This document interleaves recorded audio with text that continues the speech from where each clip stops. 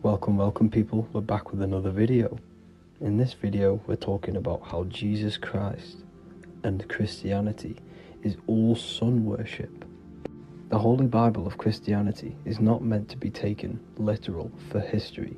It is a story and has lots of metaphors. Starting with the symbol of the cross of Jesus. This cross originates from this ancient cross of the sun.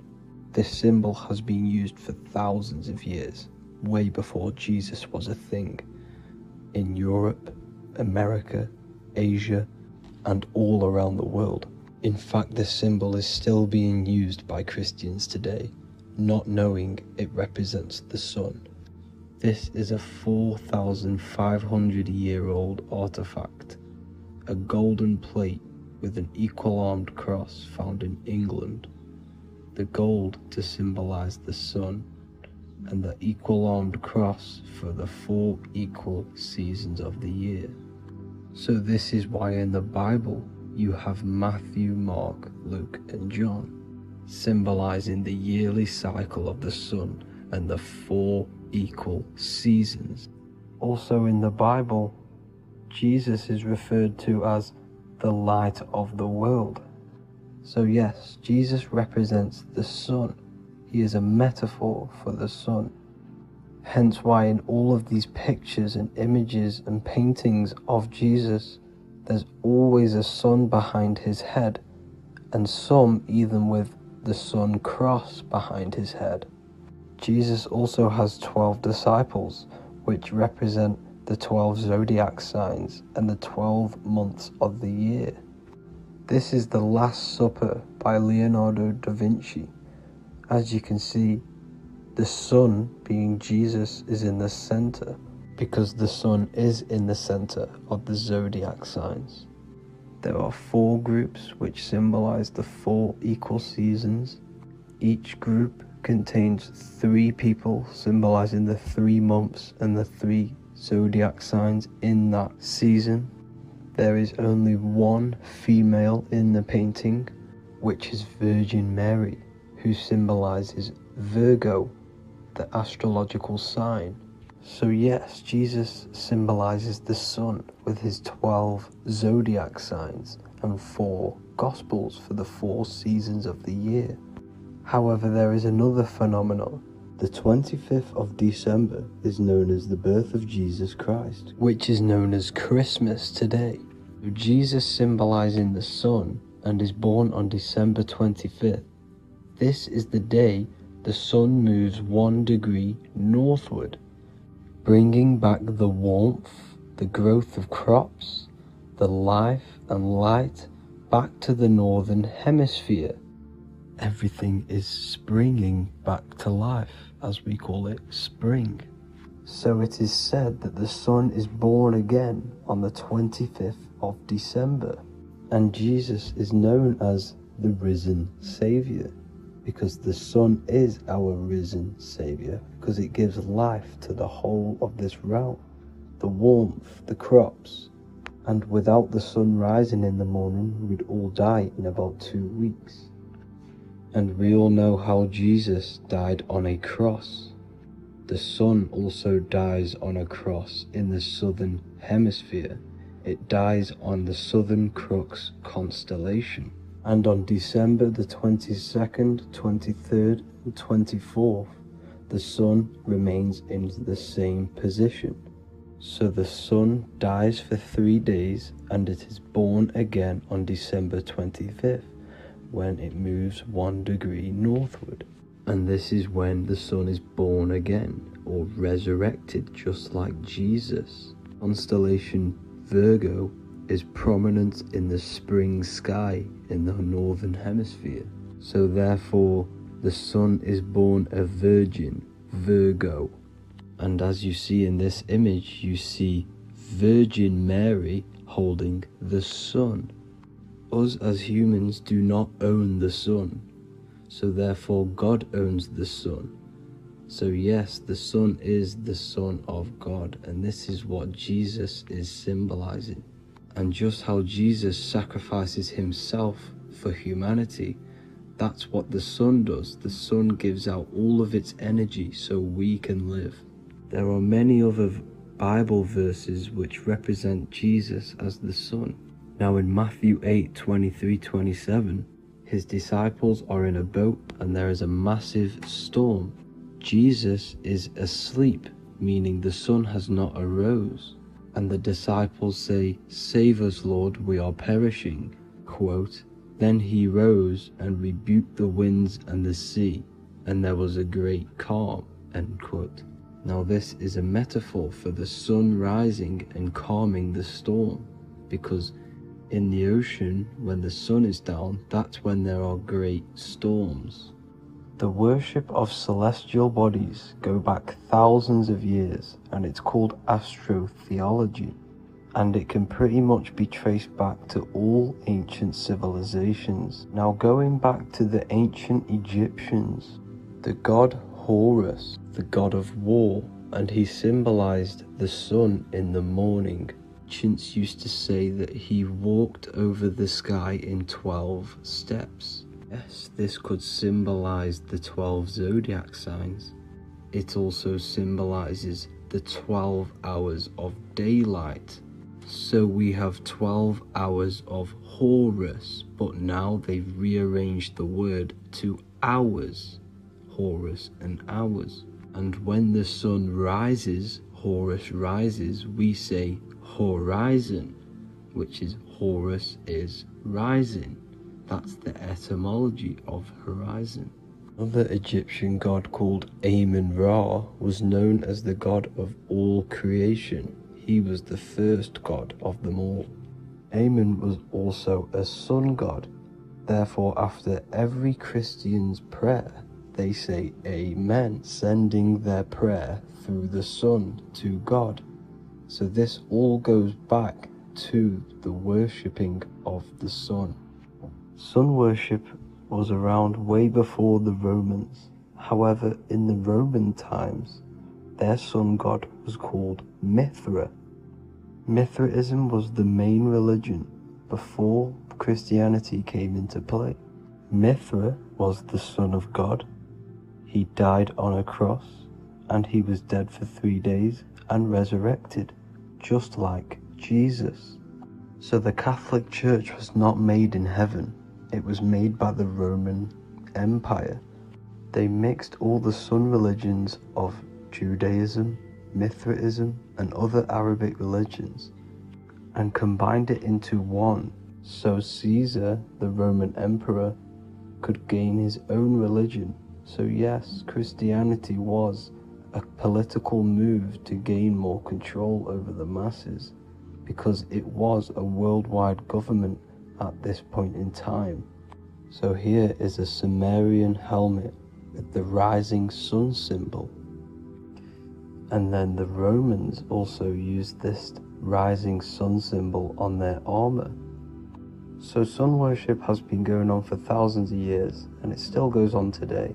However, with all the programming and the low IQs, today we do not get the full interpretation of the Bible and these stories from the past. And Christians and other religions are all brainwashed to not question their religion and not realize their true origins and where they come from.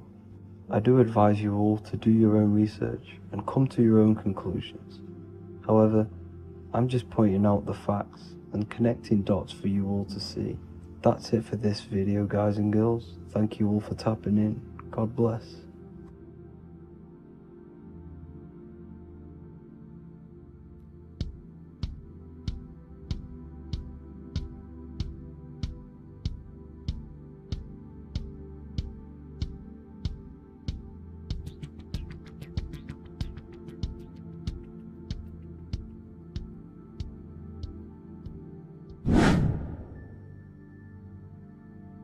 What is good, people? How are we all doing? Today we're going to be talking about the different planes of existence, the occult side of the world, the things they don't teach you in school. And of course you can only find that on this channel, so welcome. So you need to understand is that your consciousness moves through these different planes of existence, these different states of consciousness, which make up all of you. Okay? They are all interlocked planes. They are all interpenetrated into each other. They are all one. They melt into the plane above and below. You see, each plane is a product of each plane. As above, so below. Now, the higher you go, the more fluid, the more dreamy, the less dense it becomes. The lower you go, the more denser it becomes, the more solid it becomes. The lowest plane is the physical plane, which you are obviously aware of. You are inside of the physical plane now. But while you are in this inside of this physical plane, you are indeed inside of all these other bodies which you have not awakened yet. You have to awaken these different bodies. You have these bodies. Okay? It's like a ripple effect.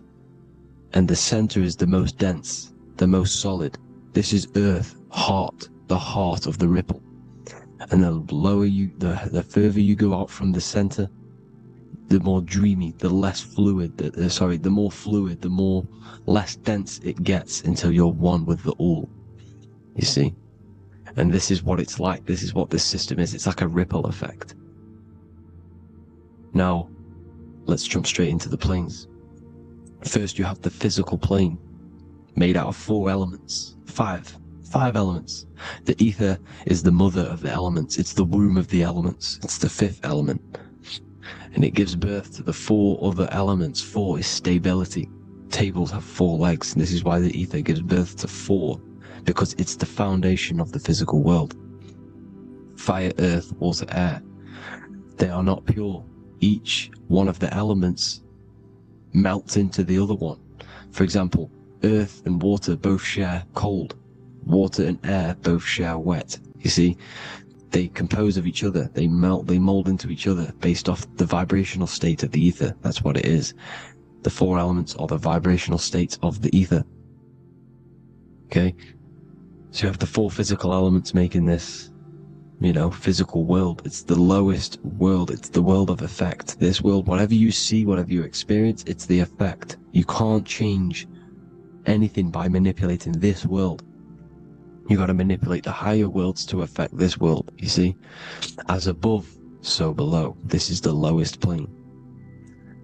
It has 3-dimensional. It's the 3rd dimension. Space, height, and thickness. That's all it is. Front, backwards, upwards. You see, it's 3-dimensional. We cannot perceive the hidden side, which is the interior of this existence. We cannot perceive the interior from our exterior view. We are looking into this world. Okay, this is the exterior view. We can't see what's inside of that. That's the 4th dimension, which is the next one. It's the most gross and dense plane. 4 states of matter, the most slowest vibrational molecules, exist in this plane. Above this plane, you have the ether. Okay, the word ether and either are the same thing, because either connects 2 scenarios in languages. I either support Manchester United or Liverpool. Either is connecting them 2 scenarios. The ether is doing the exact same, as you can see here on the planes of existence. It connects the astral world, which is very important, to the physical world. It's connecting these 2 worlds. So it's the ether. It's the ether. The ether is pure potential. Energy flows through the ether. It is pure energy, pure potential. Okay? The physical body is an exact copy of the etheric counterpart body. So every physical object has an etheric energy double. It's like a blueprint of that object. Every single object has an energy double, and that's the etheric double. Okay? The etheric body determines the shape of our physical body through its lines of force. All through life, it rebuilds and restores the physical body. Physical problems show up first in the etheric body, because as above, so below. You manipulate the higher planes, it will manipulate this plane. And this is why sorcery works. Contact with astral plane entities. We'll get into that a bit later. So, the reason why we can't see this plane, this energy world which is all around us, which we are inside of right now as we speak, is that the molecules that compose it are further apart than those of the physical plane, making it invisible to the 2 eyes. That we can't perceive it. Our eyes cannot physically suck in that sort of information, and our brain cannot decode it. This is why, they brainwash us with all these programs to keep us asleep, to keep these other bodies we have asleep, so we don't find out about these other bodies, and it's to make you believe that everything's just a material. Only the material world exists. They don't want you to know is that everything that you see is a result of something you cannot see. As above, so below. There are realities within this reality. This is what I'm breaking down now, these different planes, on how this reality works. So your etheric double is your energy body. You can see here the physical, etheric, astral. Astral is your spirit. The ether is a part of the physical plane. It's like just above the physical plane, but it's still part. But then the astral plane is completely separate. It's another plane, but they're all interlocked. Don't think they're apart. They're all interlocked. They're all one. They all melt into each other. The chakras that we have are inside of our etheric body. They are our sense of organs which tune us to the fourth dimension. These 7 chakras connect us to the astral world, the fourth dimension. Okay? They are points for the flow of energy from the universe / 7 planets, because the 7 chakras are your 7 planets, and the 7 planets are connected to the astral world. They are feeding these 7 centers in our body. They connect us to the universe, to our etheric counterpart, and then to us, supplying the physical body. Because the energy comes from above. As above, so below. These 7 centers, these 7 etheric chakras, are being supplied with energy from the universe, the 7 planets, the solar system. Then it supplies the physical body. You see? So the ether is very important, and this is, that the ancients understood the science of the ether, and they could, harness free electricity from it, because it's all around us. The ether is all around us, and this is what they were doing. They were harnessing free energy using the ether. The astral plane, the fourth dimension, very important plane, very, very important. We've all been there. Every single one of you has been there. Okay, the fourth dimension is unseen of what we see. It's the interior of the exterior that we see. We see the third dimension, but we cannot see beyond what's making this third dimension. This is the fourth dimension. Okay, it's the dream world. This is where you go when you dream. Okay, this is where you go when you dream. It's the place of disembodied spirits or ghosts, entities, whatever you want to call them. When you hear ringing in your ears, that is not tinnitus. That is an entity around you. Okay? That is an entity around you. The fourth dimension is where thought forms exist. Mental images. Thought forms as in what you see in your mind when you think of an image. Because the mind is the highest plane of existence. Mind is the highest plane of existence. And it manipulates all of the planes below. So it goes the mental plane, then the astral plane. So the thought is in the mind, the mental plane. Just the thought alone, no image. But then the form depiction, the thought form exists. It manifests in the astral plane as a sort of image, an entity, a living conscious being. So this is why thoughts are things. You see? Thought forms exist within the fourth dimension. So when you imagine something, when you are, for example, right now, look into your hand and imagine there's an apple in your hand. If you can see that, you are seeing into this fourth dimension. You can only see into this fourth dimension using the mind's eye, not the 2 eyes, the mind's eye. When you shut off the 2 eyes into darkness, the third eye opens. The mind's eye is open, and you can see, this is astral travel. You got to work on astral travel. And you will see this astral plane, this fourth dimension. And there are 3 different sections to this astral plane: higher, middle, or lower. So yes, there is a kind of a heaven and hell, and a middle, Midgard. Heaven being the higher vibrational entities manifesting higher vibrational thought forms existing there, the lower vibrational thought forms existing in the astral plane. But these thought forms are beings.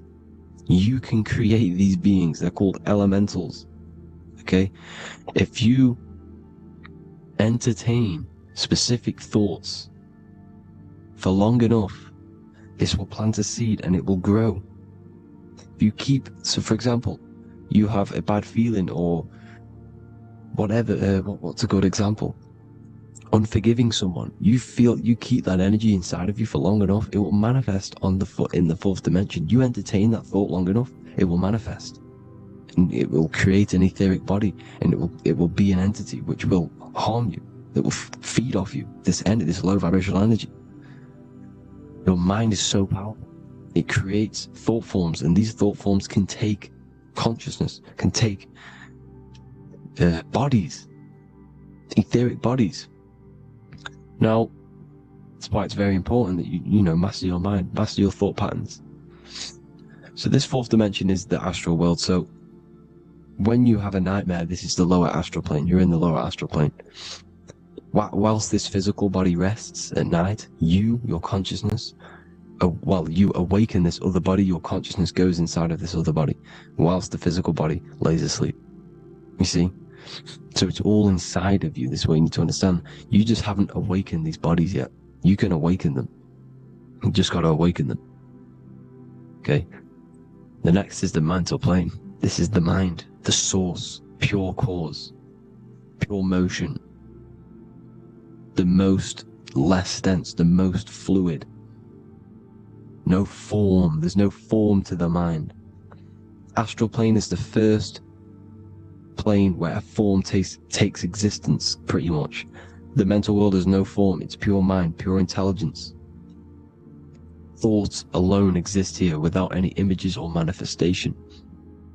The most fluid, the most dreamy, the most causal plane.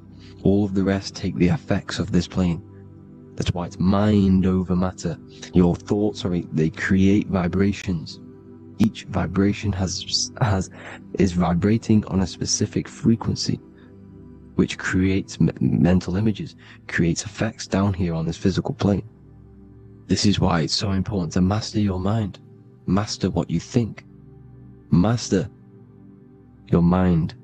It's the hardest thing to master. You could conquer the world, but it's probably harder to conquer your own mind than to conquer the whole world. I can promise you that, because the mind can play tricks on you. You got to listen to that inner guide within you that will constantly manifest the good things. So anyways, people, hope you learned a lot from this. Please work on trying to activate these other bodies. I will maybe do another video on trying to activate these bodies if you wish. Please comment down below if you would like to see that. And have an amazing day. Please like, subscribe, comment down below any video ideas you want me to do, any information you want me to spit. Thank you all. Have an amazing day.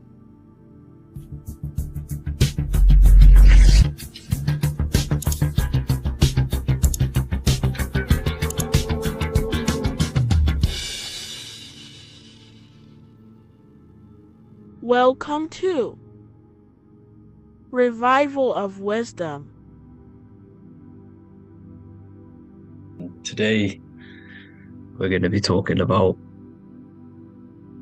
portals, portal symbolism, what portals are, okay, and how they show them to us, because they have to tell you the truth, guys. This is the thing with the universal law. They have to tell you the truth. And they tell you through symbols, they tell you through movies, different things like that. But let's jump straight into this. So first I want to talk about the Freemasonry symbols. Okay, so first we got, obviously this is some Freemasonry art, but notice how you've got the ladder with a key. Okay, so this is ladder symbolism with a key. So maybe this is talking about ascending. Okay, because look, because this is ascending into the heavens, because it's a ladder with humans going up it with a key. In order to ascend, you must have a key. Okay, so what else do we have with a key? Well, the Netflix show Lock and Key, which is all about portals and keys. Because what the keys do, they open doors, gateways. Okay? So what's interesting about this is that they've got this key here, which represents the Kundalini energy rising up the spine. Okay, but we'll come back to this. But it's that same portal key symbolism. We've also got the Vatican. The Vatican is in the shape of a key. Okay, so you can see the start of it here and the end. So this is key symbolisms. Keys open doors. And notice how it's got the 8-pointed star. Okay, what is the 8-pointed star? Okay, we'll come back to this. This all ties in, guys. I'll break it all down for you. But then you've also got the god Janus. Janus, okay, is known as the god of the doorways. He's an ancient god of Rome, and they worshipped him. However, he's not a god, he's more like a high-level ranked demon. Because he is the god of the doorways. And notice how he's got two faces. Because doorways always have two sides. You're going into somewhere, there's always two sides of a door. And he's always depicted with two sides of a face and a key. Because he holds the key to the doorways, to the portals, to other worlds and realms. Okay, as you can see, he's always got two faces and a key. Okay, so now we have the Sumerians, the Anunnaki, and they are always depicted with the two faces. Why do they have the two faces? Because they're symbolizing doorways, and the Anunnaki come to Earth through doorways and portals. So these are what these gods are symbolizing in their artwork. But they always have the 8-pointed star. Okay, what is the 8-pointed star? You see how they always have. Look, let me try and find another one. It's the 8-pointed star. This 8-pointed star is Polaris. Okay? Polaris, just like the Vatican, has the 8-pointed star with a key. Polaris is the center star. Polaris is a fixed star, it doesn't move. Okay? So the Anunnaki symbol is also the 8-pointed star. So this is symbolizing the portals and doorways that they come through in order to get to the Earth. But Polaris is that center star which does not move. It's always symbolized with the 8-pointed star, just like a compass. Why is a compass the 8-pointed star? Because at the center of our realm is where the most electromagnetic energy is stored. As you can see, we have an aura field, an electromagnetic aura field. So does the Earth. And in the center, so like our heart, for example, is where the most energy is stored. And like the center of the Earth, this is why all compasses point to the center, because this is where the most electromagnetic energy is stored. It's at the center of our realm. Okay, so like I was saying with the lock and key series, see this here, the Kundalini energy rising up the spine, just like your Kundalini energy rising up the spine. Let me try. I can't zoom in, but you know what I'm trying to say here. Let's go back to Polaris, because at the center is where pole. Can you see the pole of electromagnetic energy? Polaris, the North Pole. It's symbolized. The truth is in the words. It's like a pole of electromagnetic energy. And this is where the aurora borealis comes from. Notice how it's got the word aura in it, because it's the Earth's aura, electromagnetic field. Just like you have an aura, also known as the northern lights, because it's coming out of this center hole in the center of our realm, where the black sun is. And this is where the electromagnetic energy is coming up from. And this is what the aurora borealis is, or the northern lights. It's just electromagnetic energy. And it's symbolized through our symbols, the original O. Okay, because it's like a hole through the middle. Polaris. So this Polaris is the sky vault. It's the portal into this realm. Because this is what the Anunnaki are always talking about. Always symbolizing with the 8-pointed star. And just like a compass, it's the 8-pointed star pointed to the center, to Polaris. Okay. See here on the Sumerian tablets with the 8-pointed star again. And how we know it's talking about portals with this 8-pointed star is because CERN 666 are opening up portals to the underworld, letting in demonic entities into this realm. How do we know it's a portal? Because their Hydra Collider has 8 points, just like the 8-pointed star. So they are creating synthetic portals to the underworld to let these demonic entities into our realm. But what is the key?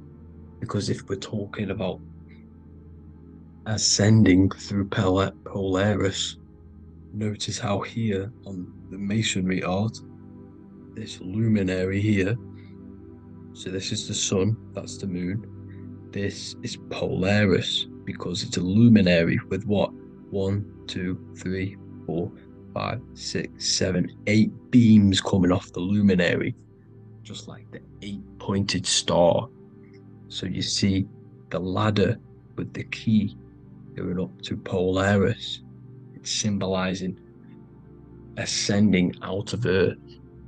So what is this key that they're keeping from us? Because it's a human holding a key going up the ladder to Polaris.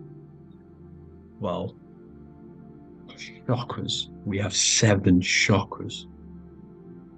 Okay, so this is what they are telling us in the lock and key symbolism. The Kundalini energy rising up the spine. Okay, just like they have 33 vertebrae on the back of your spine. Okay, this represents the Kundalini energy going up your 33 vertebrae, just like in masonry has 33rd degrees. Okay, so what is the key? Your chakras. Your chakras have to be unlocked. Okay, you have to unlock your chakras, and you can't unlock this one without going through this one. You have to go through them all. It's like a ladder, just like Jacob's ladder. You can't go from the bottom to the top. You have to unlock each one. Okay, just like you have 7 chakras, you have 7 layers of your aura. Okay, you have to unlock your chakras to the highest point in order to reach Christ consciousness. And this is the key that they're talking about. They're symbolizing the organic portal within each and every one of us to ascend out of this realm. Okay, so this is the key that they're talking about, and they're holding back this knowledge to keep us trapped in this 3D realm.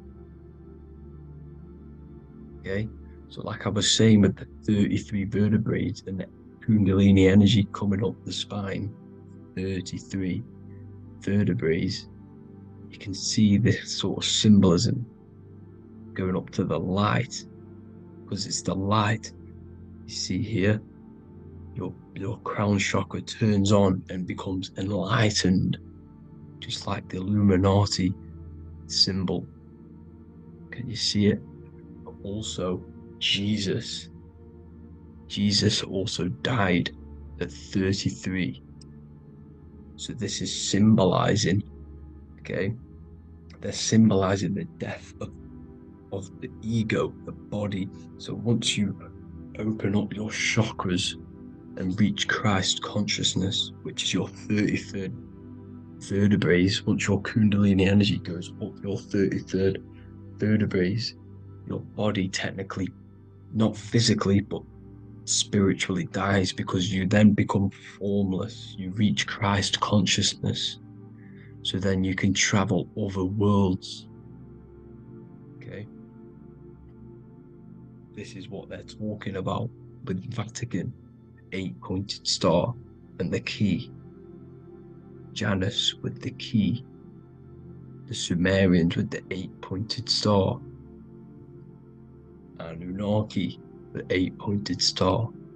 Polaris, 8-pointed star. So Polaris is the way out of this realm, which is at the center. Pole, North Pole. Okay, so the key is that they're hiding from us is the knowledge to unlock our chakras. Okay, and without this knowledge that they keep from us, is trapping our souls in this reality to keep reincarnating. Okay, well, thank you all for tuning in. I'm going to leave you all there. Make sure to leave a like and a comment in the comment section. Let me know some topics to talk about so I can break it down for you. God bless you all.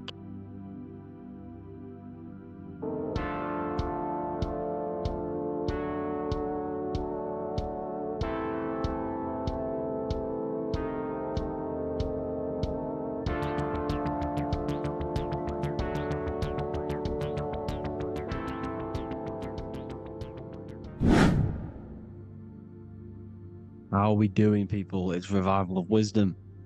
We're back today talking about sun worship. Okay? And please enjoy. Sit back and enjoy the video. First thing we need to understand is that the sun is the risen savior. It's the light of the world. Without the sun, we have nothing. Now, the sun is the Son of God. We didn't make the sun. No one owns the sun, but who created the sun? Obviously, the Creator created the sun. Therefore, it is the Son of God. And that is what Jesus is symbolizing in the Bible. The Bible is a metaphorical story. That's why it's called the greatest story ever told, because it is a story about the sun, the zodiac. It's about you, the systems in the body. It's about everything that is sacred in this creation. Now you can see the suns behind Jesus' head in all of the ancient portraits. Even the ones that are more modern, you still see a sun on the back of his head, because he is the sun. He's the light of the world, our risen savior. And this is what Christians are lost, because they don't realize it's a symbolic story. They think Jesus was a historical person. He's not a historical person. Okay, this is what we need to get out of our mind. This wasn't a historical person. It's the sun, our risen savior. The sun is the soul. It's the soul of this creation. Because what is a soul? A soul is pure life force, pure energy. Whatever a soul inhabits, it gives life to. Like our soul feeds our body. The sun feeds the earth, because the sun is a soul, and that's why the ancients called it Sol. Because it's the soul, and it's in you, and it's the light of the world. It's the light of everything. It gives life to all things. Here's Jesus and his 12 disciples. The 12 disciples symbolized the 12 zodiac signs. Aries, it rules the head region because the 12 zodiac constellations rule specific regions of your body. Aries, the ram, you have a cerebrum in your head. This is Aries on the head of the table. His Gemini rules the arms and the lungs. The two twins, Gemini. He's holding up two hands for the two hands and arms.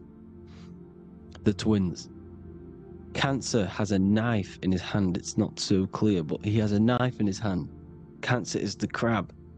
Crabs have claws. And he's pointing at Virgo's Adam's apple, saying there's no Adam's apple there. It's a woman. Who's the sixth sign? The sixth sign is Virgo, the Virgin, the only woman in the painting. Now notice how there are 3 people in 4 groups for the 4 seasons and for the 3 months and 3 zodiac signs in each season: spring, summer, fall, winter. Matthew, Mark, Luke, and John with the suns on the back of their heads, because it's the 4 states of the sun. The 4 states of the sun. Now, 6th sign, Virgo, the Virgin, the only woman in the painting with no Adam's apple. Then we have the sun, Jesus, red and blue, red shift, blue shift. Electromagnetism. The ancients knew this. He's got one hand open, one hand down, because the sun gives and retrieves. The sun rises and it falls. It gives, then pulls away. That's what the sun does, and that's what he's doing. His arms are out, symbolizing the rays of the sun, casting down onto the earth, giving and then receiving. Libra, his 2 hands are equal, he's holding his arms out equally, because Libra is the 2 balanced scales. Libra is when the sun is balanced between the summer and the winter. It's being judged. The sun isn't balanced. That's what Libra is, the 2 scales. Capricorn is the goat. Goats have 2 horns, and you can see the 2 horns on his head here. See? So this is astrology. This is what Leonardo da Vinci is depicting here. It's astrology. He knew the story of the Bible is all astrology. It's all based on astrology. The Son of God, the real sun. Now here are some Bible verses. I am the light of the world. Obviously, that's the sun. What other light is there that lights up the world? The moon can't do it. It's the sun, the one and only sun, our risen Savior. Because if the sun didn't rise, we'd all be dead. So it's our risen Savior. And it dies for our sins every night, and then gets reborn every day. Now Jesus calms the storm. Mark 4:35-41. The disciples are all on a boat and there's a heavy storm, but Jesus is asleep. The disciple says, Jesus is asleep, we need to awake him. They wake up Jesus, and Jesus got up and rebuked the wind and said to the waves, quiet, be still. Then the wind died down and it was completely calm. Well, when Jesus was asleep, this is the sun not being risen. It's not risen yet, because in the night times, that's when the storms happen on the sea, in the ocean. And when they awake Jesus, Jesus rises, because he's the sun. He rises and everything calms, because when the sun comes, the storms go. You see? So it's the sun. It's all about the sun. Here's another, Luke 22:10. A disciple asked Jesus, when will we know it's the end times? And Jesus says, as you enter the city, a man carrying a jar of water will meet you. Follow him to the house that he enters. Well, this is clearly talking about astrology, the topic that Christians think is satanic, when they don't realize the whole thing's based on astrology. Because the end times is the end of Pisces, which is the 2 fish, which is the age we've just gone out of. And you can see all these ancient churches here with 2 fishes, because they knew it was the age of Pisces. There's an ancient photo, ancient artwork with the 2 fish, Pisces. And the end times, as it talks about in the Bible, when Christians think the world's going to end or something. But no, it's just the end of Pisces. As you enter the city, a man carrying a jar will meet you. Follow him Follow him to the house. The house is the zodiac sign that he enters. And the zodiac sign is Aquarius, because that's what it is, a man carrying the water. We know this is astrology because a woman, that is a woman's job in the ancient times. In the ancient times, the woman used to get the water. You would never see a man collecting water back then. That was the woman's job, whilst the man builds the houses, for example. You see, so we know it's talking about astrology because astrology is the man holding the bucket of water. It's the end of Pisces. Now we are in Aquarius. And of course, Luke 24:36, the risen Savior, the Sun. Now, the Sun is also born on the 25th of December, a virgin, just like Horus, Mithra, Buddha, Krishna, Hermes, and thousands of other gods, all born on the 25th of December. Well, it's because the Sun moves 1 degree northward on the 25th of December. And on the 22nd to the 24th, it stays in the same degree because it's moving south. But then on the 22nd, it stays in the same degree on the Southern Crux constellation. And the ancients called this the Sun dies on a cross, because the cross is the Crux constellation, the Southern Cross. And it stays on that same degree for 3 days on the cross. The Sun dies on a cross, and then on the 25th, moves 1 degree northward, bringing back the summer, the light, the warmth, the growth of crops. And this is the Sun being reborn again, a virgin, because it's pure. And here's Mithra, another sun god before Jesus was around, before Christianity. It was Mithraism, and Mithra, Ra is Ra, the sun god, Egypt. It's all about Ra, the sun. You see the crown of thorns on Jesus' head, symbolizing the rays of the sun. And here are the rays of the sun on the back of Mithra's head. Krishna, the sun. Buddha, the sun. Horus, horizon. All born virgins, all did miracles, all resurrected. Dead for 3 days. Well, here he is, dead for 3 days on the cross. And resurrected, because it's the most ancient religion ever been on the face of the earth, the worship of the sun. And we should worship the sun, because without the sun we are nothing. The sun feeds us, feeds the earth, feeds everything. Without the sun we are nothing. It's been reversed, and now we're worshipping man. When we're worshipping a man called Jesus, was never real. It's all about the sun, the most high, the most powerful, potent, celestial body in the sky, the orb that feeds us every day. It dies for our sins and rises every day. It's the sun. Now on the Holy Communion Day, it's the worship of the sun. They give out mini suns. It's Jesus holding a sun. And they raise the sun on Sunday, because they go to worship their sun god on Sunday.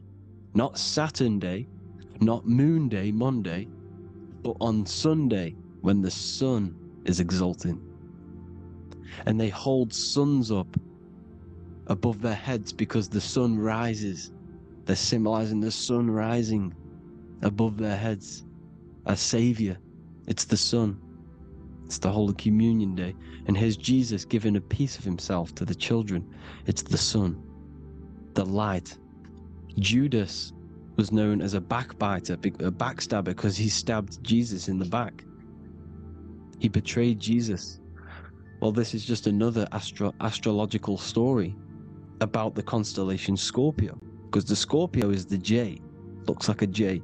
J for Judas, the scorpion, the backbiter. Scorpions backbite, they bite with their back. And what does Judas do? He betrays Jesus by kissing him to let the warriors know who they need to get. So he kisses Jesus, and Jesus gets stabbed in the back. Well, when you get stung or bit by a scorpion, they leave like a kiss. So Judas kisses him and gets betrayed. Well, this is because the sun, when it hits Libra, it's balanced. The sun is balanced because it comes through summer. Now the sun's starting to die. The sun's starting to die. It hits Libra. And then as soon as it hits the Scorpio, it gets betrayed, because now the sun has to fall to winter, and Saturn is there waiting to take over the darkness of the winter. So he gets stabbed in the back by Scorpio, Judas, the Scorpion, the backstabber. You see, it's an astrological story. Here's Mary. Mary means marry, which means pure. The sun is pure. No one gave birth to the sun but the God.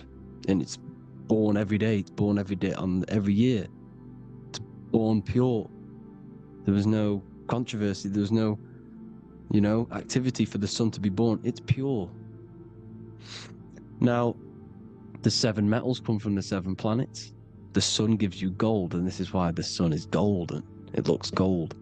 And this is why the banks are backed by gold, because gold is the most valuable metal, because it's the sun, the most valuable celestial orb in the sky, in the heavens. Well, here's Jesus, another ancient symbol of him being crucified on the cross with the big sun, the southern crux constellation. The sun dies on the cross constellation. And if you go to the old etymology dictionaries, you will see sun and son is the same word. They come from the same etymology roots. You can use them for no matter what, but they've been confused today. But if you go back to the old dictionaries of etymology, they are interchangeable. You can use them. Son, sun, sol, it's all the same thing. The 12 disciples, 12 brothers of Joseph, 12 tribes of Israel, 12 breastplates on the stones, because it's all the 12 astrological signs. They could have used any other number, but there's 12. Because 12 is the mind, which is God. 7 is the number of matter, which is man. 7 energy centers in the body. 12 cranial nerves in the brain, because it's the mind. 12 is the 12ness. The zodiac is literally the mind of God, the signs of God. Now here we see here, Job 38, 31 to 33. Can you lead forth a constellation in the season? He's asking you, can you read the sky? Can you read the heavens? Canst thou bring forth the Mazzaroth in its season? Mazzaroth means 12 signs, the zodiac. Why did they translated every single Hebrew word in the Bible into English, but they decided to leave out Mazzaroth? Why? It's because if that said zodiac, Christians would have a different view on the Bible, but they leave that out. But Mazzaroth actually means the 12 signs, the zodiac, and the stars means sign. The word stars means sign because the stars are signs, things to come, which is off in Hebrew, which means sign, things to come. You see a sign on the road, it's something coming. But God is saying, what does he say? To qualify as a director, a judge of man's life on earth, one must be able to govern the heavenly bodies that rule the earth. It's telling you to read the heavens. We need to read the heavens. Astrology, the 12 zodiac signs, the mind of God. It's telling you, read the Mazzaroth, read the zodiac, because they are things to come in your life. They are signs. It's not satanic, it's made by God. God said, let there be lights in the firmament of the heavens to divide the day from the night, and let them be for signs. Signs are things to come. The 12 zodiac signs. It's all about astrology. Here's Mary holding the sun. His son, her son. It's the sun in the sky. The one and only, the most high. The soul, the solo because it's on its own. The most powerful, Ra, radiance. Here's the Pope holding the sun. All 3 popes holding the sun, because they're sun worshippers and they know the true meaning and origins behind Christianity. Sun worship. Here's the Vatican is a sundial. Yes, this is literally a clock. Your watch is a sundial. It's got 12 sections on it for the 12 zodiac signs. 12 hours, 12 Horuses. Now here you see Jesus walking on water. Well, it's the sun, and here's the beard of the sun. Here's the pyramid of the sun, the illuminated one, the all-seeing eye, the sun. Here's the Ankh. The sun creates these symbols. The ancients knew this. Now when you see these headdresses, these are actually the days of precession of the sun. Aries, Cancer, Libra. It's all about the sun. Here's some more sun worship going back to Egypt. Ra, Horus, Osiris, and Set. Jesus and Satan is Horus and Set. The sun and Saturn. Saturn rules the winter, Satan. Jesus, the sun, the light of the world, rules the summer, rules the day. Satan's the night, Saturn's the night, the sun is the day. The evil brother, Satan. Well, Horus comes, well, this is where we get the word hours from. There are 12 Horuses. The sun moves in 12 Horuses, 12 hours. Where's Horus? What hour is it? Where's Horus? His Ra, 12 noon, Ra, radiates, powerful, the most high sun. That's why he has a sun on the top of his head. These are the 4 states of the sun. Set, sunset. This is why we say sunset, because the sun is setting. His sunset, his Horus, horizon. The Horus is rising, Ra radiating, and the sunset. Then midnight is Osiris. Here's another ancient symbol for the sun, the scarab. Ra, the sun, scarab. It's got the word Ra in it because it's the sun. And here's the sun on top of the scarab with the wings. Because scarabs roll dung up hills, and then they'll let it fall down the hill to gain more matter. To gain more, bigger, like a snowball effect. And this is, the ancients saw this as a process of the sun, because the sun climbs up the hill and then it falls. So they used the scarab to symbolize the process of the sun.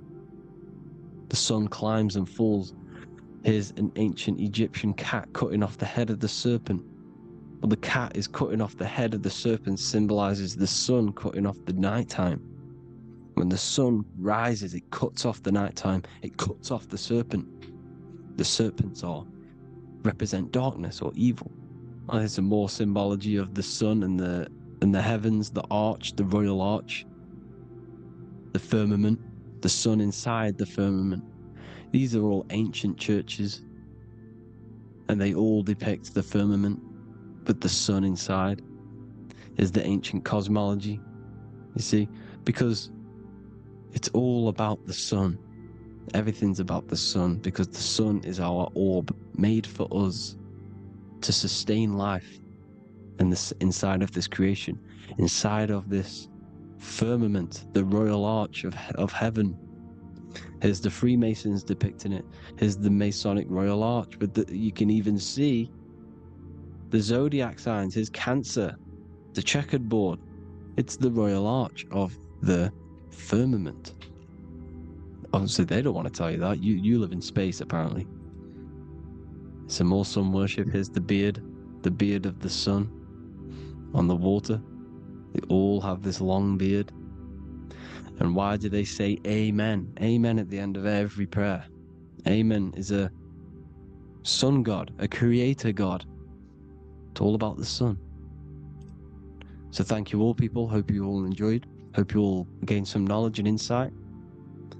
Please give me a follow, drop a comment, drop a like. Have a good day. Love you all.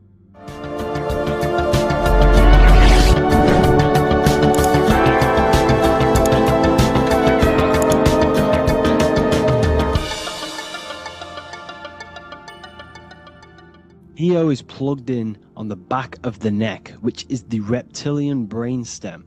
The reptilian brain is all to do with survival mode, survival state. It's always scanning the environment for safety, whether that's physically, emotionally, or mentally. It does not think. It is instant. For example, do I smack the guy or run off? If something happens to you, like a car's coming really quick to you, you do not think about this. The reptilian brain is the animal instinct that will instantly move your body on the instant reactions.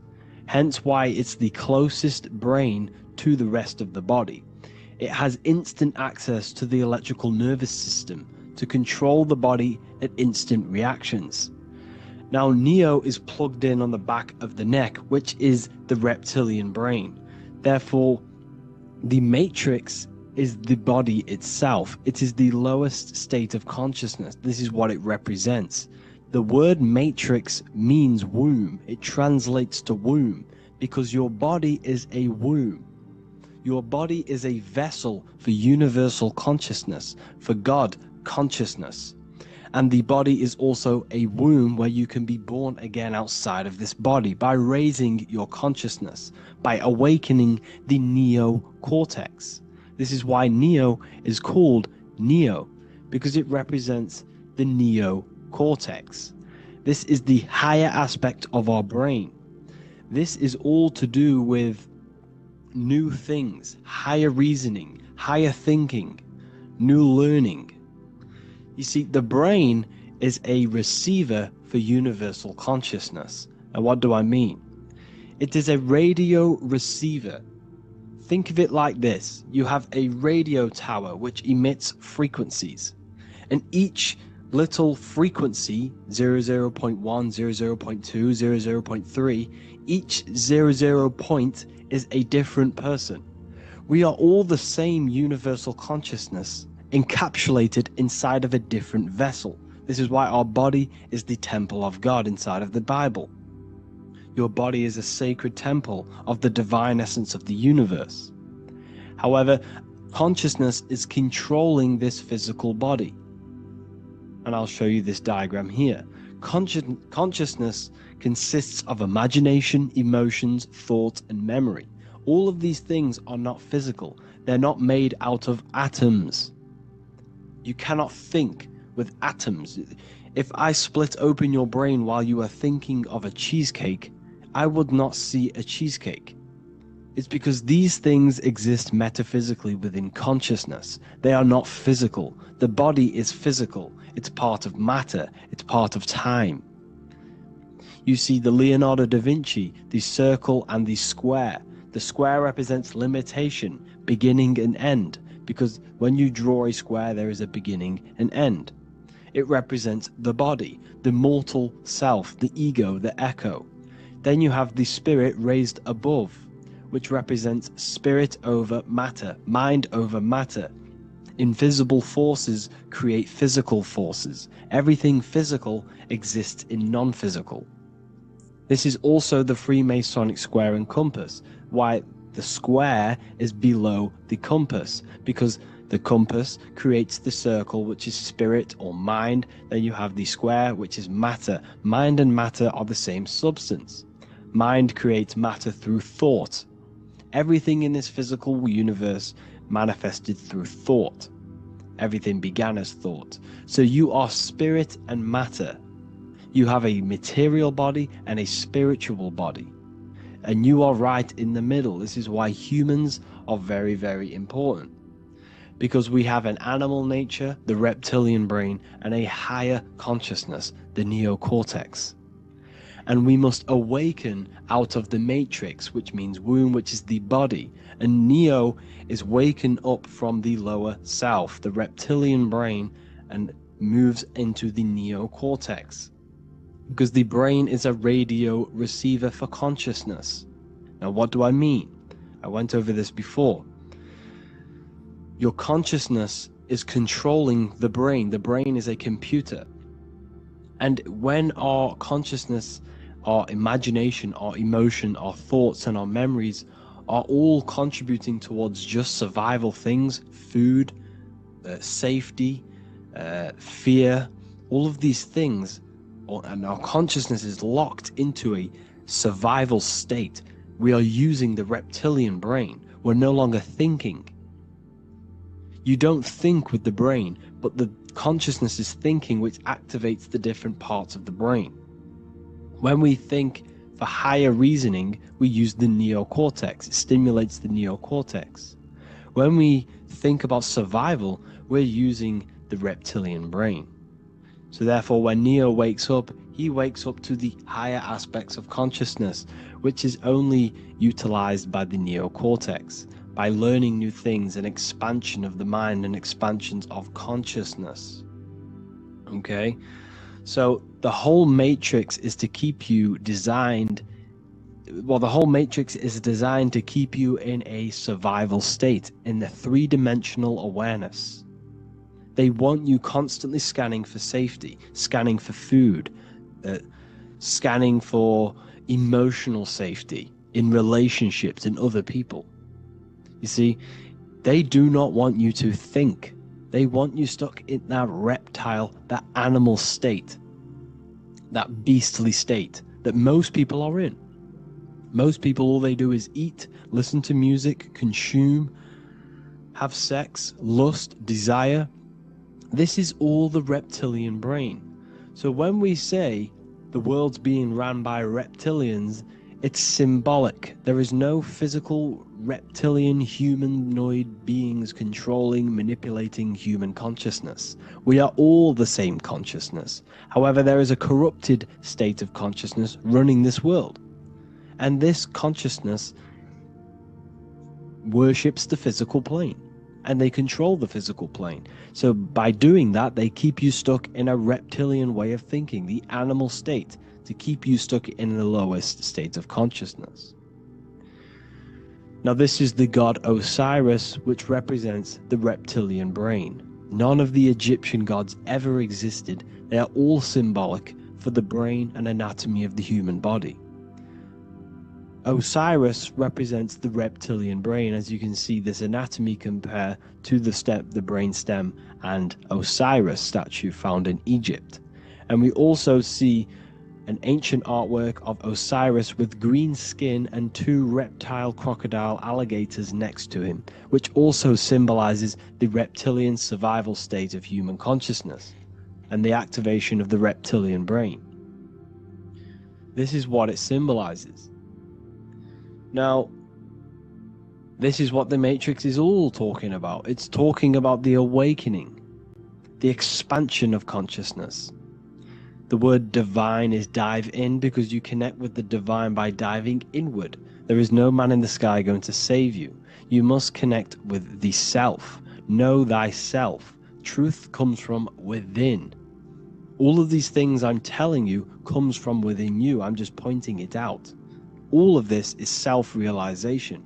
A lot of people say, well, what are my sources?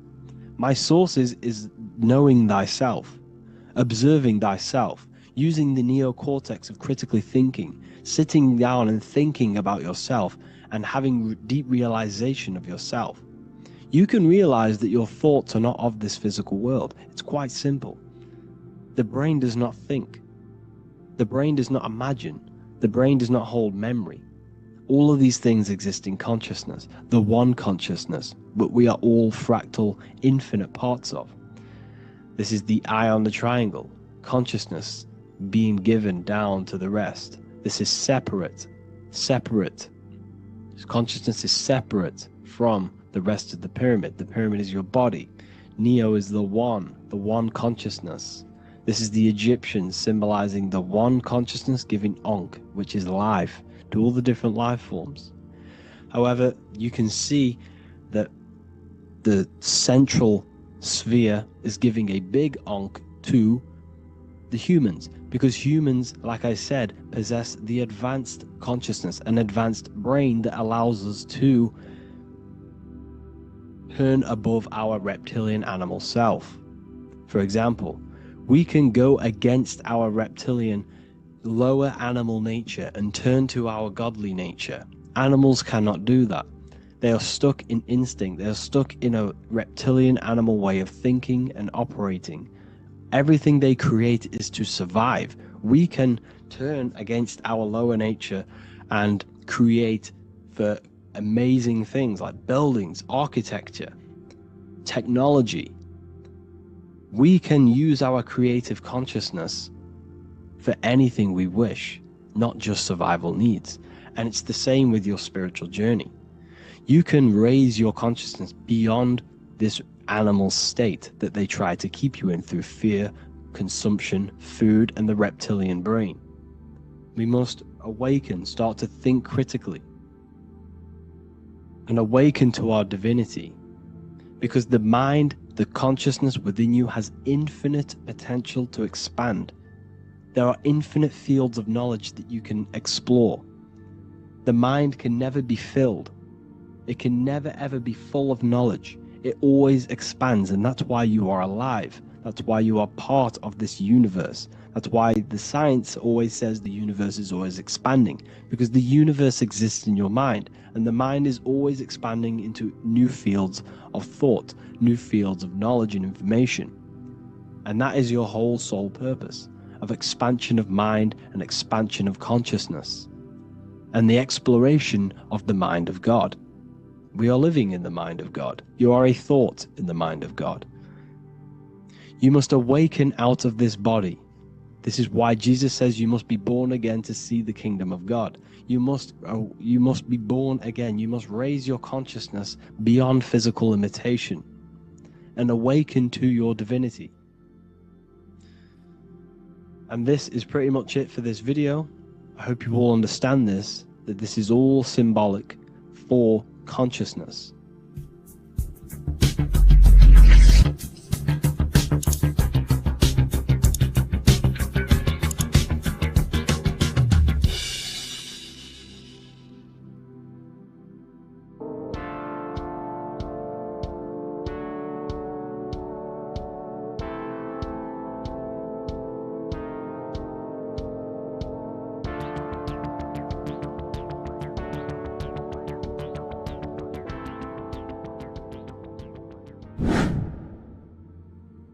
Left and right hemisphere, and what are they doing? How does it contribute towards your perception in this world? And this is what we're going to be talking about in today's video. We're going to be breaking down the two hemispheres of the brain and how they function in your life. So first we have the left hemisphere. This is the logical hemisphere. This is the analytical, divided, scientific or verbal hemisphere. The right hemisphere is creative, wholeness, artistic, symbolic and metaphorical. The right hemisphere does with non-verbal things. It produces a holistic perception. It is more to do with creativity. Because what you must understand is that we are not in the external world. The world is produced by our brain.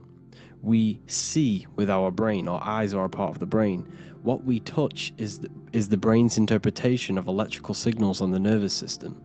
What we smell is the brain's interpretation of smell through the nose.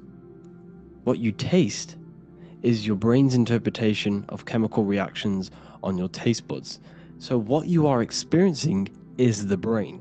The brain is a computer creating a simulation. And you have two hemispheres which breaks down this reality. So essentially the brain is the perception creator. It creates perception.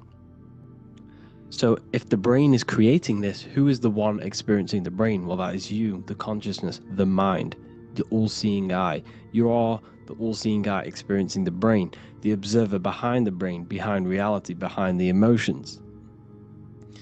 So if you're walking through a woods, this left brain sees individual trees. The right brain sees the whole woods. It sees the biome. It sees the bigger picture. So when you are walking through this woods, the right brain picks up a holistic perception of reality. It creates the woods as one unified woods.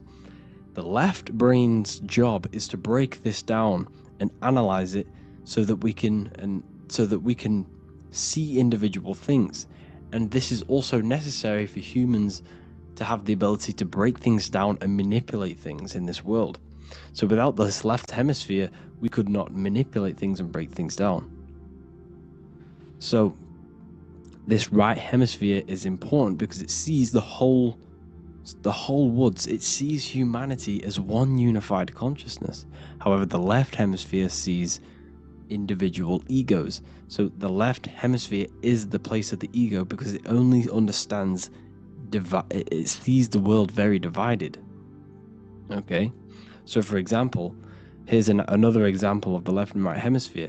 If someone pulls out in front of you in traffic, your left brain is going to start going crazy and analyze them, calling them names. The right hemisphere, however, sees the bigger picture. Maybe he didn't see you. Maybe it's just a mistake. Maybe he's in a rush. You see how the two brains are very different. they do the same thing, but they function in different ways. The right hemisphere is feminine, the left hemisphere is masculine. So, like I said, this person pulls out in front of you, you start to think with the left. If you start to perceive that in the left brain, you're going to start analyzing them, you're going to start going crazy and calling them names because you're analyzing it. You're not seeing the bigger picture behind it. You're not seeing it from his perspective. So there is a crossover. So the left hemisphere of the brain controls the right side of the body, the right ear, the right eye. Everything to do with the right side of the body is connected to the left hemisphere, and the right hemisphere controls everything on the left side of the body, including your eyes, your arms, your legs. So everything is crossed over, and even your visual field is crossed over. So this is your visual field, as you can see here, and even the left side of your visual field goes to the right brain. There's a crossover. No one really knows. There's not really a reason for this. However, this is how the human body is designed. As we all know, the human body is the most advanced piece of technology on the face of the earth. They cannot replicate the human body. And they tell you it has no creator. This is crazy. People are that brainwashed, they can't even understand that their body is the most advanced piece of technology. Your body is so advanced, the computers that you use are mimicked of the body. Everything they create is mimicking nature, but they don't show you how intelligent nature is because they don't want you to understand you're in an intelligent design. So anyways, let's get back on track. There is a crossover in the brain, and this is why they teach you to write with your right hand. And I was speaking to someone who's in a nunnery, or whatever you want to call it. They were a nun, or they knew someone who was a nun, and they forced these people, these nuns, to write with their right hand. You had to write with your right hand. This is why, I'd say at least 70% of the world, or 80%, is right-handed and right-legged, because they taught us this to activate the left hemisphere more, because of this crossover that happens in the body. So when we are using this right side more, we are using that left hemisphere more. Why? Why are they doing this? Well, they also called it writing. Writing is a spell, to cast a spell on you, to use that right side of the body so that you use this left hemisphere, because they want you to see the world as a divided perception. They don't want you using the right hemisphere, using that left side of the body to activate the right hemisphere to see the bigger picture and see how everything is all one and everything is created. This left hemisphere domination keeps you from seeing the connections between everything, because that left hemisphere analyzes, it breaks things down. So when we are left hemisphere dominated by using the right side of the body, we are essentially seeing everything as divided. And this is why so many people will not understand my work, because my work connects dots and connects fields of knowledge, and makes you see the bigger picture. So people who are left hemisphere dominated will see my work and think this guy's crazy, but it's all about activating that right hemisphere. So they called it writing, because every word you say is molding your mind in some sort of way. The things you see is molding your mind. Everything you take in through the five senses is molding your mind. And language is a massive spell, especially the English language. They called it writing so that you use that right side. It's a spell, because your subconscious mind picks up everything you say. And 90% of your daily basis behavior and thought patterns is produced by these subconscious programs within the subconscious mind. Essentially, your conscious mind is only the 10% of you. The conscious mind is just what you're aware of, what you're wearing, how you're feeling, what you're thinking. That's your conscious mind. The subconscious mind is controlling every system in your body. It's telling your heart to beat without you being conscious of it. So essentially, this is what they're programming. They're programming this system in the back of the mind, which is controlling everything through the words.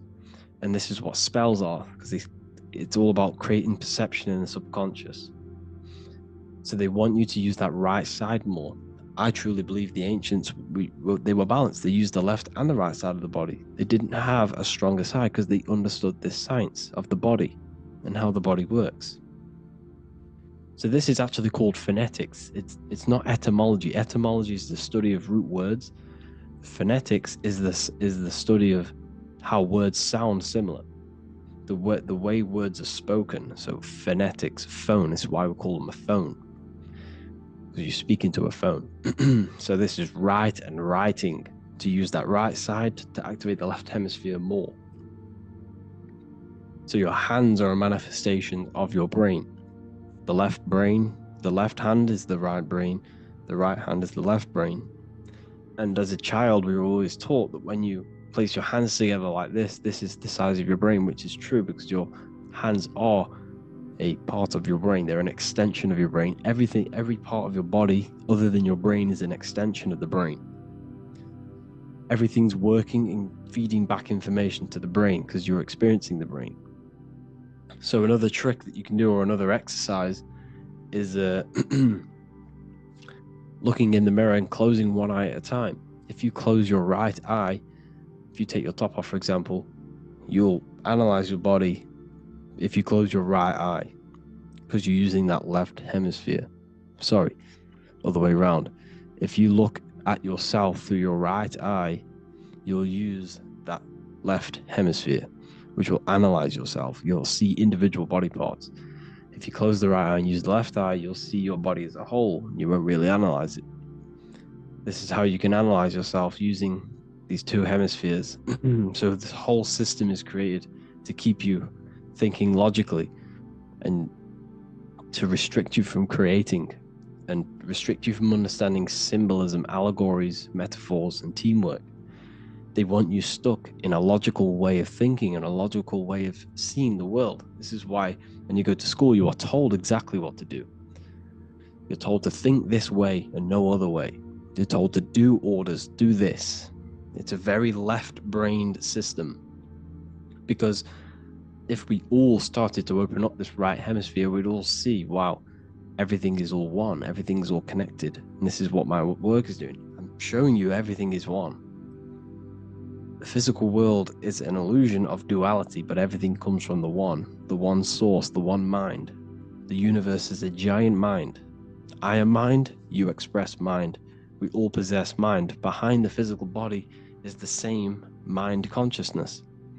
And we are all expressions and fractals of this infinite consciousness called mind. And this is what they don't want us to figure out, is that we are all just one consciousness expressed. It's an infinite consciousness. It's even in the squirrel, it's in the dog. All of these different animals, they're just different bodies, but behind the bodies is the same consciousness, which is mind. That's what the pineal gland is. The pineal gland is not the mind, and it's not the third eye. The third eye is your mind. If you have a closed third eye, it just means you have a closed mind. If you have an open third eye, it just means your mind has expanded from beyond physical things through astral projection and mystical experiences. This is how you gain an open third eye. It's just an open mind. A mind that has astral travel, that has explored the realities within the mind. So everything they do is to keep us in a divided state. Divide and conquer, right? That's their motto. All to keep you thinking how everything is divided. Everything they've done is division. Postcodes, countries, everything is divided. Like football teams and all this stuff.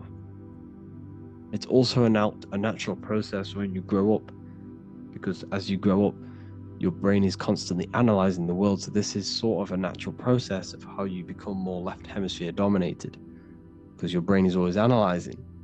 And unless something awakens you, you can awaken that right hemisphere where you can start to see the bigger picture. Even the music is all tuned to 440 hertz, shuts down the right hemisphere of the brain. 440 hertz, Spotify, Apple Music, the radio, and every time you turn on the radio, it's tuned to 440 hertz. This was specifically tuned. It never used to be tuned to this. It was in the 1950s. It was changed. The standard music tuning was changed to 440 hertz because it shuts down that right hemisphere of the brain. They don't want you thinking seeing the world in this way and perceiving things as one. And I'm going to show you. It tells you this in the Bible. Cast the net onto the right-hand side of the boat and you will find the fish. What was Jesus saying? This is, you see, people read the Bible and they don't understand it. If the Bible is not talking about you, then it has no meaning. The Bible, everything you read in the Bible is about you and how it can better your life. It occurs to you. So if Jesus says, cast the net onto the right-hand side of the boat, this is an allegory. The boat is your body. Cast the net, it's the awareness, the perception, onto the right hemisphere of the brain, and you will find the fish. What's fish? What do fish do? They swim deep in the ocean. It represents the knowledge. Deep knowledge. Cast the net onto the right-hand side of the boat and you will find fish. You will find the wisdom. You'll gain understanding when you cast that your awareness into that right hemisphere. You will see that I am you and you are me. We are all one consciousness. You will see everything. You'll see that the trees are the same patterns as the nerves in your body. You'll see everything is connected. Everything is a fractal of the one infinite consciousness. And how many fish did they catch? 153. That adds up to 9. This is now numerology. The Bible's filled with numerology.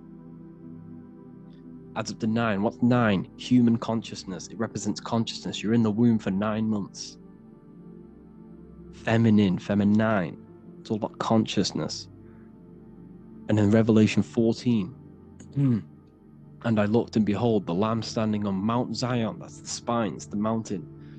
With him 144,000. 144 adds up to 9. It represents consciousness on top of the spine.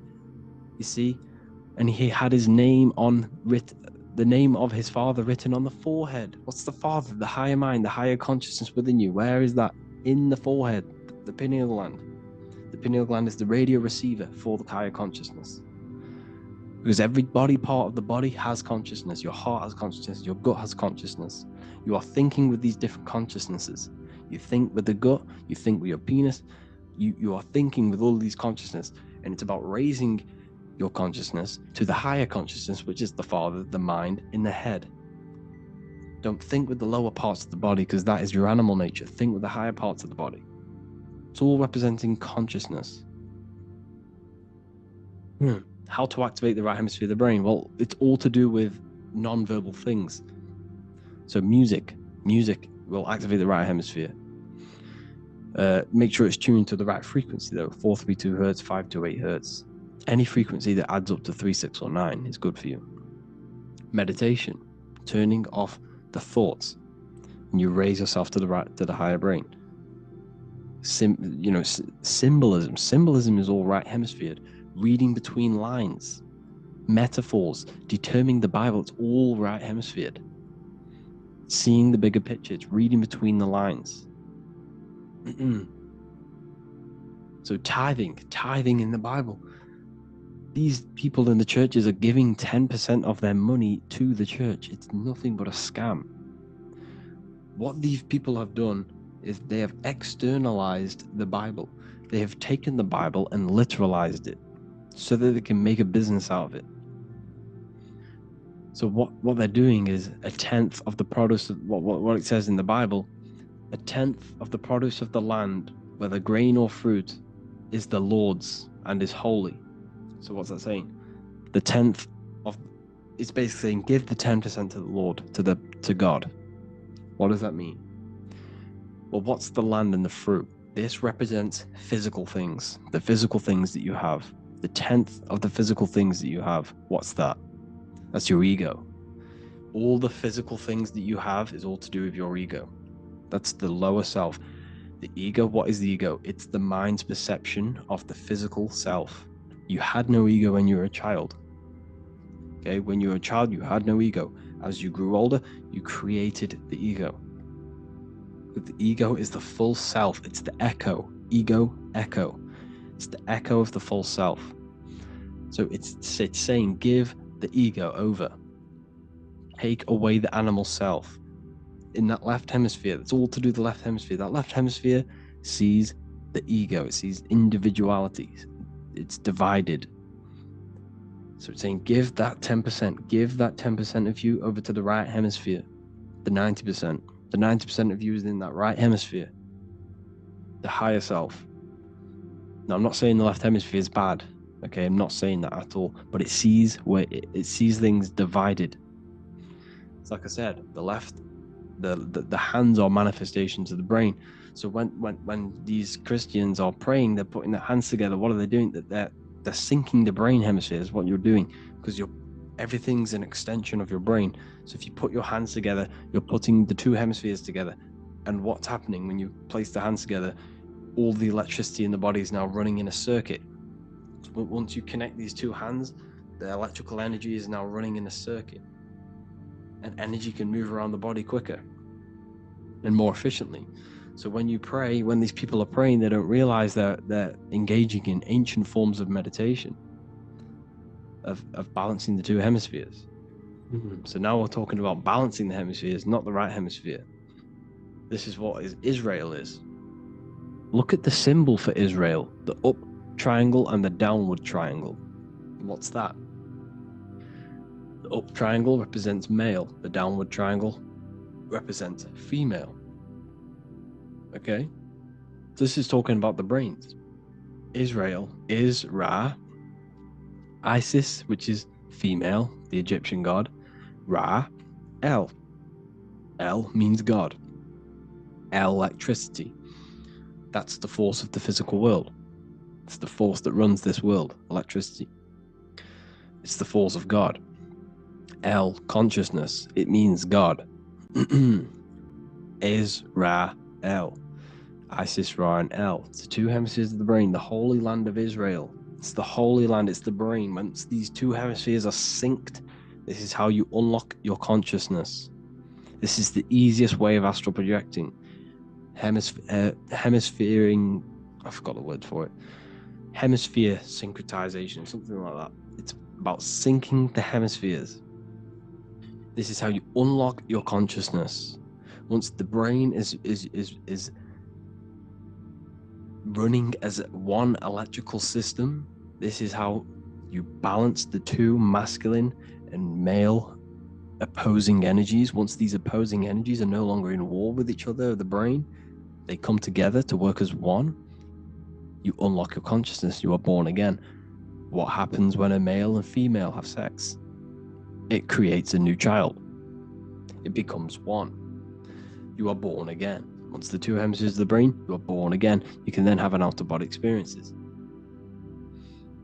So this is why the symbol of the Holy Land, Israel, is the up and down triangle back combined together, because it represents unification of the male and female, unification of the hemispheres. You're born again. You unlock consciousness. And you can get this for free. It's called the Gateway Tapes on my website. Basically, it's a audio track from the government, and they did this in the Gateway Experience. It's a CIA document, and what they do is there are different forms of meditations you go through. I think there's about 5 waves of meditations you do, half an hour each one. And it will teach you, it will sync your hemisphere, because what does it do? They understood that playing one frequency into one ear and another frequency into the other, they understood that the right ear is connected to the left hemisphere, the left ear is connected to the right hemisphere.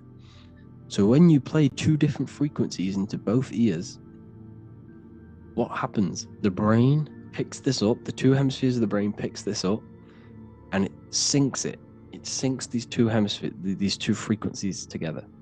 So now the brain is working as one to sync this frequency. So this is how you can sync your hemispheres, through listening to these frequencies. Okay, you can get them for free and do the meditations yourself. This will definitely help you. This is an easy way to astral project. So it's all about syncing the hemisphere and seeing reality from a unified perception. We should all aim to get out of that left hemisphere. I'm not saying don't use it, but we should now start to see, we should now start to read between the lines of the Bible, read between the lines of the symbolism they're showing. Study symbolism, study allegories and myths. What are they trying to tell us through these allegories? And, you know, this is how we start seeing things in a better way. Once we understand that we are all microcosms of an infinite consciousness, we can all come to one, because love is the unifying force of this infinite consciousness. We are all divided. We are all disconnected from our hearts. Once we all connect with our hearts and see that everything is one, we can all start to love and come together as one, because love is the unifying force of consciousness. So if you haven't already seen, I now have launched the Ethereal University. I will be doing lectures like this one, but even better, deeper, and even releasing knowledge that I can't talk about online, as they are censored. We're doing lectures every single week. I'll be doing live calls every single week. You also gain access to my library, which is filled with over 45 occult books, filled with knowledge. Okay, I'll show you now. Plus, you get my book, The Book of Wisdom, PDF form, and the Human Health Guide, PDF form. You also get all of this stuff, the health section, Q&As, Ethereal meditations. We've got some celestial studies, cosmology, numerology coming soon. You also get the brand new Manifestation Mastery course, plus the library. And there'll be new books, new lectures, new live calls every single week. Or you can get the Book of Wisdom, use the code WISDOM in all capital letters to gain 40% off. This sale will be ending very, very soon, so if you're watching this, be very quick to get yourself a physical version or a PDF of my book. You can get it in all these languages. Hope you enjoyed this video, people. I'll see you inside the Ethereal University, the real university. Have an amazing day.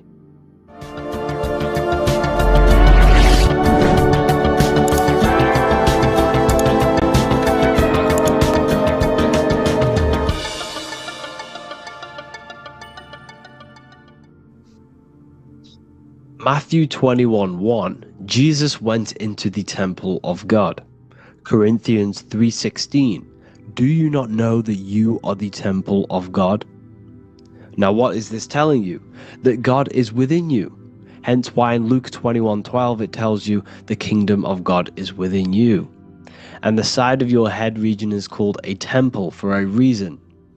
Because the brain encapsulates the mind. The brain is a physical manifestation of the mind. The heart is a physical manifestation of emotion. So we have these different layers of our consciousness. We have an intellectual, communicative aspect of our consciousness, which we would call the mind. We have an emotional aspect of our consciousness, which is the heart. And to communicate with the divine, it's all to do with the mind. Hence why the ancients always symbolize the mind being God.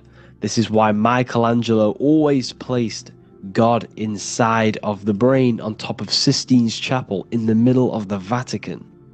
He understood that God is in the brain. God is within you, not outside of you. The church tells you that God is in the sky because they are creating a externalization of the truth to create a business and a distraction, so that you don't find the divinity within you, so that you don't find your power.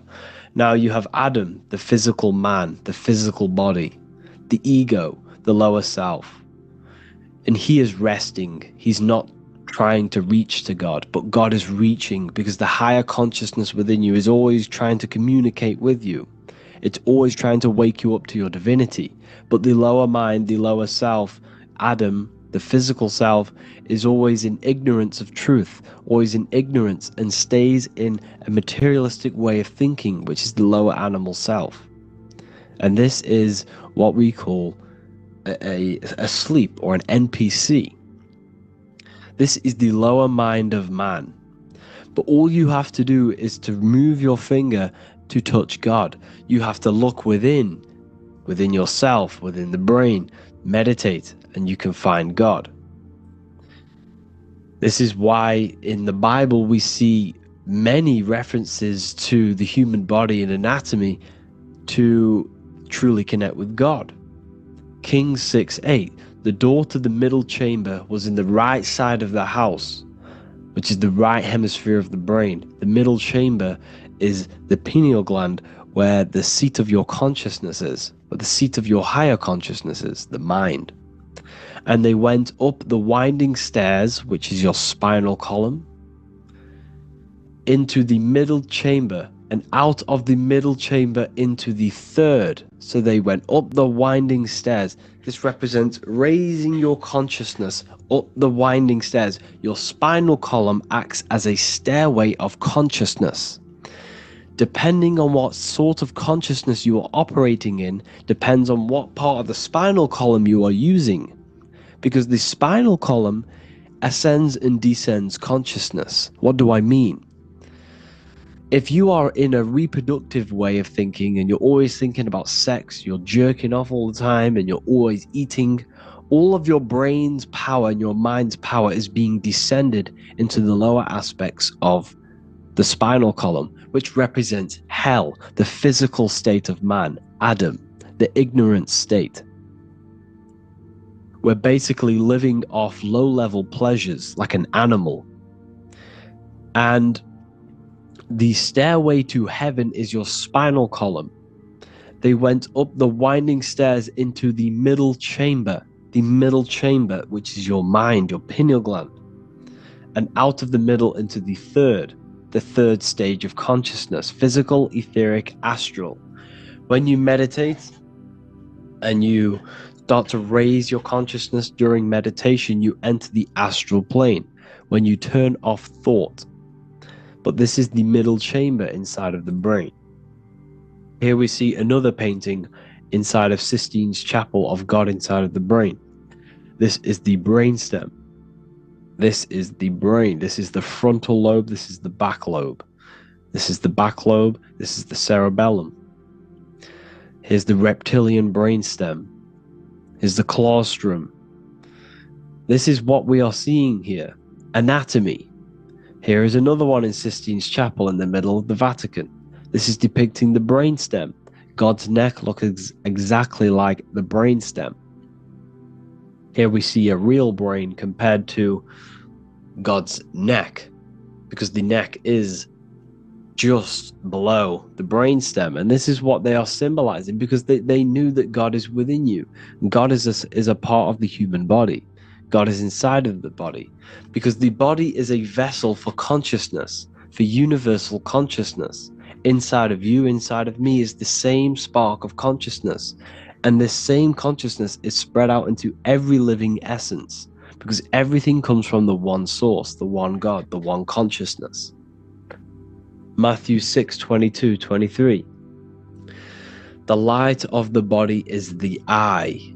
If therefore thine eye be single, thy whole body shall be full of light. Practicing the single eye. What is this? This is meditation. This is entering within yourself. So the Bible's telling you to practice the single eye. But if thine eye be evil, thy whole body shall be full of darkness. What does this mean? If your consciousness is in an evil way of thinking, if your mind is filled with an evil, negative mind space, then your body shall be filled with darkness, with evil, with negativity. Because negative thoughts destruct the body. Positive thoughts heal and regenerate the body. So he tells you to be, the light of the body is the eye, your consciousness, the inner eye of consciousness, the eye that lets you see. And what do I mean? You look with your two physical eyes, but you see with the inner eye. What you see is perception.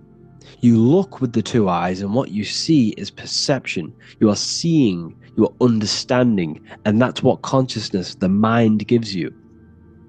Consciousness, or the mind, is the force that allows you to be a human being, that allows you to understand things and interact with things and make decisions. It's an infinite intelligence. See, the mind is not the brain. This is a big confusion with people. Hence why the eye on top of the pyramid is separate from the bottom half of the pyramid, because the consciousness is separate from the body, the eye, the all-seeing eye. It represents the observer, the eye that sees into this body, into this world, into this. You are the perceiver. You are the invisible spirit within the body. Theologians 4:17. After that, we are still alive, and our left will be caught up together with them in the clouds to meet the Lord in the air. You don't meet the Lord in the physical air. Okay?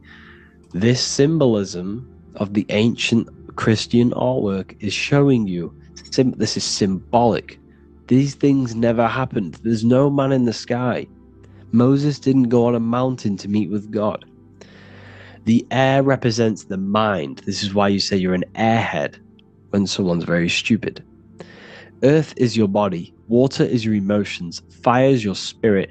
Air is your mind. The invisible mind. So Anton Mengs, an ancient Christian art worker, is showing you anatomy of God in the clouds. But this is the anatomy of the human body. Raising yourself to the mind and turning the mind inwards on itself during meditation. And that's how you meet the Lord in the air. You meet the Lord in an elevated state of consciousness. The air represents an elevated state of consciousness because the air is up. You have to raise your consciousness to meet the Lord in the air. This is why Moses went on a mountain to meet with God. The mountain represents elevation of consciousness, raising the mind up the spinal column, taking all of the mind's attention away from the reproduction and the physical aspects of self and raising it to the brain and turning off the brain and going inward into the air. It's talking about raising consciousness. It's allegorical, it's a spiritual metaphorical text. The side of your head's called a temple because inside that where that temple is, right in the middle of where you call the temple, is the inner chamber, the open room, the holies of holies in the Bible, or the land flowing with milk and honey, or Mount Zion. There's so many different names for the brain, or the upper room where Jesus meets his 12 disciples, the 12 cranial nerves in your brain. This is the temple of God. Your body is a temple of consciousness. It encapsulates consciousness. It encapsulates the mind and soul. John 10:30, Jesus states, I and the Father are one. Psalms 46:10, be still and know that I am God. He's talking about the I am within you, not within Jesus. Everyone refers to ourselves as I. I am God. When you say I, you're referring to the highest aspect of yourself. The aspect that is above all thought, above all emotion, and above all things. When you say I, you're referring to your pure awareness, your pure consciousness, the highest aspect of yourself. And anything after I is egotistical. I is God. The letter I is the Roman numerals for one, because there is one God, one consciousness. The letter I is one line, just like the number 1. Matthew 6:3-4, take no thought. Therefore take no thought. Take no thought. He says this 5 times because you must turn off the 5 senses and take no thought to connect with God. Be still. This is telling you to meditate and know that I am God. The I am within you. I and the Father are one. I and God are one. You, who you think you are, is a completely wrong. The body is matter. Your name isn't you. Your job isn't you. Your reputation, your trauma, your memories, your friends, family, worries, bills, interests, dislikes, goals, passions. Anything to do with the thinking mind is not you. Who you think you are is a part of your thinking aspect of consciousness, But once you remove thought, you are no longer your name, you are no longer your body, you're no longer your reputation. You are the I. You are pure awareness, pure consciousness. Pure consciousness. And this pure consciousness has latched on to this name, this job, the body, and your traumas. Your pure consciousness has attached itself to this character who you're playing in the physical world. And this is essentially who you think you are, but you are not. You are the I, you are the self, you are pure awareness. So in order for you to detach from these things, you must learn how to detach from your name, your job, your reputation. And you do this through meditation, by turning off the thinking mind. Turning off the thinking mind allows other aspects of your consciousness to open up. What do I mean? Your whole life you've been thinking, and all of these thoughts has attached you to this physical body. You haven't allowed your consciousness to open up. And you can only do this by taking no thought. That's why Jesus tells you, take no thought. When you turn off the thinking mind, other aspects of your consciousness starts to open up. Other aspects of your being can open up. And this is how you astral project. This is how you do all these mystical things and things to do with consciousness. It's taking no thought. Imagination, emotions, thought, and memory are all to do with consciousness. These things are not physical. You can't touch thought. You can't touch emotions. You can't touch these things because they are not a physical thing. So you must turn off these things for other aspects of your consciousness to open up. Okay? So essentially, the Bible is a metaphorical, astrological, numerological, metaphysical, spiritual, encoded text that talks about human anatomy, spirituality, and the true nature of the human experience. Everything they would teach you in school is to make you think that you are this body. Everything they teach you in church is the externalization of the true teachings of Jesus. Jesus was telling you to meditate. Jesus was telling you to practice the single eye. Jesus was telling you to look within yourself and find God. He wasn't telling you to pray to him. Mark 16:19, he was taken up to heaven and sat at the right hand of God, the right hemisphere of your brain. John 21:6, cast the net onto the right hand side of the boat and ye shall find fish. Fish is understanding. The boat is your body, your brain. Cast your awareness into the right side of your brain and you will find understanding, because the right side of your brain is all to do with the creative aspect and the intuition and the spiritual sides of your consciousness. This is why God is here. This is why Michelangelo depicted God in the right hemisphere of your brain, because this is all human anatomy. And I speak about all of this in the brand new Book of Wisdom, Volume 2. Which is now available. The start of the revolution has begun. This book is truly going to change the way people see the world. It's got so many more topics than the last one. It's truly a revolution. It's written in so much detail. It's very practical. I cannot wait to share this one with you.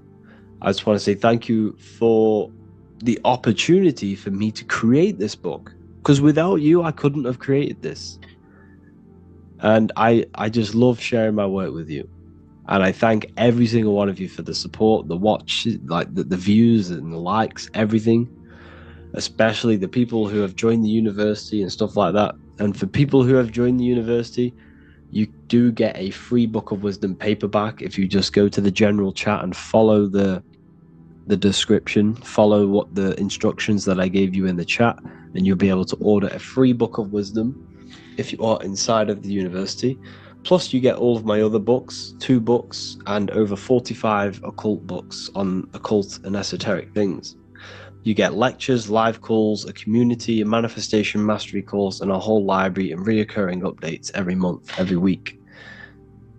So yeah, I hope you all enjoyed this video. Thank you all. Please leave a comment to help the algorithm, and leave a comment on what videos I should make. And yeah, I'll get to uploading on the YouTube a lot more now the second book is now released. I have a lot more time on my hands. I'm no longer using my energy to create the book. I'm now going to redirect this mental energy into the YouTube. So there will be a lot more content coming, so I need some content ideas. So feel free to comment some ideas, some YouTube videos that I can create. Thank you all, people. Have an amazing day.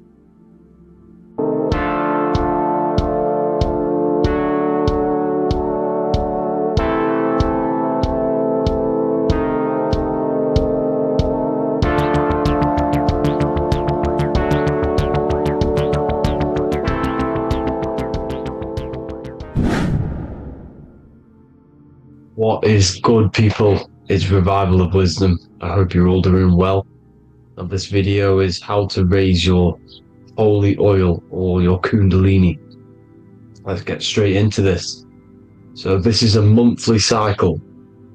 Every month, when the moon is in your zodiac sign, this oil is released.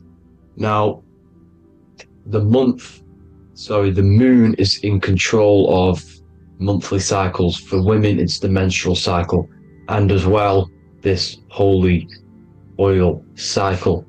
The moon changes sign every 2.5 days and passes through the zodiac signs in 27 days.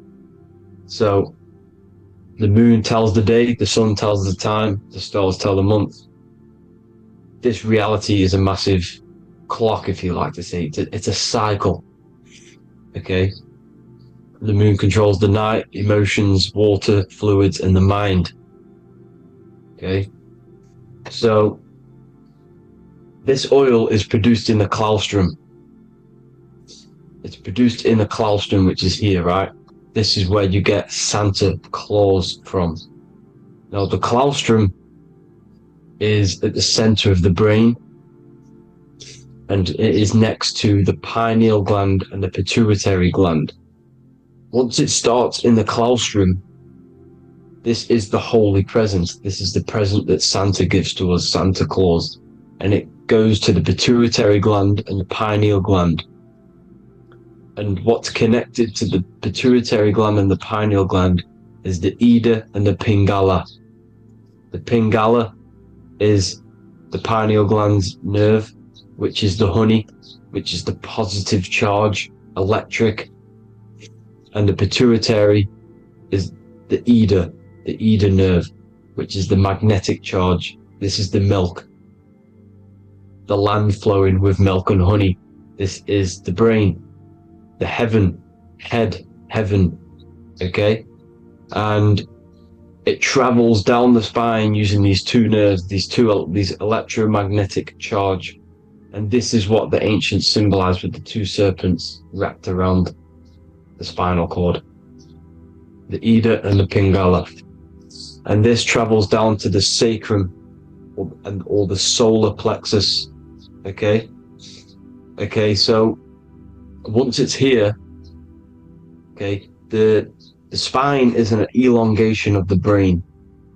So the spine is pretty much the brain. It's an extension of it. And it's kind of a microcosm of how we descended from heaven to physical reality, to physical matter, which is our consciousness has done. Our consciousness has descended from heaven into physical matter, and this is a microcosm of it. Okay, so once we're in the sacrum bone, this holy oil, like I've just explained, this holy oil starts in the Santa Claustrum, goes down the chimney to the sacrum.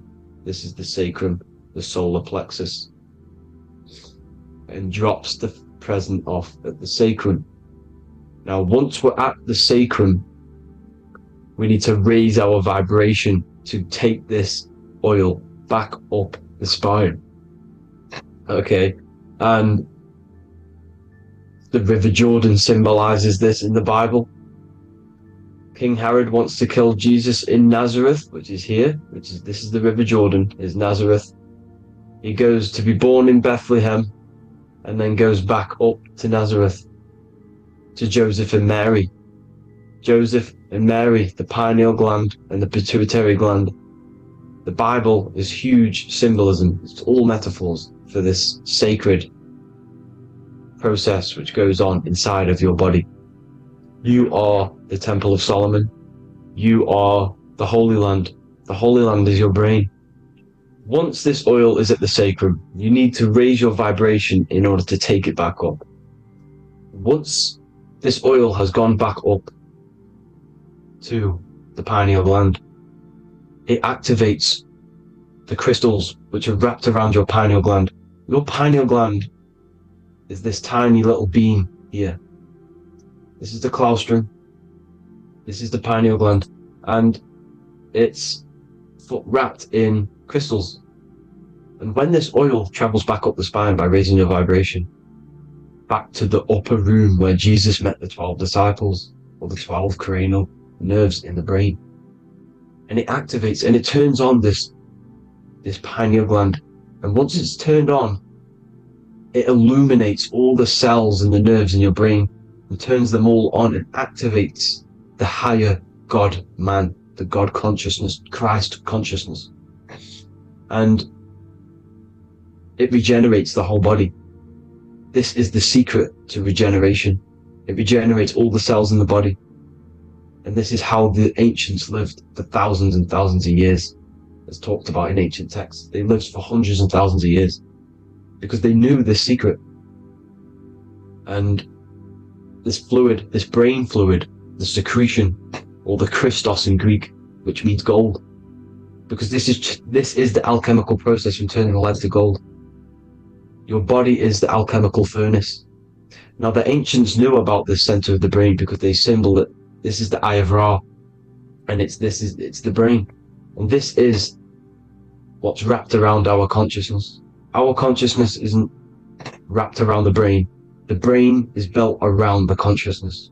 We are the consciousness. You don't have a soul, you are the soul. Okay? Now, the head, heaven, hell, heel at the bottom of your foot, that's hell. Head is heaven and hell. Simple.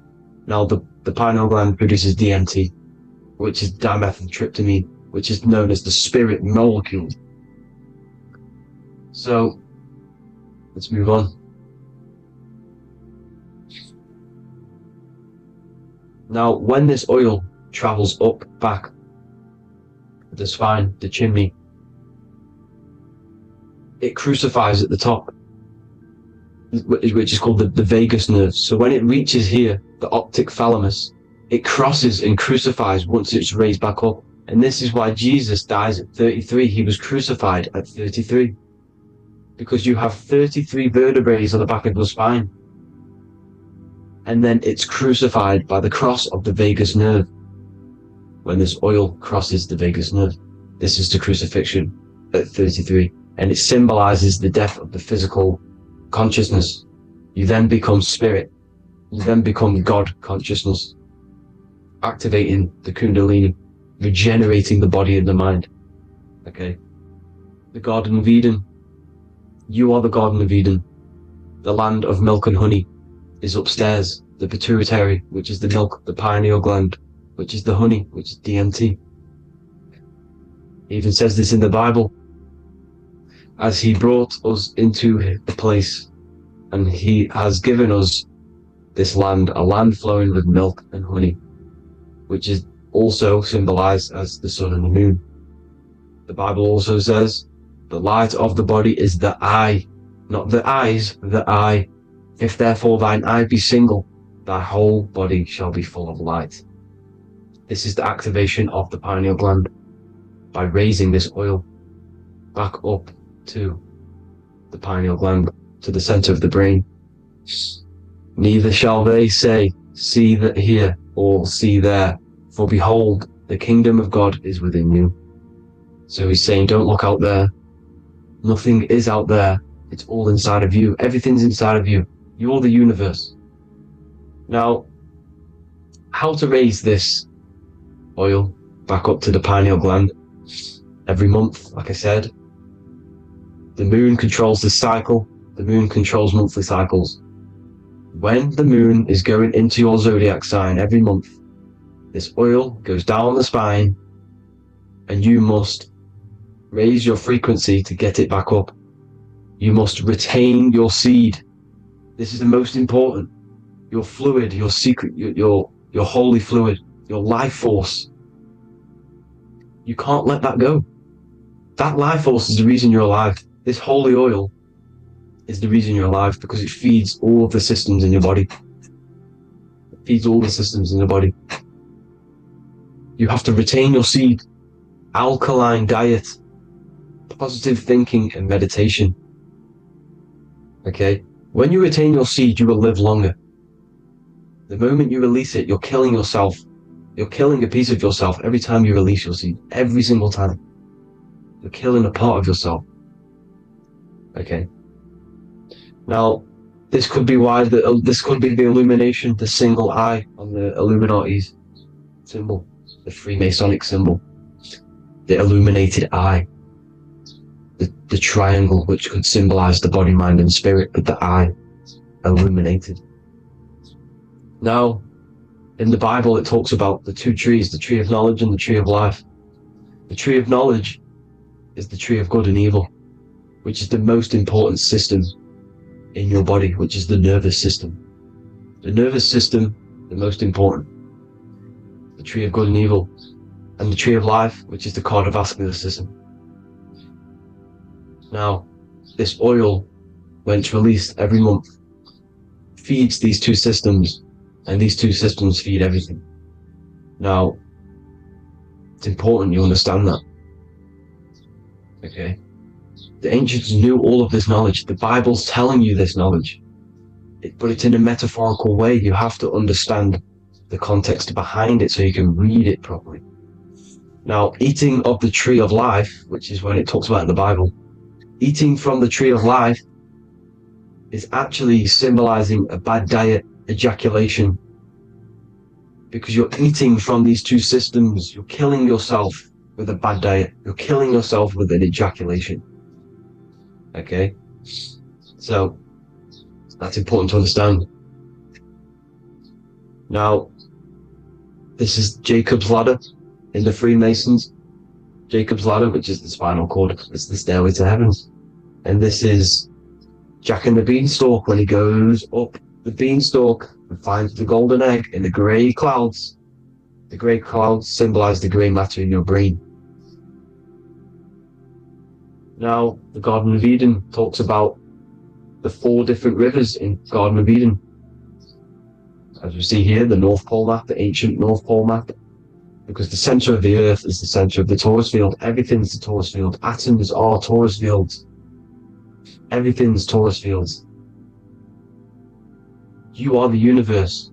Everything is within you. The North Pole is your spinal cord. This is why they say Santa Claustrum comes from the North Pole. This is the North Pole. And the Santa Claustrum is the center of your brain. Now, there's 4 rivers which come from the Garden of Eden. Is the blood, the Christ oil, which is the oil we're talking about, urine, and saliva. These are the 4 sacred oil, 4 sacred fluids in your body. And these are constantly abused in today's society. These secret societies are targeting these fluids. Okay? This is why porn is free.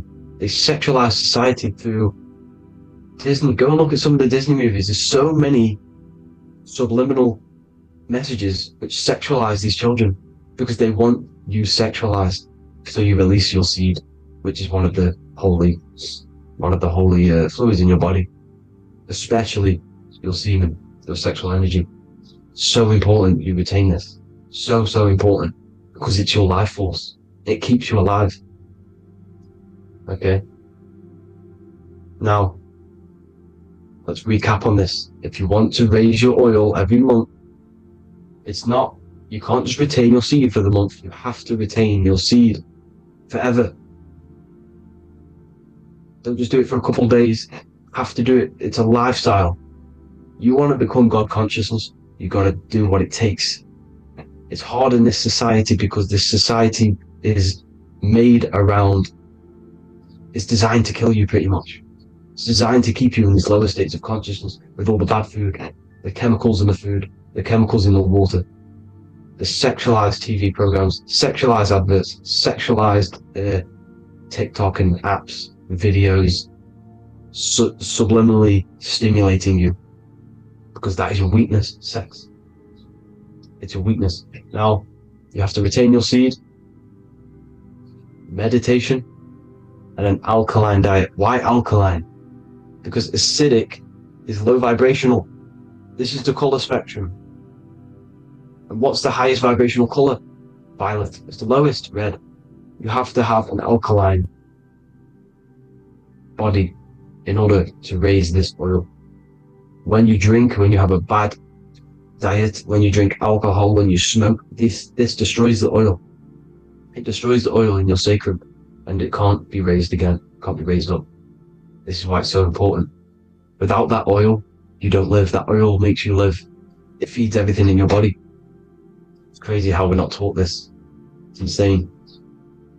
But that is how you raise the oil, people. I hope you all gain some knowledge out of this video.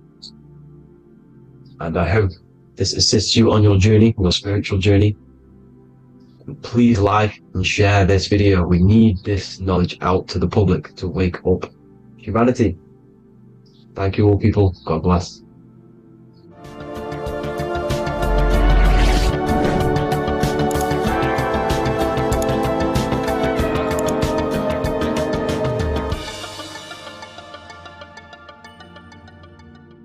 Geometry.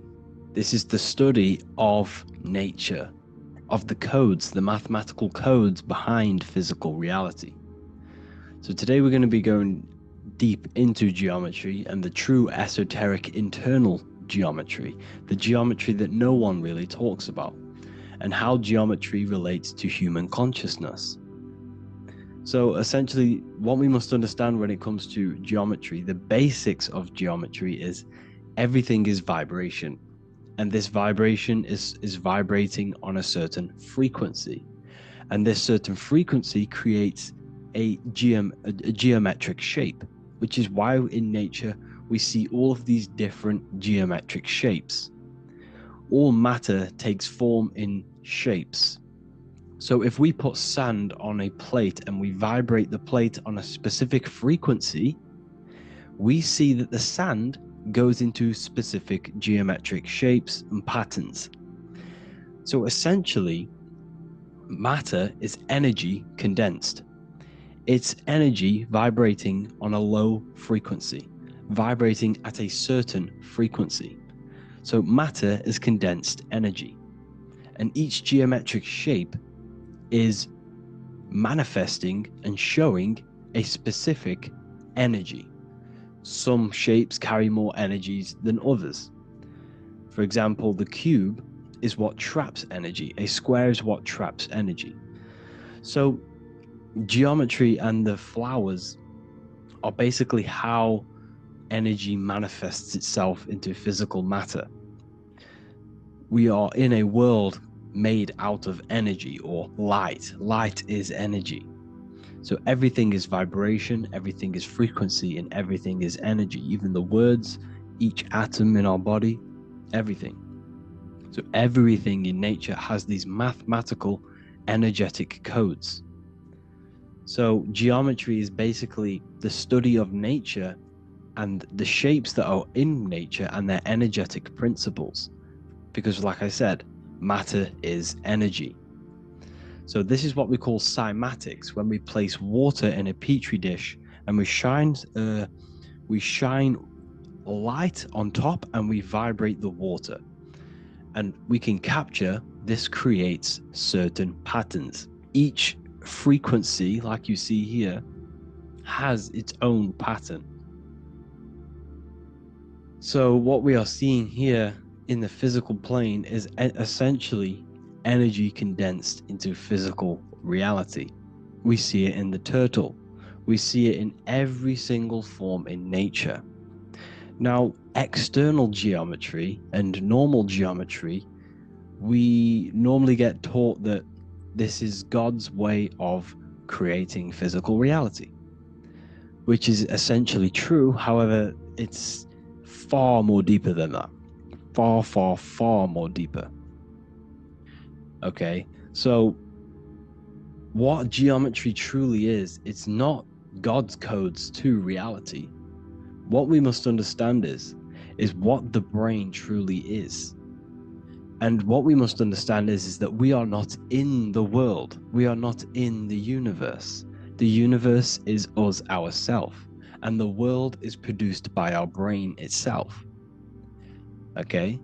So the way you must understand how the brain works, so what you visually see, so geometry is to do with what we visually see. And what we visually see is heavily connected with our eyes, which are an extension of the brain. The eyes are the brain. And essentially how we see is energy enters the eyes, and each eye goes to the optic nerve, and this energy is transferred into electricity, which travels to the back of the brain, to the visual cortex of our brain. And this is where the image is produced, what we see.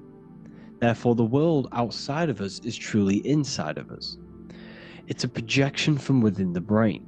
The brain is an energy condenser, a decelerator, an energy decelerator. Everything outside of us is basically formless energy. It is formless energy vibrating at a certain frequency. So what the brain is, it's sucking in this energy, this light, and turning that frequency, that code, that light code, into a physical reality. It's condensing the energy and turning it into a visual image inside of the brain.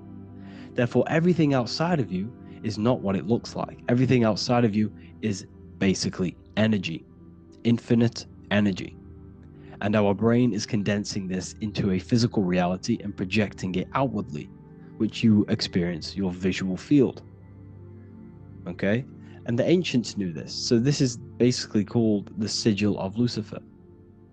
Lucifer is known as the light bringer. Lucifer bring the light. This is the sigil of Lucifer, which shows the visual field and the brain. We also see this in the Google Play symbol. It's a powerful symbol showing you the visual field, which is basically a symbol that tells you that reality is inside of the brain. The brain is what produces reality, but consciousness is not produced in the brain. The brain is essentially a consciousness downloader. It's a computer, and it's a reality simulator. The body is a simulation of physical reality. You are inside of the body experiencing the body simulation. The body produces this reality. It's a piece of technology. So Lucifer is to bring the light. Lucifer is the light being produced in our brains. Okay? So this is why they say Lucifer can tempt you. Lucifer can be the devil, because it represents physicality. It represents the false light. Lucifer can trick you because it represents the physical world can trick who you truly are. So now that you understand how the brain is basically an energy decelerator and it creates and simulates a reality to your consciousness, you are no longer a person in a universe. You are the universe itself experiencing itself. Therefore, geometry is heavily linked in with the brain. Geometry is essentially how your brain and how your eyes decode energy. So what you are seeing is the mathematical codes of your brain creating reality. So what they teach you is the external is that geometry is God's way of creating this world, and these are the mathematical codes God's created. But now I'm telling you the internal. This is the truth. Geometry is how your brain mathematically condenses energy and light into a physical reality. So therefore, your brain is a computer program. So now geometry is nothing outside of you. Geometry is not something created by something else. It's created by your brain. Your brain produces these patterns through mathematical codes by breaking down energy into physical reality. And this is why you see geometry in everything around you. This completely changes your view on geometry. It's in your ear, it's in your face, it's in everything. Geometry is everything. Okay? So now that you understand this, now, as we were talking about the visual field earlier, the ancients knew about this. The ancient Egyptians knew about this. We can see this symbolism inside of the casket, the Egyptian casket. See, this crossover represents the visual field. This represents the back of the brain. This is the left hemisphere, the right hemisphere.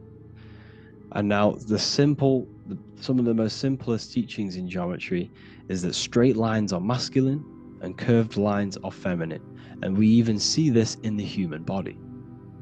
The feminine human body is curvy and the masculine human body is liney.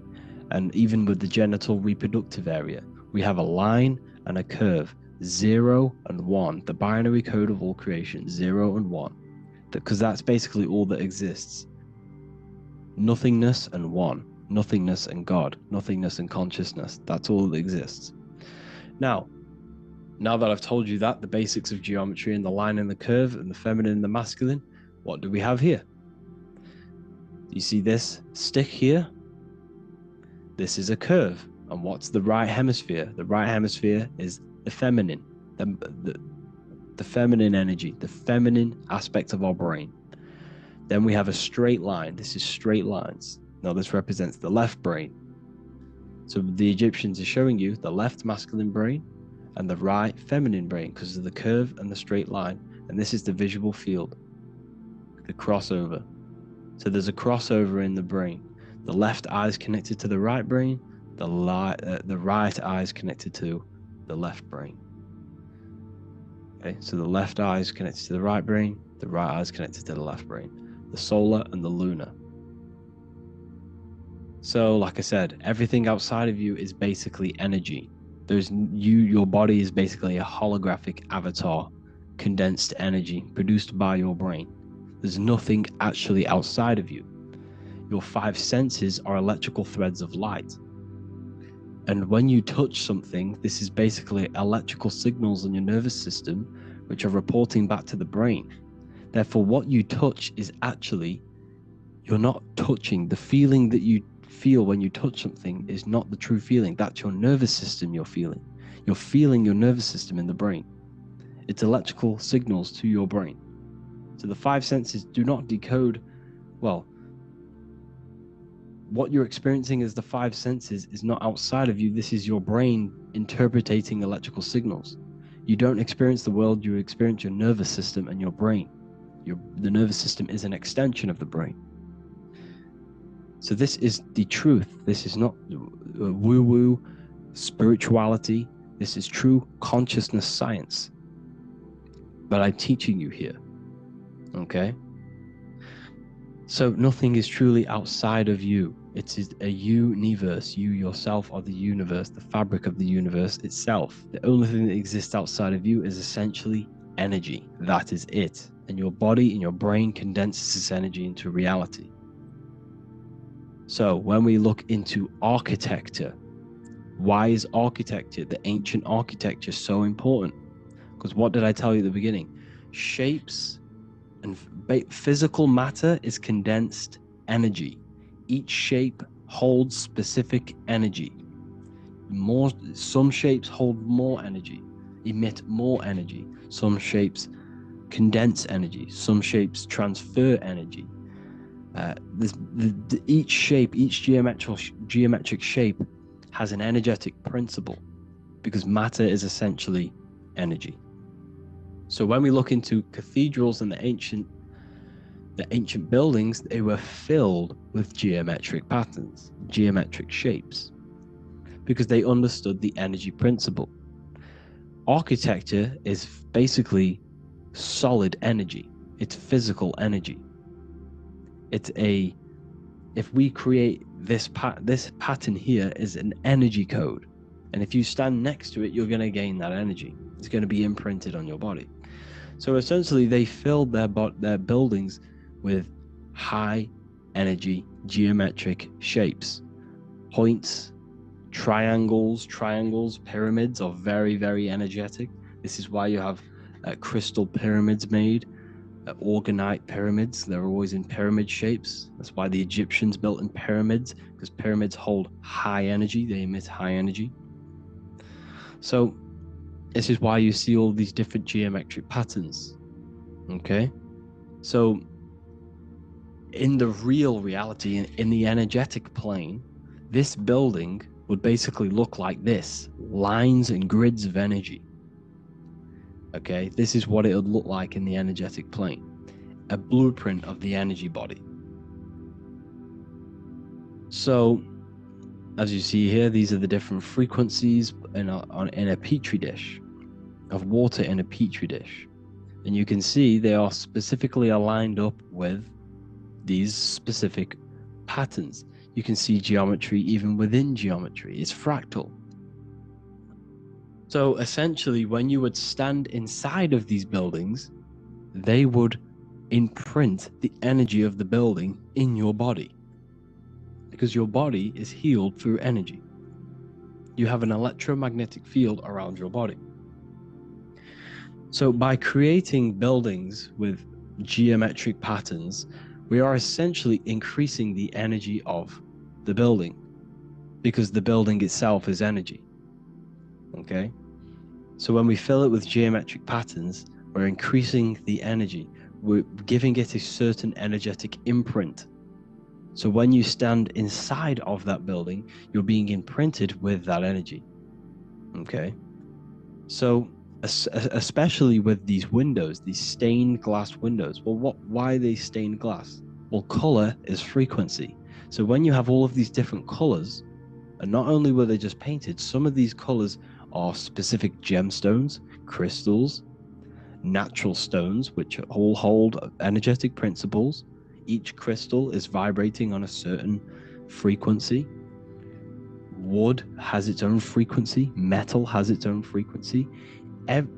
What you must understand is that everything in nature is not just a piece of matter.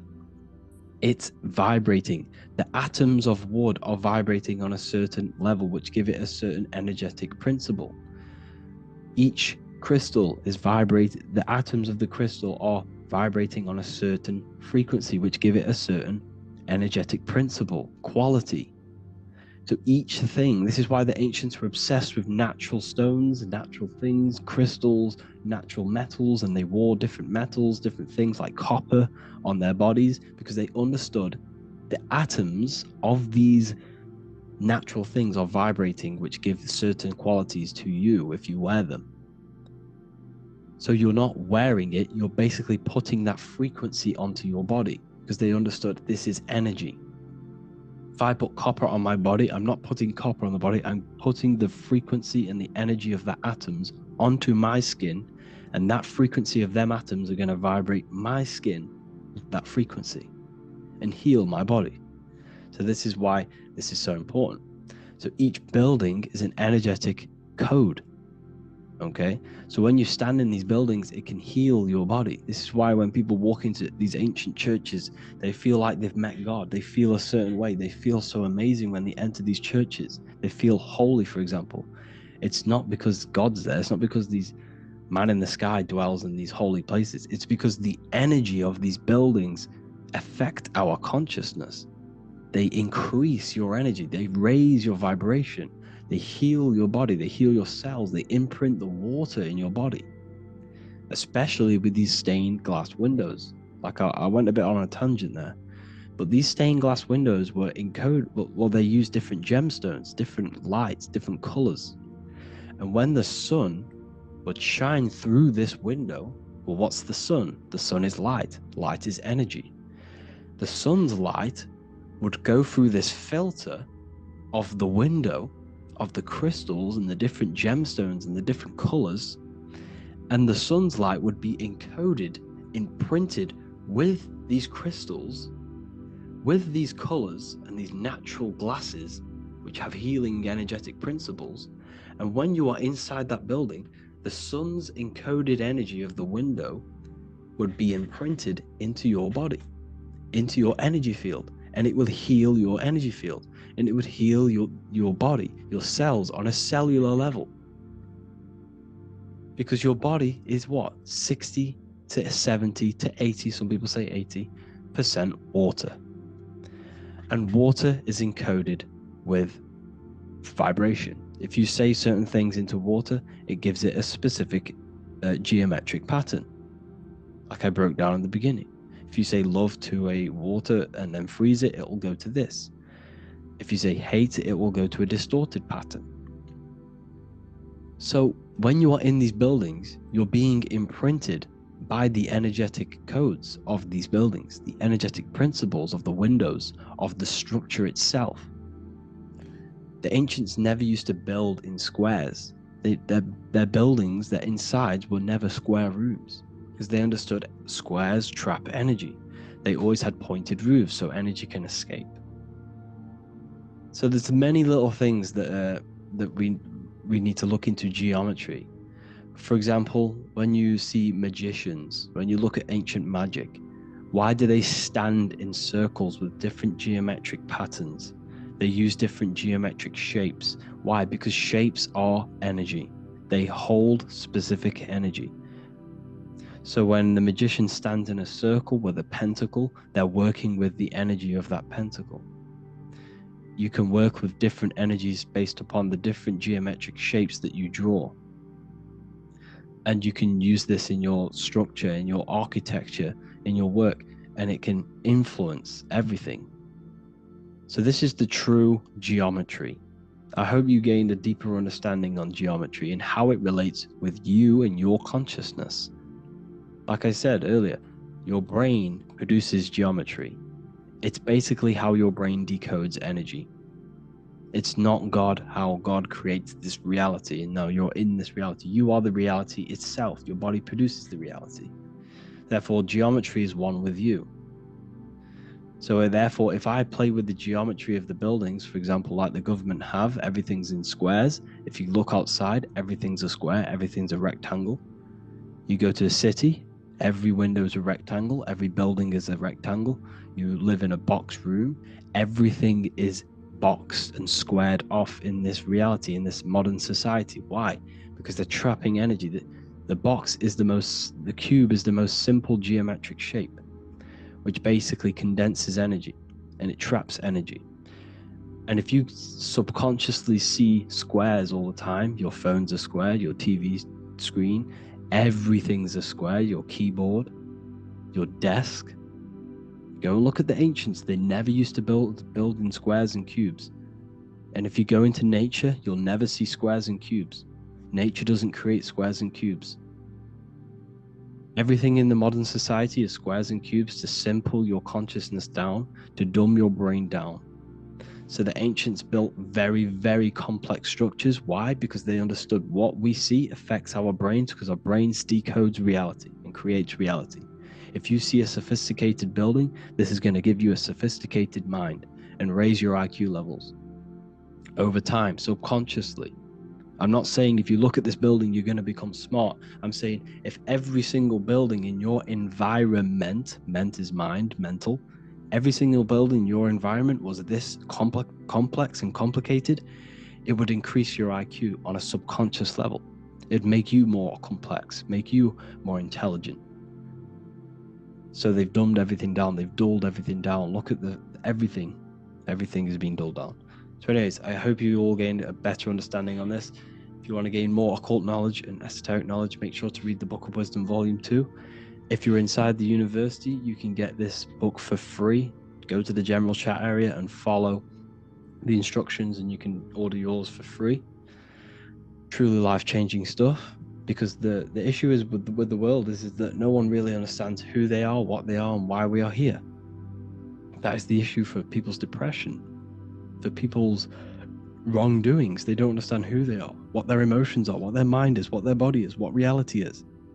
This book gives you that. This book gives you the sense of understanding, the sense of well-being that will give you a better life because you understand life and what life is. And if you truly want to take your studies to the next level, we have the Ethereal University. This is the place for truth seekers, where you can connect with like-minded people so you don't have to feel insane, because not many people think this way. I've been there when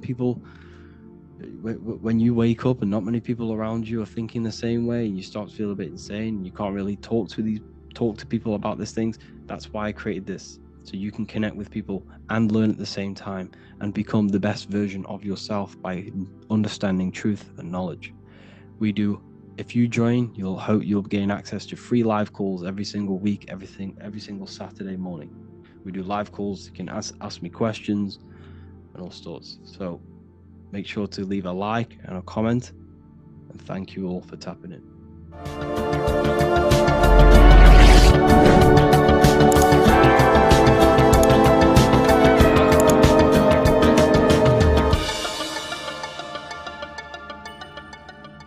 Welcome to Revival of Wisdom.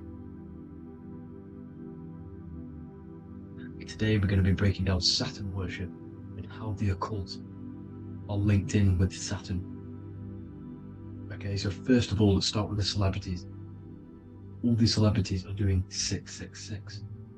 Okay, covering the one eye, which also symbolizes the all-seeing eye, which is another occult symbol. But we're focusing on the 666, the 6 with the 3 fingers. Also, we have CERN with the 666 within their logo. Also Disney, okay, as you can see here, 666 within their logo. Pepsi, Coca-Cola, and even Cadbury's. Monster Energy with the 666 in Hebrew numerals. Unleash the beast. So what is 666 to do with Saturn? Because on Saturn, on their north pole of Saturn, there is a 6-sided hexagon, okay? So Saturday is named after Saturn Day, the 6th planet. It is also the 6th day of the week, and has a 6-sided polygon on its north pole, 666. Not only that, when you create a star out of the hexagon, you will create a 6-pointed star. Okay, with 6 triangles within the star and a 6-sided hexagon, which all adds up to 666. Okay, so this is why all these symbols contain 666. So why do they worship 666? Saturn. Because Saturn is the god of time and death, okay, and order and lessons. Okay, Saturn is a very cold and dry being. That is the 6th planet from the sun. Okay, Saturn represents the winter, which symbolizes death. Okay, because all nature dies within winter because the sun's not there. So it represents darkness and death. It rules the zodiac sign of Capricorn. Okay, so in the celestial cycle, Saturn is always opposite the sun. So it's the opposite of the sun. So they're worshipping this energy which is death-like, okay? This god which is death and does not bring life, okay? Also is the god of time, okay? Also in the Roman and in Greek it's called Chronos, okay, which is just a translation for time.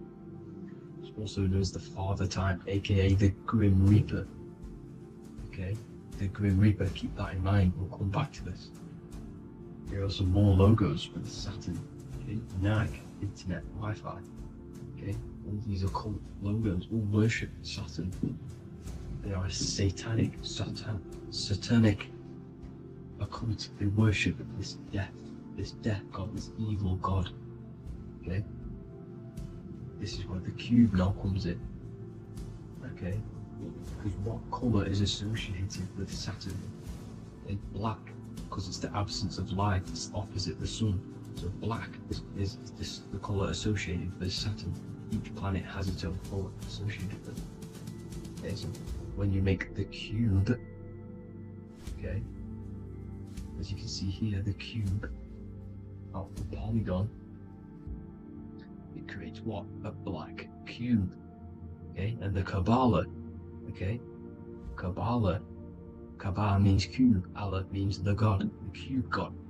These religions are secretly worshipping this cube God, the God of death, Saturn, Satan. It's the same entity behind it all, okay? So, also, we have these black cubes in Australia, Denmark, all around the world, these black cubes, because this occult is worldwide. Saturn, Satan taking over this realm. Okay.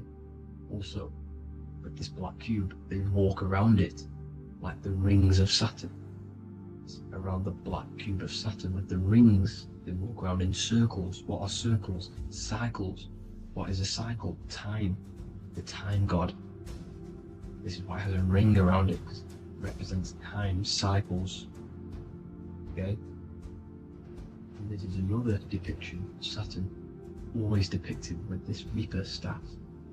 Okay? Keep in mind this staff, just like we associated with, aka the Grim Reaper. The Grim Reaper also wears a black robe, representing Saturn with the same staff. Can you see it? This is where it comes in. Okay? The same thing, look, the same staff with the black robe. Black representing Saturn, the god of death. Okay, the Grim Reaper, Satan. Okay? Also, when you graduate from university, what do? You wear a cube on your head, a black cube with a black robe. This is Saturn worship. See, this is how Saturn, Satan, has tricked the world into worshipping him, not God, the sun, which represents God. So what is a corona? Because a corona is a crown, a circle, okay? A set of concentric circles of light seen around a luminous body. So Saturn, so this is why they used to worship Saturn by wearing crowns in ancient days, and we still do to this day. The king or queen has a crown, a corona. Also, corona, the drink, corona adds up to 666, just like Saturn is 666. But like you see in the corona, you see the staff. You see this staff, just like the staff of Saturn, the Saturn god, like the Grim Reaper, with the black robe and the staff, just like the Saturn god. What is the Grim Reaper? It's a killer. It represents death, just like Saturn, the god of death and time. So all these occults and secret societies all worship the 666 god, which is Saturn, Satan. All of our energy is being put into Saturn, okay? And Saturn, Satan, is harnessing all of this energy. So gradually, this is what the mark of the beast is. Like it says in the Bible, the mark of the beast, or the name of the beast. Here is wisdom, let him know that you have to understand and count the number of the beast, for it is 6. It is the number 6 of a man, and is 600, 3 score is 6, 666. So this is what the mark of the beast is. They are going to eventually put green chips, just like Neuralink, which is what Elon Musk is pushing. Okay, so this chip is the mark of the beast, and it's going to be implanted to our hands or brains. Okay, and they will manipulate our consciousness, and it will manipulate our DNA, and it will directly connect us to AI, and AI is linked in with Saturn, Satan, as the demons and the people who rule this world are in love with AI. They want to connect humans to AI. And this will control our consciousness completely and give all of our energy back to Saturn, Satan, this deity that they worship. Just like when you get married, you wear a wedding ring, the rings of Saturn, over the finger, which represents the sun. So you're basically seeing Saturn over the sun. The sun is the Son of God. It represents the sun, represents God. So you're putting Saturn over the sun. So thank you guys all for tuning in. I'm going to leave you guys here. Please leave a like, comment some topics that you want me to talk about. And please subscribe for more amazing content. God bless.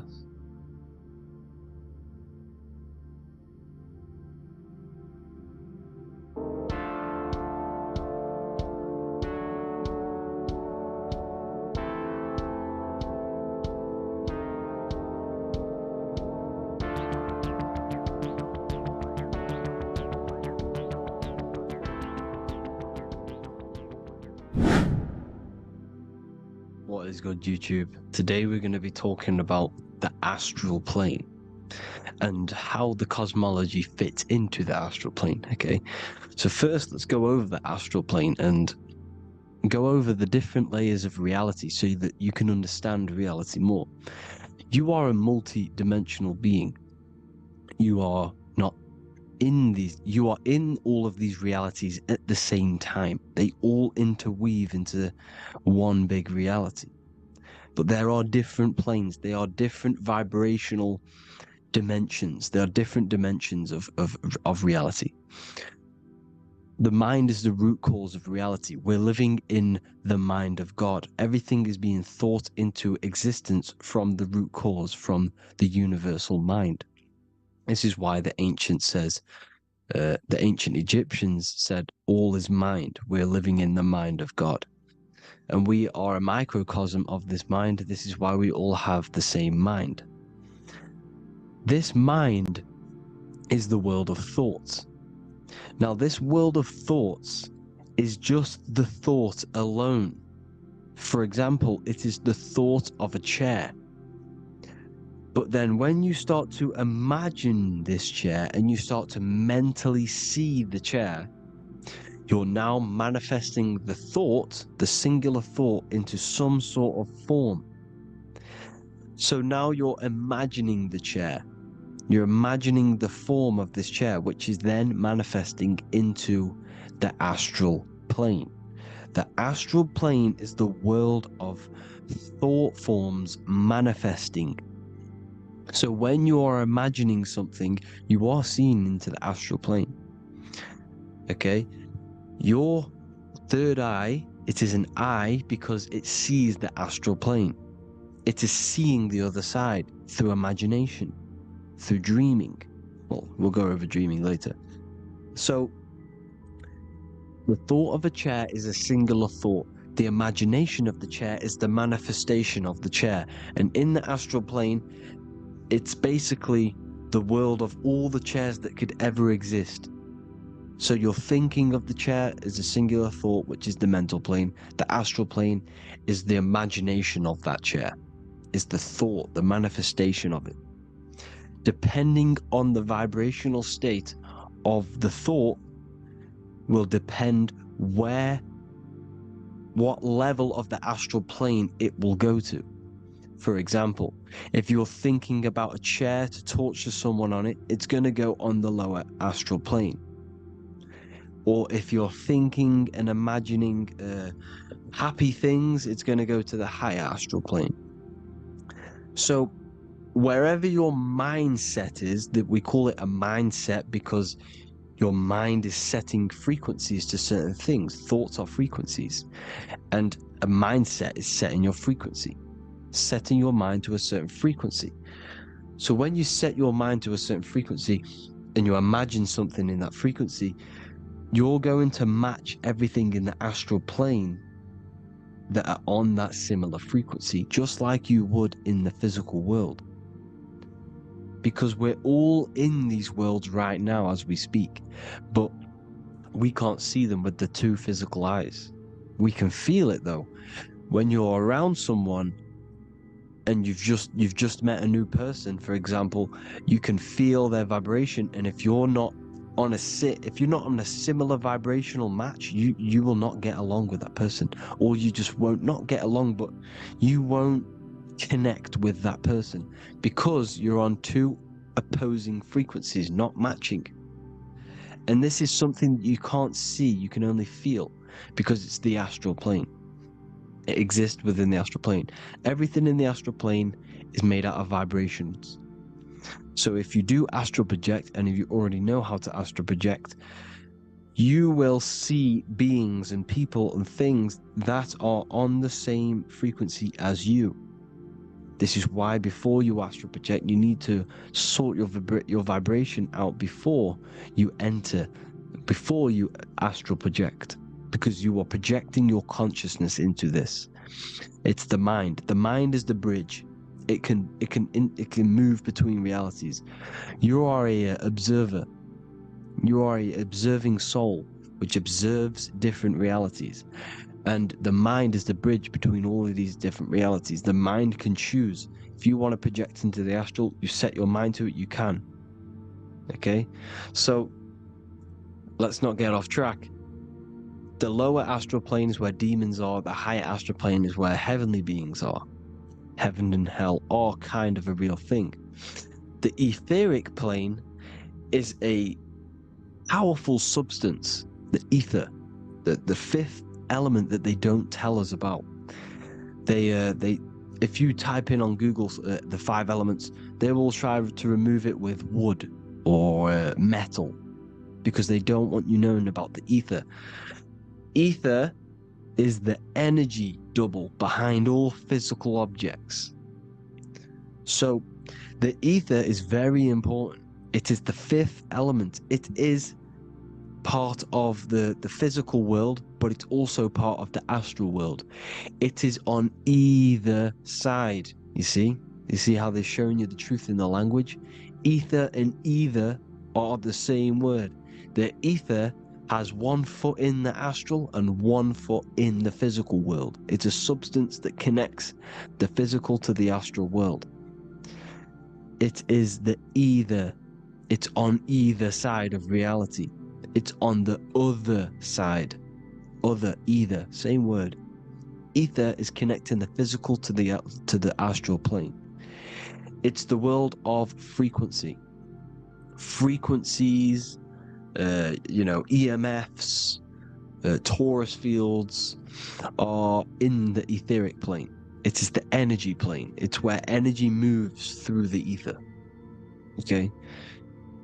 So then you have the physical world, the world of effect. Everything you see in the physical world is the effect of the higher planes. Each plane is a product of the plane above. So, and it melts into each plane. The physical plane is the lowest plane, it's the most densest, and the highest is the most fluid. This is the most fluid, this is the most dense. This is where we get the saying, as above, so below from. As above, so below comes from the different planes of reality. And magicians understand this. This is why magicians always say as above, so below. Because they understand if you manipulate the higher planes of reality, you manipulate the lower planes. Because the astral plane is a direct copy of the physical world, but in the astral plane. It is mirrored. The physical world is mirrored in the astral plane. They are both the same world, but just different vibrational states of the world. Kind of. It's hard to put this in words, people, so just try and understand. The astral plane is the double. It is whatever happens in the astral plane happens in the physical plane. This is why magic works. This is why demons work. This is why spirit communication works. Because if you manipulate the higher planes, you manipulate the lower planes. As above in the astral, so below. Leonardo da Vinci showing you to look up, pointing up. You gotta look up. It's telling you to change the mind, you change the physical world. You change your emotions, you're on the astral plane, you change the physical world. You change your reality by changing the higher planes. This is the Masonic 11. The two pillars. This is the 11, also symbolizing the two hemispheres of the brain here. But the 11 symbolizes the two mirrors. 11. 11. 9, 11. 9, 11 adds to 11. 9 plus 1 plus 1 equals 11. The Twin Towers were an 11. Flight 11 was hijacked. Because it's a mass ritual within the astral plane. Now, we're going to go deep into that later, and I'll show you these rituals they do in order to manipulate the astral plane. So, this is what the 11 is. It's the mirroring of reality. If you contact spirits and conjure spirits, you can either summon or attract demons and spirits. Summoning is creating a spirit. You create demons. Okay? Like I said here, the mind is the root cause of reality. If you think of if you think of a traumatic event that happened in your life over and over and over and over again for years and years and years, where attention goes, energy flows. The mind is the director of energy. If you are directing energy into the specific emotion, the specific thing that is torturing you in your mind, that will manifest as some sort of being in the astral plane, which is called an elemental. And this elemental being that you have created through your thought forms and emotions will latch onto you and feed off this energy. So it's important that you get your mind right, okay? It's important that you sort that you file the mind and you discipline the mind.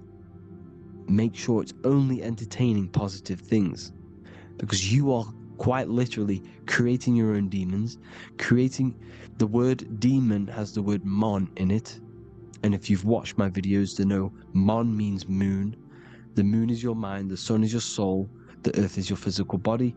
Demon is mon means mind, moon is mind. You create demons with your mind. Summoning. Now, this is where the rituals come in. 9/11 was a ritual because everyone was thinking about this big fearing, the death of 9/11. Everyone was thinking about it. And all of their minds thinking about this horrific thing will manifest and summon a negative energy spirit elemental within the astral plane. That's how all of this works. This is why it was a mass ritual. Okay, Chris Brown, new album name 11/11, release date on the 11/11. This will be my 11th album and contain 11 songs. All of these people know the occult. This is Hermes Trismegistus with the star of Saturn, the six-pointed star, as above, so below. The mirroring of reality, physical and astral, the two Masonic pillars. So as above, so below. What's above us? The stars. The stars are connected to the astral plane. This is why we call them stargates. When we dream, we are experiencing these different realities. And what are stars? They tell in the Bible, it says Genesis 1:14.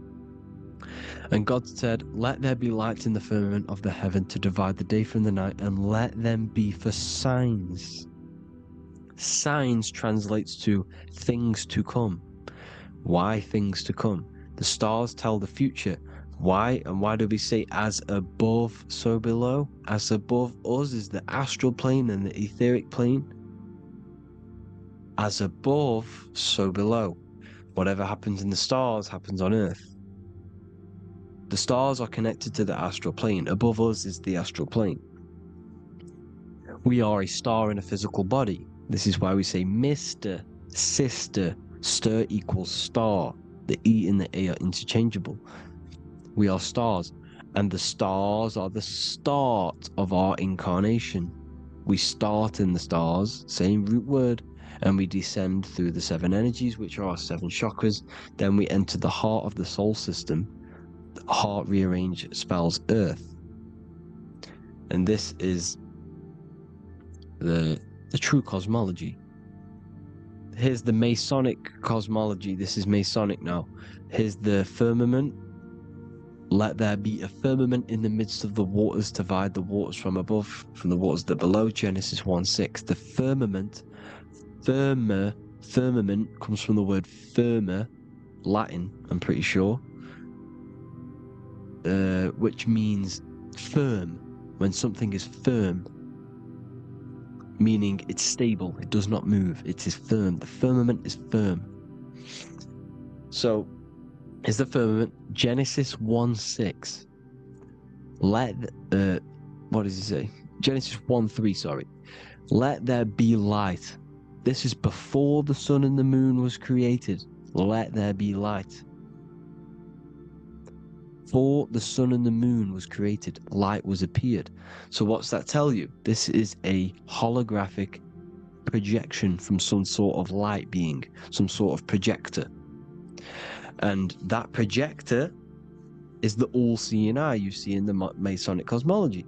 This is the all-seeing eye projecting the light beams. Let there be light. Everything is made out of light. The universe is created out of light waves. The Torus field is 1 unit of light. The light projecting this reality is Polaris. Okay, the famous all-seeing eye. Now, what else? Then we have, after let there be light, in Genesis 1:16, and God made the 2 great lights. This is the sun and the moon, electric, magnetic, male and female. Then we have the Masonic checkerboard, the black and white symbolizing dualities within the dualistic reality we're in, spirit and matter, light and matter, rest and motion, positive and negative, good and evil. Everything's dualistic here. Okay? And it's a dance. The universe is a dance between flickering of white and black light, which is the Torus field. We're not going to go over that, but this is all connected to the astral plane. This is the true cosmology. The astral plane cannot work on a spinning monkey ball in the middle of space. Does not work.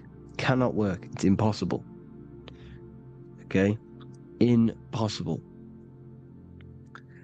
So, even in the Quran, it says, Allah has made the earth for you as a carpet, flat.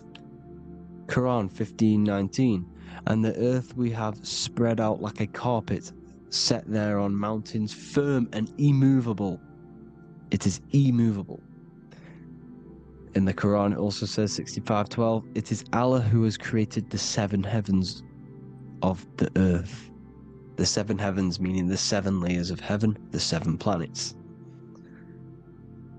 And Psalms 104:5, he set the earth on its foundations and it can never be moved. Never. So here you see in Isaiah 40:22, he sits enthroned above the circle of the earth and its people are like grasshoppers. He stretches out the heavens like a canopy and spreads them out like a tent to live in. We live in a tent. This is the tent. The projection of light. Here you see an ancient picture here. Here you see the ethereal barrier, meaning the firmament, the etheric barrier. And here you see his head popping out. Why is his head popping out? Because your head is heaven. Your heel is hell. Your head has access to the astral plane. This is why your head is heaven. The pineal gland, when stimulated, has access to project itself, project consciousness into the astral plane. Here you see another ancient picture here with the Masonic Royal Arch, with the zodiac here, the zodiac on the top, arching, because there's a firmament above us. Here's God in the brain. Consciousness is God. Here you see the Masonic Royal Arch, symbolizing the firmament. George Washington above the Masonic Royal Arch. These are the stars. This is Polaris projecting reality. Here's ancient churches with the dome. Polaris projecting reality with Jesus. Disney World is under the dome. The seven layers of heaven, ancient paintings, all depict if you go and look at the ancient paintings, they'll all depict the firmament, the arch above us. This is where we get interesting. The Masonic Royal Arch has the 6-9, which is Cancer. The constellation Cancer, which is 6-9 is associated with portals because CERN is the 6-9. Okay, CERN is opening portals. They're trying to create a portal to the other side.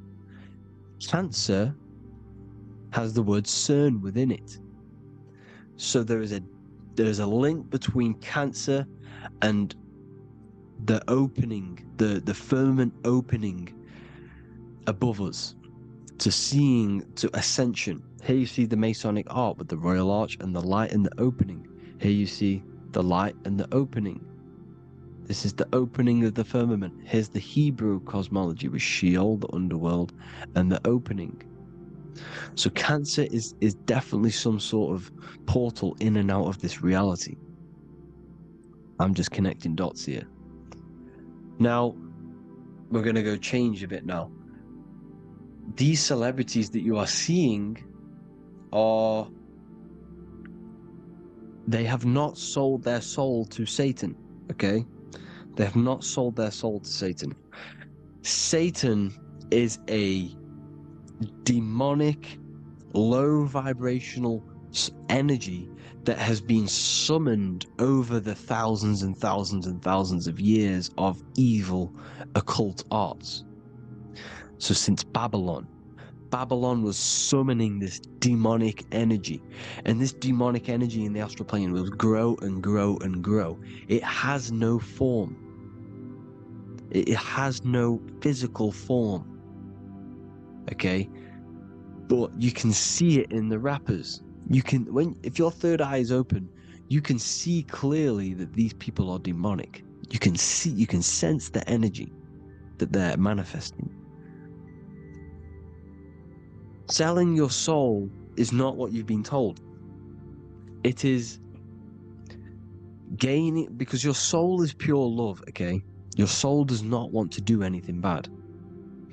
So when you sell your soul, you're gaining physical gain. You're gaining physical wealth, for example. Like for these rappers, they will be given millions of pounds because the people in control of the music industry, which is the dark occultists trying to brainwash the masses, the people in charge, they're dark occultists. They understand Satan and the energy. They are satanic energy, which has been summoned in the astral plane. They see that they have influence over the masses, so they will go to them and say, "I'll give you this amount of money forever if you manifest this satanic, demonic energy through the music and through social media to blind the masses, to brainwash the masses into this demonic energy." Because when you listen to music is frequency. Whatever you listen to, you become that frequency. So if you're listening to these people, they're throwing energy, this demonic, satanic energy that they sold out to. Soul, same word. When you sold something, you've got your soul involved. They have exchanged money, physical gain, so that they manifest this satanic energy within the astral plane and through the music, through the videos, through social media, to keep us in this vibrational frequency, in this low state of consciousness. This is what it actually is. It's not, you're not selling your soul to some sort of devil. This satanic energy has no physical form in it is formless in the astral plane. It's a summoned energy. Now, the root chakra is red. This is why the devil is red, because it symbolizes the animal nature of man. When you are operating off your root chakra, you will kill, you will fight, you will do anything to survive, because it's all about survival mode in the root chakra. They want you keeping in that fighting mode, that surviving mode, so that you are manifesting this low vibrational frequency, this satanic energy, this demonic red energy. This is why the devil is red. And the devil has a tail with the red arrow pointing down because it symbolizes your light body. This is your Merkaba. Your Merkaba is your light body. Mer equals light, Ka equals spirit, Ba equals body. Merkaba, this is the devil's tail pointing down, the descension, your heel, up to your heel, hell. Ascension to heaven, head. You see, this is the all-seeing eye with the illumination coming off it, your head, when you're illuminated. The Merkaba is your celestial sphere to portray different planes of reality. It is the vehicle of ascension. It's your light body. It's in the word Kabbalah, Kabbalah, Ka, spirit, Ba, body, La, light. Same thing, Kabbalah, Merkaba. Same thing, it's all about the light body. This light body sees different realities. So when you see the goat in the music industry, it's this satanic summoned energy that's been summoning for thousands of years within the astral plane. When it becomes to the physical plane, it will manifest through different things. A goat, an owl, Satan, Moloch, Baal, same deity, same demonic energy that's been summoning in the astral plane. And this is why the Baphomet has a goat head. Drake's new album is the goat. The Polo G, the Masonic G, with the goat. And here's Ryla Rodriguez in the mirror with the goat in the mirror and him in his physical body. It symbolizes, the mirror symbolizes the astral plane because he's manifesting the goat, the demonic energy. He's sold out to the demonic energy, and in the physical plane, he's his physical body. The mirroring, the Masonic 11, the mirroring of reality, the astral and the physical. And what do you call them when they're an amazing rapper, the best rapper? You call them the goat. Because the goat, you're the goat because you're manifesting the goat energy, this satanic, demonic energy within the astral plane. So Baal, Moloch, all the same thing. Because in the astral plane, if you want to gain spirits to come to you and communicate you, in the physical world, if you want to communicate with spirits, you have to gain their attention. You can either gain their attention or come together and agree to create some sort of being, which is Satan. Okay? You can, like I said earlier, you can create these beings, you can summon them or attract them. One way to attract them is sacrificing. In order for you to become God-man, to turn to God, you have to sacrifice your life. You have to sacrifice, not drinking, not doing things, not doing anything demonic, not doing anything bad, not eating meat. You have to sacrifice yourself to become the light. However, if you want quick, instant gains in the physical world, you can sacrifice something else to communicate with these spirits, because these demonic energies feed off demonic energy, your demonic energy. So these dark occultists will give away babies, they'll sacrifice, torture babies so that they gain, so that they can communicate with these spirits for physical exchange. Yes, you can do this. These powerful spirits, these powerful demons can give you powers. They can give you certain things. And this is what they are doing. They're summoning and attracting these demonic energy. This is why, trafficking is one of the most, Balenciaga. Baal is the demonic energy in the astral plane, which requires child sacrifice for his presence. Balenciaga, and they were trafficking children. They were trafficking, killing them, and offering them to the spirits. This is what they are doing. Balenciaga. It's in the name. Here you see, you can see here a stick man with two horns. The goat, obviously, it's all the same deity. Baal, the goat. Moloch, is Moloch the owl, the Egyptian owl? Because it comes from the owl of Moloch, which is Baal, which is Satan, all the same demonic energy. And it's on the dollar bill, a tiny dollar bill, tiny, on the $1 bill. All the same thing. Bohemian Grove, they worship the big owl, Moloch. It's all the same thing. It's all one big demonic energy which has been summoning in the astral plane. And it's trying to take over Earth, the physical plane. That's what it's doing. So I hope you all gained a deeper understanding of the astral plane and what's actually going on in the world. Please leave a comment if you can to help the algorithm. Drop a like if you like this content. And hope you all learned something today. And God bless you all. Thank you all.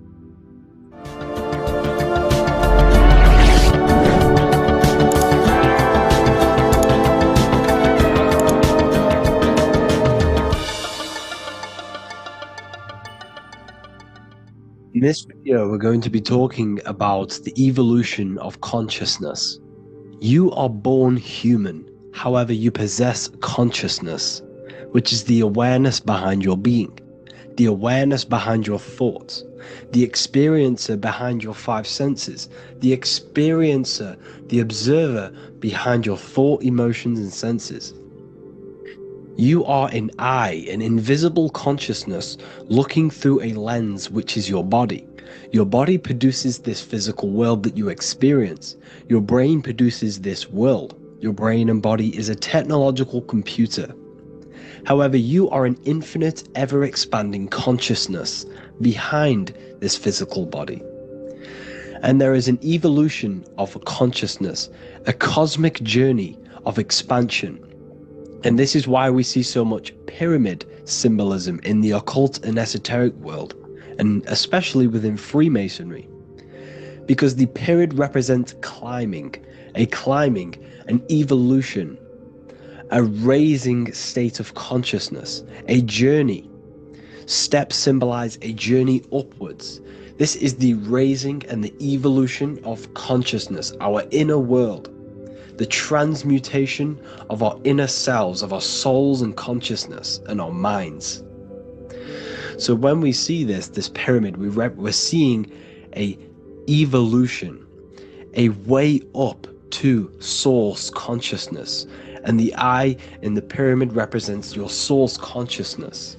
It represents illumination. It represents divine guidance through this evolution of consciousness. This is why we see the ladder. Consciousness is ever expanding on an infinite journey of evolution. Each individual is a part of this cosmic process, contributing towards the ongoing expansion of both mind and awareness. As we evolve, we collectively explore deeper levels of existence, expanding the boundaries of thought and consciousness. The mind has the ability to expand infinitely into new realms of thought, into new dimensions of mind. The mind cannot be filled up. It is not a physical substance. The body can be filled up because it is a physical thing, but you cannot fill the mind. Therefore, the mind is constantly expanding, ever expanding into new fields of thought. So what we see in Freemasonry, the ladder, is again a journey, an elevation of consciousness. When we are born with an infant consciousness, and as we gain older, we gain an adult consciousness. Our inner world, our inner mind, and our emotional intellect changes and evolves. We are significantly different from when we were very young as an infant. It's because our consciousness evolutes, it changes, it alters like water. So just like this evolution of your own consciousness as growing up, there is consciousness of beings existing in cycles beyond our own. And their consciousness is unimaginably different from ours. They operate on a higher level of understanding and knowing, experiencing reality in ways that transcend our current comprehension. Our minds right now cannot comprehend the highest states of consciousness. There are entities, there are beings beyond our own, existing in higher dimensions of consciousness that we cannot comprehend because they have expanded. They are on a further way up the ladder of consciousness. However, we are all on the same journey. None of us can take the same journey. There is one ultimate goal, reaching source consciousness. However, this is always ever expanding. However, we are all on a different journey. There is one truth, one source, one goal. However, there are billions in different ways of reaching it, and we are all on these different paths to source consciousness, to this ladder, this evolution of universal evolution. Okay? Their awareness is attuned to new dimensions of existence, reflecting a more advanced stage in the cosmic journey of consciousness evolution. So when you take DMT, you are shot into these higher realms of consciousness where you meet these beings who look similar to these images. They are not speaking to you physically. They don't speak to you three-dimensionally through vibration and words. They speak to you mentally. If you have done DMT, then you know this. And if you have met these beings, then you know this. You might have even met some of these types of beings on mushrooms or any psychedelic drugs. Because ultimately, when you take these mind-altering substances, it's altering your consciousness. It's merging your consciousness with the spirit of that substance. And you are essentially attuning your mind to higher dimensions of consciousness. That's why we say we're getting high when we take these substances. Therefore, when you meet these beings on DMT, you are essentially meeting beings who are attuned to higher dimensions of consciousness, and they speak to you mentally. They speak to you telepathically through thought, because the universe is mental. Everything exists within the mind. The way you are now, your physical existence, is a state of mind. Mind, thought creates matter. Spirit and matter are two opposing ways of thinking. If we have a very spiritual mind, we have an expanded mind, we are a spiritual person through the mind. However, if we have a very low state of consciousness where we think about food, sex, lust, and all physical things, then we have a physical consciousness. Matter and spirit are two opposing forces, two ways of thinking. The mind attunes itself to different levels of understanding in different dimensions. So, essentially, this is what we're looking at. The body is a vessel for the fluidic, formless consciousness, a temple that houses the essence of our awareness. While the five senses are limited to perceiving only the physical plane, the mind transcends these limitations, capable of perceiving the full scope of reality.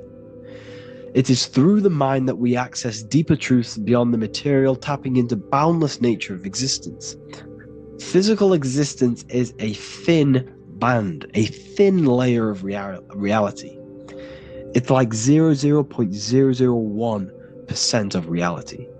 And your five senses are only tuned into this layer of reality. But the five senses are, by design, only allowed to perceive physicality.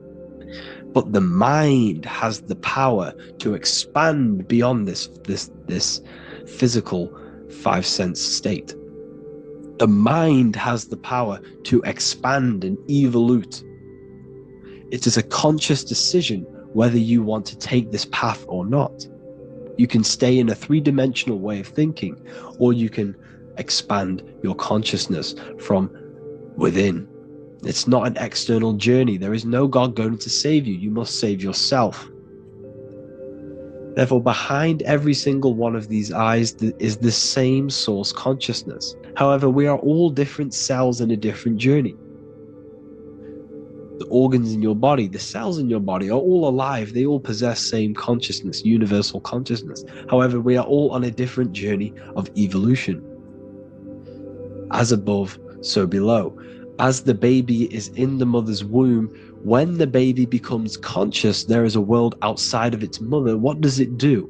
It presses and seeks a way out to be born in the other world outside of its mother. It is the same with your consciousness, your mind. When your mind becomes aware that there is realities beyond the immediate surroundings, it seeks a way out. And this is exactly what I'm doing to you now. I am now expanding your mind and telling you there is other ways of reality. There is other dimensions of consciousness which you can access through inner transmutation, through different ways of thinking, spiritualism, and meditating and connecting with yourself and detaching from external things. We can upgrade our consciousness. Your body is a womb. Why Jesus says you must be born again to see the kingdom of God, because you are born physically and then you must be born again spiritually, awakening your inner consciousness. So like I said, as the baby is in the womb, it's the same principle. As above, so below. You were a baby, you were in your mother's womb, and you figured out there is a world outside of your mother, so you seek to weigh out your mother to be born in another world. It's the same now. You must do this now. This is your spiritual evolution. This is the evolution of consciousness. It's ever expanding. When you die, this is a transition. You must learn to not fear death. This is another part of your spiritual journey. You must master death. Therefore, like I said before, the mind has limitless capacity to expand into new realms of thought, continuously exploring uncharted ideas and concepts without boundaries. The mind can ever expand. It can never be filled. It can never ever know everything. There is infinite fields of knowledge, infinite fields of thought. Your current state is just one stage on an infinite pathway. You won't remain human forever. The human experience is a crucial phase where we learn to balance polarities, master the fundamental laws of the cosmos. It is a period of growth and transformation, preparing us for the next stages in our cosmic evolution. The goal is to strive for perfection, yet the true perfection is unattainable. It's like a tunnel, and there is a light at the end of the tunnel. And as you walk through this tunnel, the light is ever moving backwards. You should forever seek to meet that light, but you will never meet that light because consciousness is ever expanding. You should strive for perfection, yet knowing that perfection is forever unattainable. The journey is endless, with each step revealing deeper layers of understanding and experience. The pursuit of growth and expansion is itself the essence of our evolution. You can find all of this knowledge in the amazing book that I have read for years. I have read this book, The Emerald Tablets of Thoth, the Atlantean, by M. Dorial, translated by M. Dorial. I'm telling you now, this book, now that I've told you this, you have some context on the book. The whole book is about evolution of consciousness. He's talking about higher dimensions beings. He's talking about how you can transcend this physical plane. It is truly the most amazing book you will probably read. One of the best spiritual texts you'll see. It's hard to understand, so you must read it over and over again. And the more your mind progresses, like for me, I read this every couple months, and the more I learn about consciousness, the more I expand my own consciousness.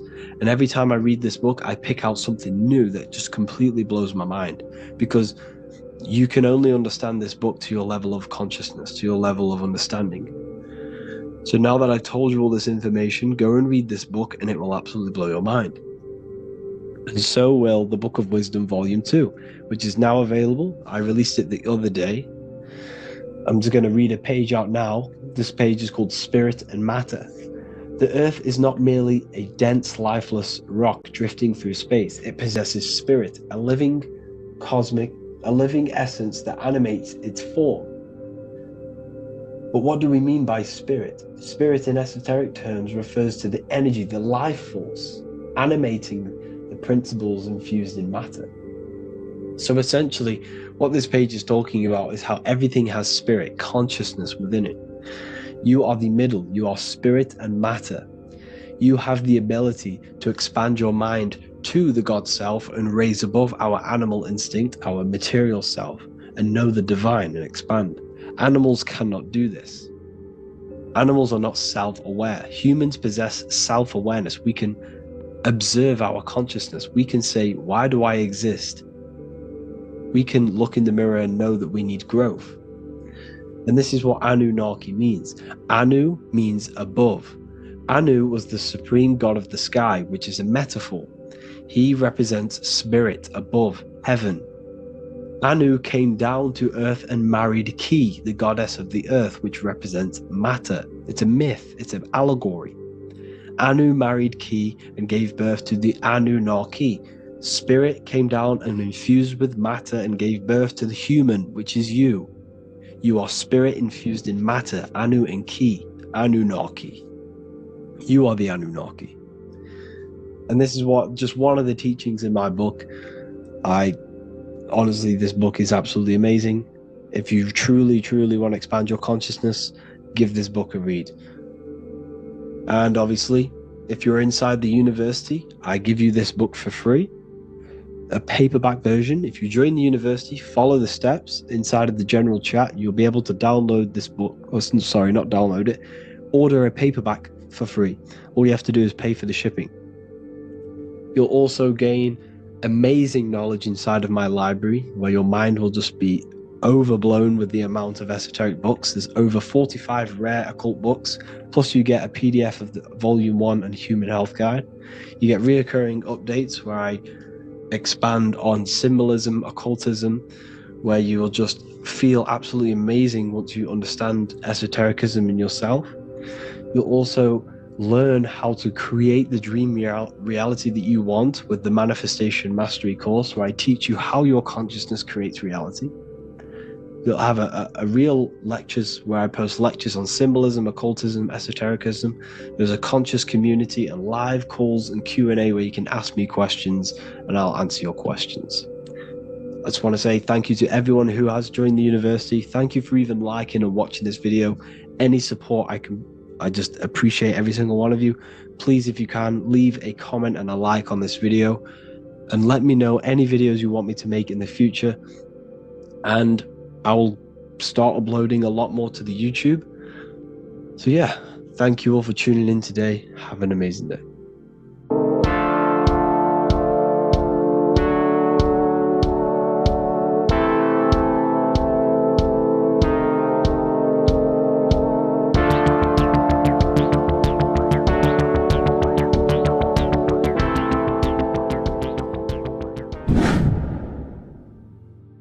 What is good, people? We're back with another video, and today we're talking about the chakras. Let's jump straight into this because I know there's been a lot of requests for this video. So let's jump straight into this. So you have 7 chakras, right? 7 chakras, and these chakras are feeding off your electromagnetic field, known as your aura. This is both positive and a negative pole, male and female, right? This electromagnetic field is made out of electric and magnetism, and together they come as electromagnetic. Now, your chakras, the word chakra just means wheel, spinning wheel, because that's what they are. They're spinning wheels of energy. They do not exist on this physical plane. They exist on the etheric plane. Okay? Now, these energy centers are known to regulate your emotions, and each energy center controls the organs and cells in that particular area of the body. So, for example, your sacral chakra will control the cells and organs of your sexual reproduction area. Okay? The navel chakra or solar plexus will control the digestion in your body. Same with the heart, same with the throat, right? So they are like mini brains for each center of your body. They run along up the spine, but notice the crown chakra exists outside the body. It's just above the head. Now, this process of the chakras is obviously the 7 colors of the rainbow, starting from red, which is the lowest vibrational color, all the way to violet, which is the highest vibrational color. This, like I said, these energy centers are feeding off your electromagnetic field. So if these chakras are unbalanced, they are taking too much energy from your electromagnetic field, making it weaker. Now, this is the North Pole. As you all know, the Earth is flat, and we live inside of a giant torus field, and the North Pole is the Earth's heart chakra. And this is why the aurora borealis, or the northern lights, whatever you want to call them, that's why they are green, and they are being emitted from this center point of the Earth, because it's symbolizing the heart chakra, which is green, right? Now, you do work your way up to these. However, this is a torus field. You are a torus field. You have different layers of this torus field, right? And you need to balance all of these chakras, but you can't move up these chakras until you open the one below it. So it's like a stairway. You can't go to your solar plexus without going through your sacral. You see? So you have to work up these. However, you have to work up these and then live from the heart, because the heart is the center of the torus field. It's the balance between male and female poles, positive and negative poles. So you have to balance all of these chakras and then bring them all into one, which is the heart chakra. Now, they exist on the etheric plane.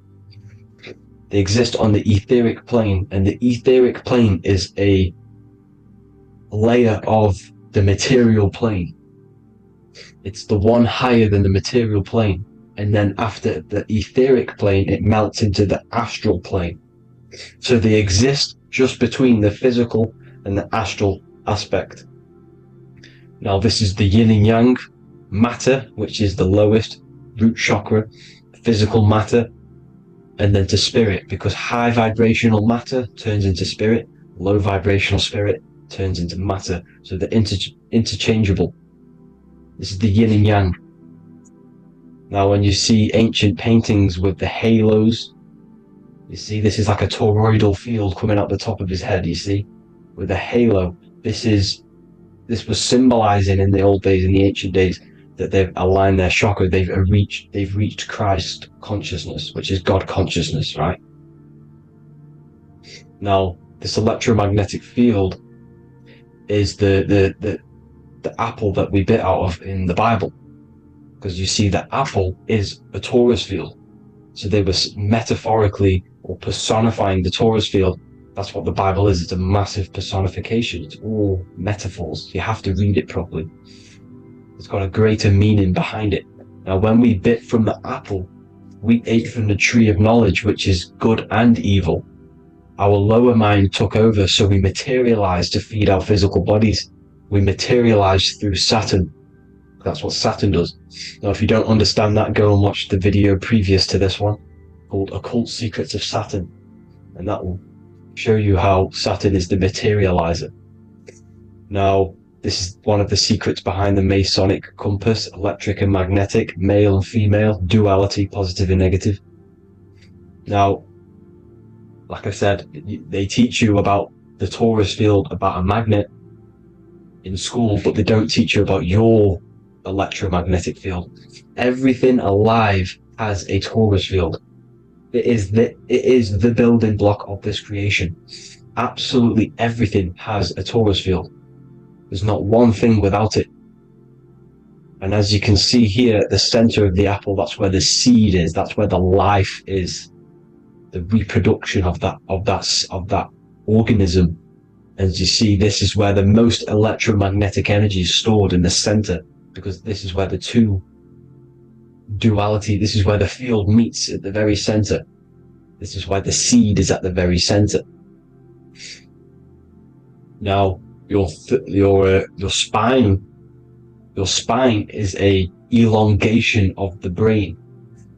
The brain is heaven, and the bottom of the spine is hell. So this is Saturn, which is the root chakra. The 7 planets are associated with each chakra. Moon equals mind. Okay, now Saturn is physical matter, as I've just explained.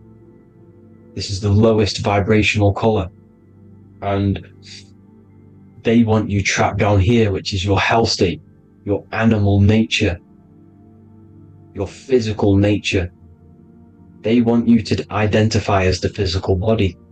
They don't want you to reach these higher states of consciousness. Okay? Now, in the brain, you have 12 convolutions. Now, this is what they were symbolizing in the Bible with the 12 disciples. And obviously in the Bible, it says the upper room where Jesus met with his disciples. This is heaven, the brain, the higher states of consciousness. Now, this is your North Pole. This is Jacob's ladder. Okay? This is why you have 33 levels of Freemasonry, because it's symbolizing the 33 vertebrae, which are these little things here on the back of your spine.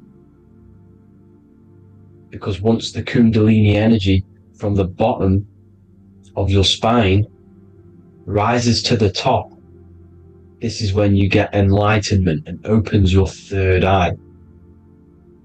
Spiritual enlightenment. As you can see here, this is Jacob's ladder. This is the Kundalini symbol, right? And they're even showing you this in the medical symbol. They're putting it in your face. But the serpents are wrapped around the spine. Now, the serpents symbolize how the energy moves around the spine, because it's a torus field, you see? At the center of the torus field, it wraps around the center pole. It wraps around it, and this is how the energy moves up. So they're symbolizing it with the serpents. Okay? Now, every religion has a sacred river. For the Egyptians, it's the River Nile. For Christianity, it's the Jordan River, right? This river is the canal, the energy canal at the center of your spine, all the way leading to heaven, to the Holy Land. This is the chamber which the energy rises up, right? Now, they used to say the gods descended from heaven to man. This is just heaven. This is the mind state. And they said the gods were connected by a rainbow bridge. That's the chakra system, the rainbow bridge. Okay, now the ancients called this place Midgard, Earth, where both evil and good live, right? Midgard. But you can go to heaven, which is a pure mind state, because once you're in heaven, nothing negative can ever bother you. That's completeness, pure Christ consciousness. Now, this is why Jesus dies at 33. He didn't actually die, but it's symbolizing the death of the physical body. Not the death of the physical body, but his consciousness rising above the physical body to, as I said here, matter to spirit. Matter died off and he came spirit consciousness. This is symbolized by the 33 vertebrae, which is obviously the 33 levels of Freemasonry. And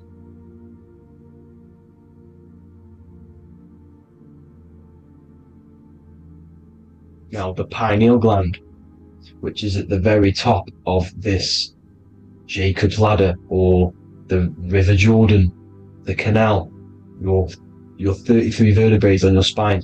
This is where the pineal gland sits, right? At the very top, at the center of your brain. Now, there's multiple ways this was symbolized. The Eye of Ra, which is used by the Egyptians. Now, this pineal gland is the seat of consciousness. This is where your consciousness is stored, right? And the ancient Sumerians used the pine cone, hence why it's got the word pineal gland, the seat of the soul consciousness. It produces DMT, dimethyltryptamine, which is known as the spirit molecule. And the pineal gland is wrapped in microcrystals, and we all know crystals transfer frequency. and energy. Now, radios use crystals. A radio is a frequency transmitter, turning a frequency into a frequency that we can hear with our ears, right? Because all the radios are actually playing right now in your ears. However, our ears can't pick it up, so the radio transmits it into a frequency that we can hear using crystals. So this is the power of crystals, and this is what our third eye is wrapped in, crystals. Now, this third eye is not actually your third eye, it's your first eye. When you're being materialized in your mother's womb, this is the first gland that is produced, and everything's built around it, because it is the consciousness. It is your consciousness. Your consciousness never dies, ever. It's an eternal essence. It lives forever. You never actually die. Only the mortal body dies. Now that's what we call life. Life is abided by time, and time is change, and change is what we call life, because everything's constantly moving and transforming into different things, right? Now let's not get off track. The pine cone is obviously, this is in the Vatican here. The pine cone is symbolized as the pineal gland, pine. And this is the opened pine cone. The opened pine cone means, or symbolizes, the awakened man, the awakened third eye. But the ones here, which the Sumerian gods are holding, these are shut pine cones, symbolizing the unawakened man. But let's not get confused, people. These gods were not gods. They are human beings just like you. They reached Christ consciousness. They are nothing more special than you. They just had the ability to reach Christ consciousness. And obviously their knowledge was far more intelligent than ours, far more advanced than ours. They knew the truth about this reality to the depths. Now, the ancient Hindus had a goddess called Kundalini, which is said that she descended by the means of a ladder or a cord from heaven, which is symbolizing the spinal cord. Now, this is what hickory hickory dock, the mouse went up the clock and came back down. This is all these stories, like Santa as well. Santa comes up and then down the chimney. This is symbolizing the Christ oil. There's an oil which is produced in your pineal gland, right? And this oil travels down the spine. And once it's down on the spine, you must have to raise your consciousness, just like I said with the chakras. You have to raise your consciousness, raise your vibration to heat up this oil and turn it into a gas. And it travels back up the spine through like the serpents up the spine, and this awakens the third eye once it's coming back up the spine and hits the pineal gland. This is the secret behind Santa and hickory hickory dock, because Santa comes down and feeds the presents and goes back up the chimney, and he lives in the North Pole, the positive pole. This is the North Pole, people, and the presence is your sacred oil. This oil, your physical body, is the furnace. It's the spiritual furnace, which you have to heat up this oil by raising your frequency and turning it into a gas to rise up this chamber, the River Jordan, to your third eye, right? Now, this is an alchemical process. Your body is the alchemical furnace. It says in the Bible, if therefore thine eye be single, thy whole body shall be filled with light. I shouldn't have cut that out, but that's what it says. The light of the body is thine eye. If therefore thine eye be single, thy eye shall be filled, their body shall be filled with light.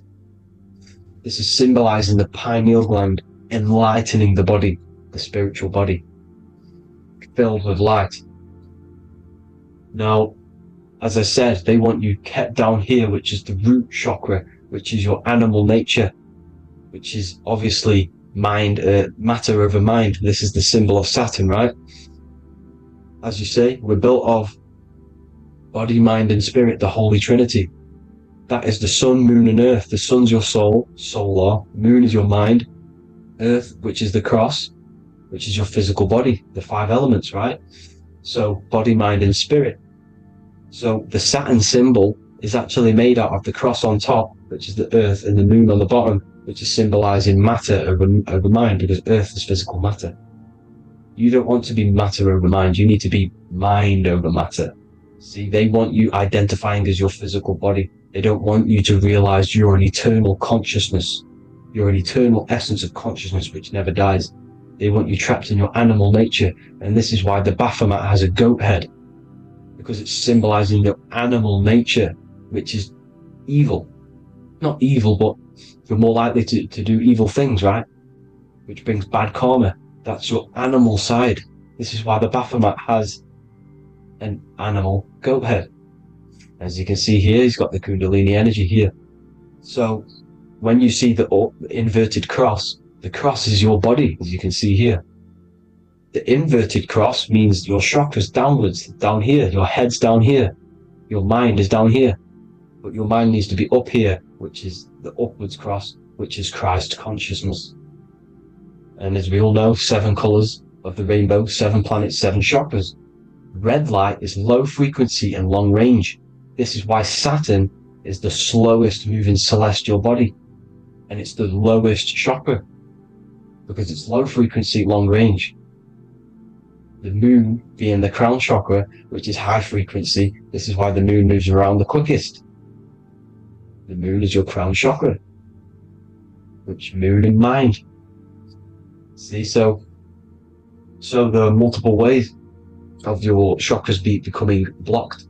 Now, each chakra has a specific intelligence. It has a specific thing that it's doing for the body, right? Now, this can be overused. It can be abused. For example, masturbation. That keeps you down here in your sacral chakra, because you're abusing the energy center. You're abusing your sexual energy, which is then becoming unbalanced. So this is how energy, this is why these centers are pulling more energy out your electromagnetic field, because these centers are wheels. The chakras just mean spinning wheel of energy. So when you're abusing these certain centers, you're pulling energy out of your electromagnetic field, which is making your field weaker, which is making your frequency lower, which makes you prone to diseases, prone to lower negative energy, right? So you need to align these chakras. You need to unbalance them. And as you can see here, you can screenshot these to see how they're blocked. I'm not going to go over each one because it'll take me forever, but have a little read yourself. This is why they're blocked. Now, the ancients used to say Aum when they meditated. Now, these are the 7 vowels. There's not 5 vowels, there's actually 7. Now, when they say Aum, they're aligning all their chakras by saying this when meditating. This is where the Aum originated from. Now, emotion is energy in motion. So if you're feeling a certain way, that's the energy you've put in motion. It's a reflection. We live in a mirror reality. Everything's mirrored. Everything's mirrored. As within, so without, as above, so below. Everything's a reflection of some sort. So whatever you're feeling, you're doing something wrong. It's telling you you're doing something wrong from the root cause. Because your energies are the effect. You're feeling the effect of something you've caused. The law of cause and effect. Nothing escapes it. Now, the Jehovah's Witness believe that exactly 144,000 faithful Christians go to heaven or be resurrected, right? This is not true. This is symbolic. 144,000 go to heaven. Now, the petals on the chakras, this is the root chakra, this is the crown chakra. Now, if you add up the first 5 chakras, the petals, add up the petals on the first 5 chakras, you get 48. And then you get to the third eye, which has 2 petals. 48 times 2 equals 96. 96 plus 48, which you got from here, equals 144. The last chakra has 1,000 petals. Times 144 times 1,000, you get 144,000. This is a frequency. This frequency is the frequency of the ascension up your chakras. This frequency is a high frequency which turns that oil into gas, which rises up the spine, activating your third eye. Right? So this is all the religions are all symbolic for this sacred secret of Christ consciousness. As it says in the Bible, the kingdom of God is within. It's not out there, people. You must look within yourself. You are God. You are a spark of his consciousness. Infinite consciousness, right? So 144,000 is a frequency, and you must achieve this. Like I said, these people in the past, they're not gods, people. These were just humans. Nothing special. They just reached Christ consciousness. Now, they keep you in these lower vibrational states with the food, right? And as you can see here, all of these fast food restaurants are mainly are red and yellow, which are these lower states, these lower two chakras, lower vibrational colors, because they want you trapped down here in matter. And these foods are so low vibrational, they will keep you down here, because your gut produces, I think it's like 80% of melatonin. Melatonin is your feel-good hormone. These foods will not make you feel good. This is very low vibrational. Meat. It's not meat, it's raw flesh. These animals are stripped from their family, put on a conveyor belt, watch their friends be tortured, and then get slaughtered in a slaughterhouse. Think of all the fear that's running through their blood, all the hormones, all the fear, and you're going to go and eat that very low vibrational energy. As you can see here, this is the light photons within fruit. You can see the light, the life force in this fruit. You must think, feel, and do positive to raise your vibration. As you can see, earth equals heart. If you rearrange it, everything in nature is green, right? The aurora borealis is green. You must align all these chakras and then live from the heart, because the heart's the center of the Torus field. You must become the consciousness in the center. So that's it for this video, people. Thank you all. God bless.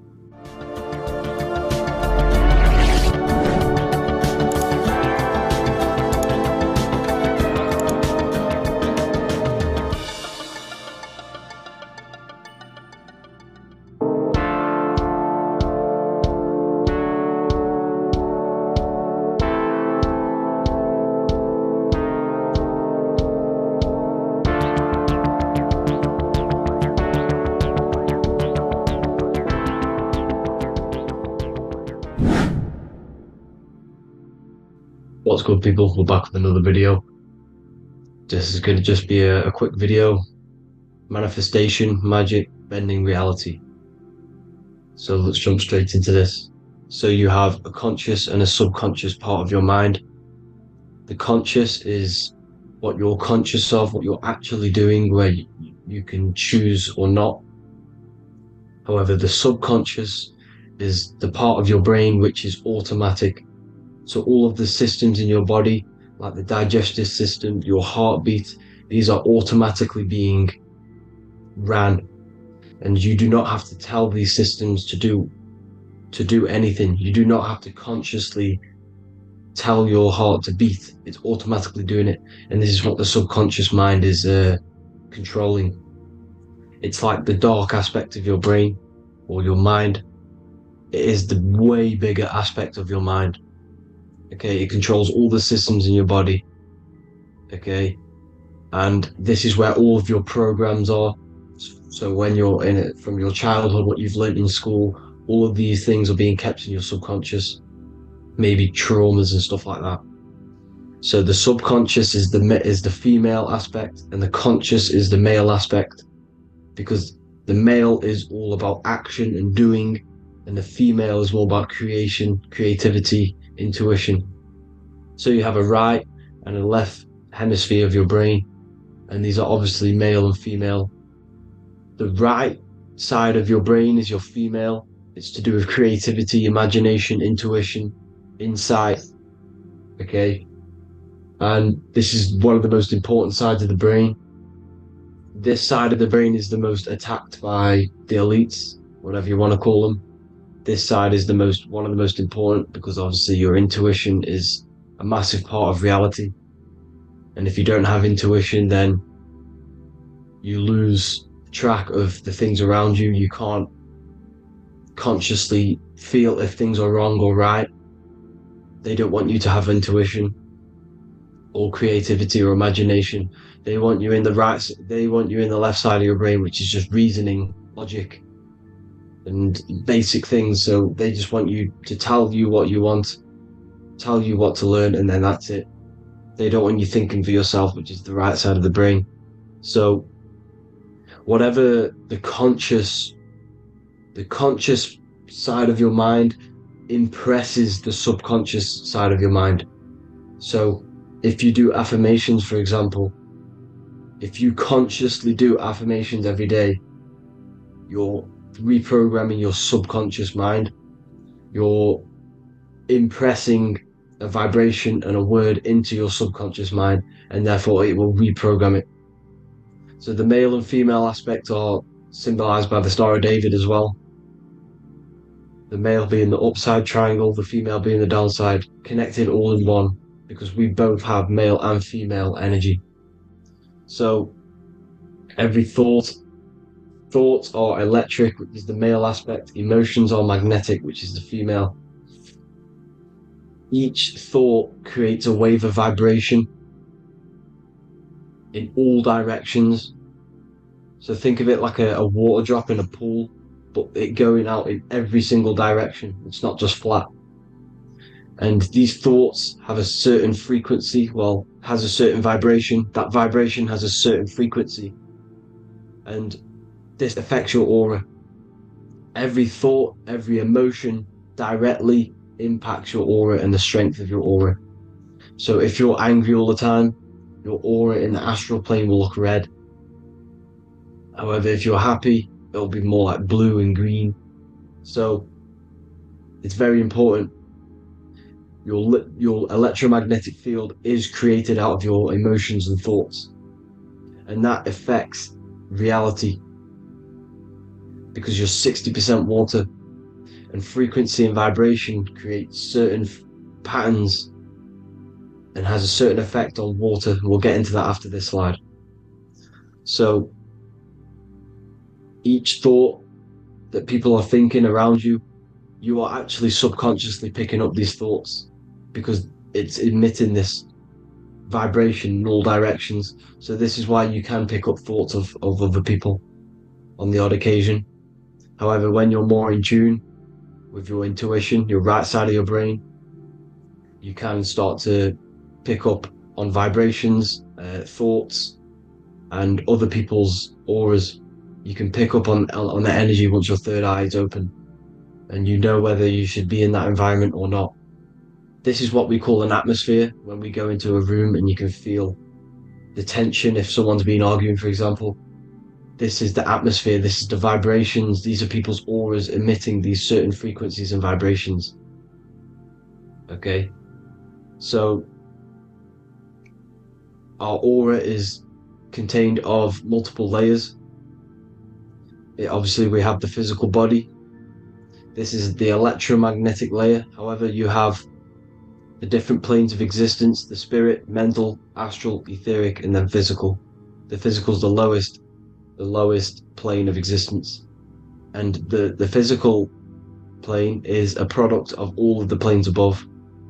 So the mental impresses on the astral impresses into the etheric, and then the etheric creates the physical object. So the mind is the root cause of reality. The mind is the cause of everything. Your consciousness is pure cause. There's no effect. Everything you see in this reality is the effect. Everything that you experience is the effect, because the root cause was the mind. The decisions you made you experience that certain experience. And that decision was created on the mental plane. And this is just pure thoughts. And thoughts are things. If it exists in your mind, it is a thing. It's a certain frequency. So if you have a certain level of thoughts, if you're thinking positive, for example, you're going to have a strong aura, you're going to have a higher vibration, and that attracts like. Like attracts like when it comes to thoughts and vibrations and electromagnetism. So if you're thinking positive all the time, speaking positive, doing positive, you're then creating a higher vibration, and that's going to attract people on that similar frequency to you. Everything is electromagnetism, frequency and vibration. Everything. You see, so this is why, for example, if I put my hand to a TV screen, if my finger was the same vibration as the TV screen, it would go straight through it. However, the particles in my hand and the particles on the TV screen are two separate vibrations, and this is what causes the friction to stop, and not my finger to go straight through it. So like I said, when you don't feel the vibe of someone, when you don't feel right, you don't really get along with someone, this is a vibration. Your vibrations are not matching, they're not similar, they're two complete different vibrations, and they're not aligning properly. So music has a massive part on this. Music is a massive, massive tool for the elites, because music is frequency. And in 1975, the musical instrument are all tuned to 440 hertz. So Spotify, Apple Music, most of the music on YouTube is all set to 440 hertz. And 440 hertz is not divisible by 3, 6, or 9. And when you can't divide a frequency by 3, 6, or 9, it's not a natural frequency. As you can see here, this is 432 hertz. This makes a nice geometric pattern. However, 440 hertz is a distorted pattern. So when you listen to this, this actually shuts off the whole right side of your brain. Like I said at the start, this is the most attacked side of your brain. It's to do with creativity, imagination, intuition. When you listen to 440 hertz, it shuts off the whole right side of your brain. And obviously shutting off all of these forms of your brain. Music is a very, very powerful tool for the elites, because it's the only thing which can enter your soul or your ears without consent, your body without consent. Everything else has to be through consent. You choose whether to eat something, you choose whether to drink something, but frequency, you're going to hear it no matter what. This is why it's so powerful, and music influences the body in many different ways. It's the most powerful imitator of everything. It directly affects all listeners. It directly affects intentions, gestures, movements, and actions. It stimulates your mind, and certain songs, certain catchy songs, can reprogram your subconscious mind, invoking certain emotions. This is why when you listen to slow beat songs, it makes you feel more sad. When you listen to upbeat songs, you feel more energetic. This is because these frequencies have a profound influence on reality and on how you feel. Because like I said, you are 60% water, and as you can see here, each frequency creates a different geometric pattern, and inside of you is 60% water. So like I said, 440 hertz is going to make a distorted pattern in your water, and this is going to have a profound effect on your emotions and your reality. So like I said, health is not just the body, you are made of body, mind, and spirit. You need to look after what you put in your body, you need to look after your spirit and look after your mind. It's very important to keep all these in balance, because once one of these are unbalanced, it affects the other two. So if you're eating wrong, it's going to affect your spirit and mind. If you're thinking wrong, it's going to affect your body and spirit. These are all interlocked. You have to look after them all. So it's very important you understand music. Stop listening to low vibrational music. To be honest, you want to listen to music without any sort of speaking inside of it. You just want pure frequencies, which are the solfeggio scale, like one of these, for example, 432, 528 hertz. These are all good frequencies. It's called the solfeggio scale. And these frequencies make you more in tune with nature.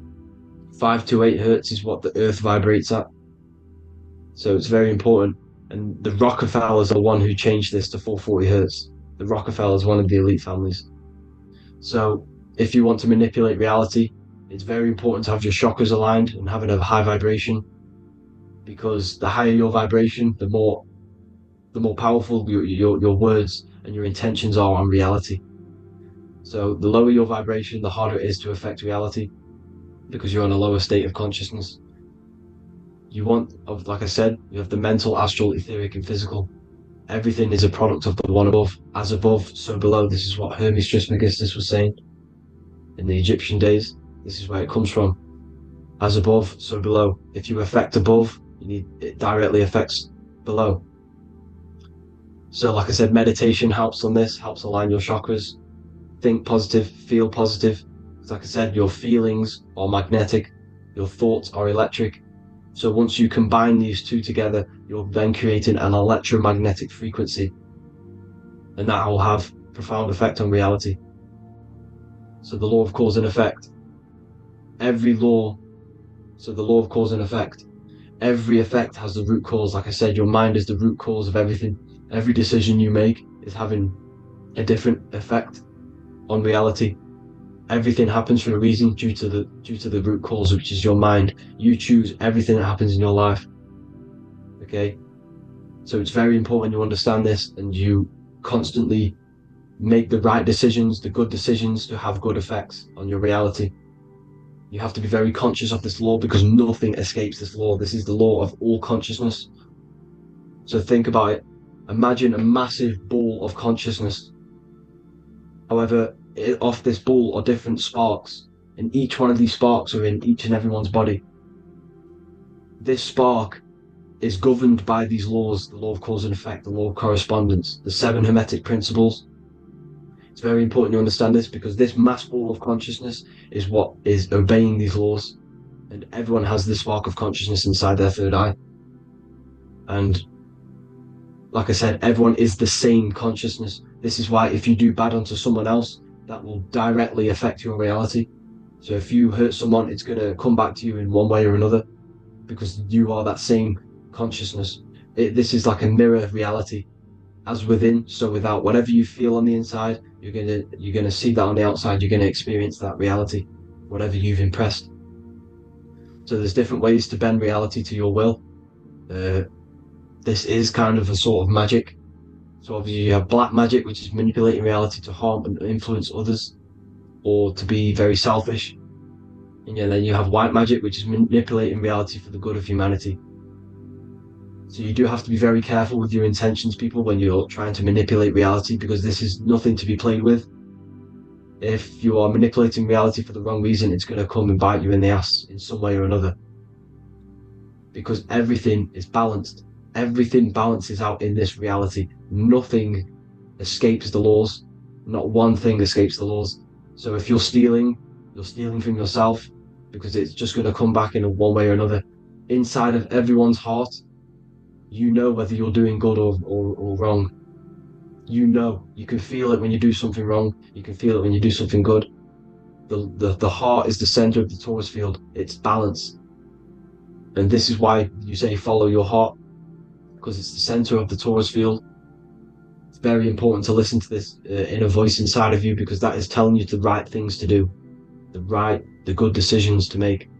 And when you keep following that voice, that good voice inside of you, it takes you to your life path. Very important to follow that voice. However, don't let the ego get in the way of it. Don't care what your friends are going to say. It's very important to understand this. So, you have different ways of manipulating reality. You have sigil magic. This is where you create your own sigil or symbol. You create your own sigil and symbol, and then you charge it. You behind that symbol, you have an intention. So for example, if you want to manifest wealth, you create a sigil which represents what you want. You create that sigil, you draw it out, you charge it, because wherever your attention goes, energy flows. So whatever your attention is, you're sending energy that way. So what you do with your eyes and your hands, you place attention on the sigil, Imagine that it's glowing. Imagine that you're sending energy to the sigil, and then you burn the piece of paper once you've done this. And then after this, you meditate on that symbol. You constantly think about that symbol, because that symbol is the frequency, is the thing that you want to manifest. So that's one way. Or you can just meditate on your reality. So imagine yourself having already what you have. This is what they call a mindset. You must set your mind to the frequency what you want to manifest. Okay? So if you want to manifest wealth, for example, imagine yourself being wealthy. What would it feel like? What would you be doing? Imagine a scene in your mind. Constantly do this, and you're putting out that frequency. Like I said, you must think, because the thoughts are electric, and then you must feel, which is magnetic. Together, this creates an electromagnetic frequency, and this is how you attract things to you. You will attract the certain people to come in your life to bend reality to your will. Okay? Or you've got mirror magic. Stare yourself in the mirror, because a mirror reflects light. It also reflects energy. So you've got to be very careful with what you say to a mirror. You've got to be very, very, very careful, because whatever you send into that mirror is directly sent straight back to you. So if you're thinking negative, you're sending negative energy back straight to you, and that's going to have an effect on your reality. Affirmations are very important, because your words are frequency, your words are vibrations, and each word you say has a certain frequency. If it's positively charged, it's going to affect you positively. If it's negatively charged, because like I say, your brain and your mind is like the director of energy. That's what your brain is, and it directs energy into certain things. You can either positively charge it or negatively charge it, and this brain is creating your reality constantly. It's manifesting your reality constantly in the present moment. So this is what the government knows. The government know your mind is the root cause of reality. This is why they call themselves a government. The New World Order is not being manifested by them. They are controlling the information. They are controlling your perception of this reality. And they know the mind is the root cause of reality. Therefore, if they control your perception of reality and your information, what you believe, you're going to manifest that information, that perception. So we, the people as a collective consciousness, are the ones manifesting this New World Order. You see, so this isn't black magic. They're actually tricking us into manifesting their own their plans, this New World Order. You see, this is how smart these people are. They know how to get around the laws of reality. They know how to bend reality to their will without facing the consequences. They're getting humanity to do it. You see, there is a collective consciousness. As like I said, we all have that same spark of consciousness, right? So as a collective consciousness, we are on a very low vibration at the moment. However, we are waking up rapidly. There are more and more people waking up at the moment, and light always chases away the shadow. Light is a lot more powerful than darkness, you see. So one person waking up has a massive effect than one person being asleep. It has a profound effect, because like I say, the light always chases away the darkness. It's more powerful. The light is always more powerful. High vibrations are more powerful than lower. So that's it for this, people. I hope you all enjoyed. This is a short, quick video. God bless you all.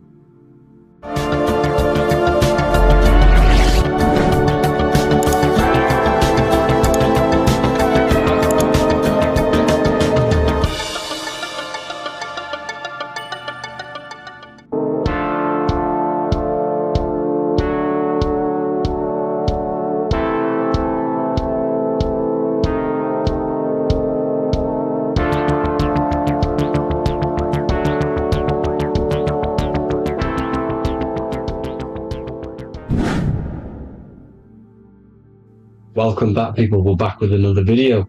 Let's jump straight into this. Make sure to tune in till the end, because this has got so much information in this video. So sit back and enjoy. So everything's Torus fields. The Earth is a Torus field. Everything's Torus, which is electromagnetic field, electric and magnetic. The center of the torus field is where the two opposing forces meet in the center. And this is what creates the plane of inertia, the dielectric plane of inertia. Okay? You got red shift, blue shift, positive, negative, south and north pole, right? This is what the ancients were showing with the tree of life. As you can see here, this is the plane of inertia and this is the torus field. Everything consists of this. Everything is a torus field. A atom is a torus field. Okay, now the inertia is the 0 point. So this plane is a 0 point. It's the balance between two poles. Okay, now this creates matter, because matter is two opposing forces in motion equalize. So these two forces coming together is what creates matter on this physical plane. And this is why we can't see the electromagnetic field, because it consists of one of the elements, which is either electric or magnetic, but when they combine together is what creates this physical plane, which is physical matter, which is light in motion. Now everything is one. Don't get confused by duality. Duality is two opposing forces, but them two opposing forces are created by the same substance. It's two aspects of the same substance. So for example, water and ice are the same thing, you know what I'm trying to say, but it's two aspects of the same substance, because all is one. The whole universe is one. All goes back to the one, which is God, the creator, or magnetism, whatever you want to call it, because magnetism pulsates. Electricity has two poles, red shift, blue shift. Okay, so red shift, blue shift is electricity, and electricity vibrates, and all vibration always comes back to a standstill point. But magnetism is what pulsates. This is why your heart pulses. You breathe, which is a pulse. This is the breath of the universe, magnetism. Now this is why the earth is green, okay? Earth can be spelt heart. If you just move the H to the beginning, it spells heart, okay? Because the heart is the center of the torus field, which is the heart chakra for us humans, okay? We consist of the same field, as you already know. Heart being the center, which is green, which is the center of the 7 colors. The center of the 7 colors. This is the most powerful chakra in your body. People think it's the crown chakra, but it's the heart chakra, because it's the center of the torus field. You must align them all and combine them all into one, which is the heart chakra. Now, earth is green. Nature's green. Okay, this is because we live on heart chakra, the plane of inertia. It's the center of the torus field. Okay, and this is what the Egyptians called Isis, which is nature. Nature is balanced, and nature is female, mother nature, because it looks after us with the fruit it grows with abundance, and the water. It's a female energy, mother nature, and this is the symbolism of an equal, balanced arms. This is the scales, it's balanced. Mother nature is balanced. This is why the sky is blue, because what comes after the heart chakra? Blue. Sky is blue. We live in Midgard. This is what the ancients called Midgard. You don't have to take this tree literally. It's a metaphor. We live in Midgard, where both positive and negative duality here. Now Mount Meru. Mount Meru was known as the center of the earth, okay? Or known as Hyperborea. And this is the North Pole, the electromagnetic North Pole. But when I say Mount Meru, it's not an actual mountain. They weren't saying there was a real mountain in the center of the earth, a magnetic rock. No.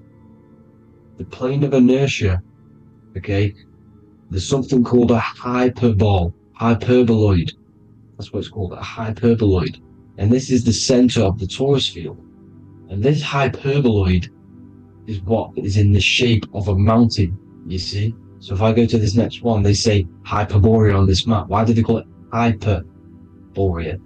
Because this is the hyperboloid in the center of the Torus field, and this is the electromagnetic mountain, a metaphor.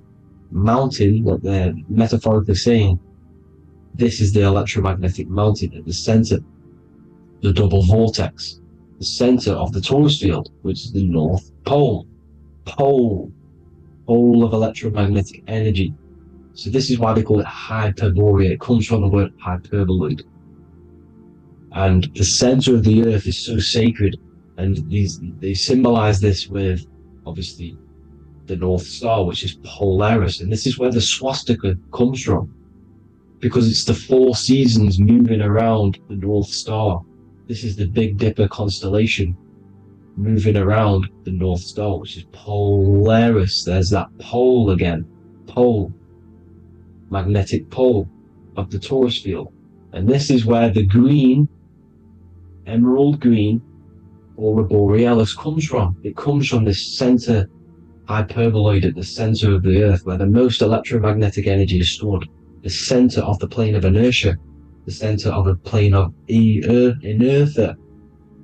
This is the all-seeing eye as well. As you can see, they got the sun, the moon, this is the Masonic cosmos, the sun, the moon, and the all-seeing eye, because the eye is Polaris, the eye of the stars. It's all the big eye.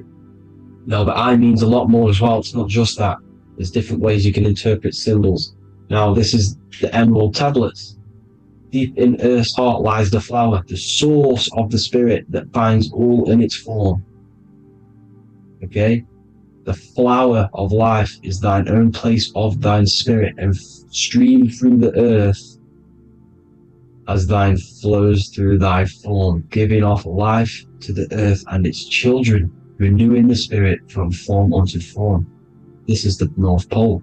This is what he's talking about. He's talking about the aurora borealis. Aurora borealis. It's the earth's aura. Emerald green. Heart chakra. Plane of inertia. Green. Earth. Heart. You see? All related. Now, there's many symbolism of this. So much symbolism of the ancients. The 7 layers of heaven. 7 layers of heaven, which are the 7 planets. Okay? These planets are the solar system. It's the solar system because we are the soul. We are the sun, the soul. And we're inside of a solar system, which is the 7 planets. That's why there's 7 layers of heaven. Okay? The rings of Saturn, the rings of the planets are moving around us. Okay? So, this is what the ancients were depicting in their cosmology. Now, this is the Hebrew cosmology of the earth. This is the Mayan cosmology of the earth. You see, it's all an enclosed system. We live inside of a giant Torus field. All is atum. It's what the ancients said, ancient Egyptians said. All is atum. Atoms are Torus fields. Don't be tricked by the modern science today with the current model of an atom. It's completely wrong. They're hiding the Torus field. They're hiding the electromagnetic field, which is in everything. Absolutely everything is in motion, and motion comes from this field. And you see, this is upside down, but this is the I think it's pretty sure it's candles, but the 7 candles, the 7 planets, the 7 Elohim. You see, it all goes back to the stars and the heavens. Now, this is how the earth really works, with the stars on the outside of the cosmic egg, and then the Torus field spinning around the sun and the moon, the positive and the negative charge. The sun gives you energy, the moon takes your energy. The moon controls monthly cycles. Moon is mon. This is etymology. Mon, month, money, demon, monster. Stir is star, moon star. We are all stars. Youngster, minister, superstar, Hollywood star. We're all stars. We come from the stars, which is heaven. Our soul comes from the stars. You see? We are the universe, the image of man made in the universe. We are a microcosm of the universe. The universe is a macro. We are micro. We consist of everything. the body, mind and spirit, the sun, the soul, moon, the mind, earth, the body, mind and spirit. We have 12 systems in the body, which are governed by the 12 zodiac signs, starting at the Aries, which is the ram, the ram of God, all the way down to Pisces and Capricorn, kneecap. It all goes back to the stars. We are the stars. We are the universe. Everything is inside of us. Everything. I would say the Temple of Solomon, the Temple of the soul and man. The soul, the temple is the body. The soul is the soul, and the man is the mind. The temple of the soul and the mind, body, mind, and spirit. We consist of the 5 elements: air, spirit, water, earth, and fire. We consist of everything. We are the universe. We're made in God's image, which is the universe. You see? Now, everything goes back to the stars. The ancients worship the stars because the stars govern everything. They govern the systems in the body. They govern your life. This is why your zodiac is so important, your sign. Each zodiac has a specific element associated with it as well.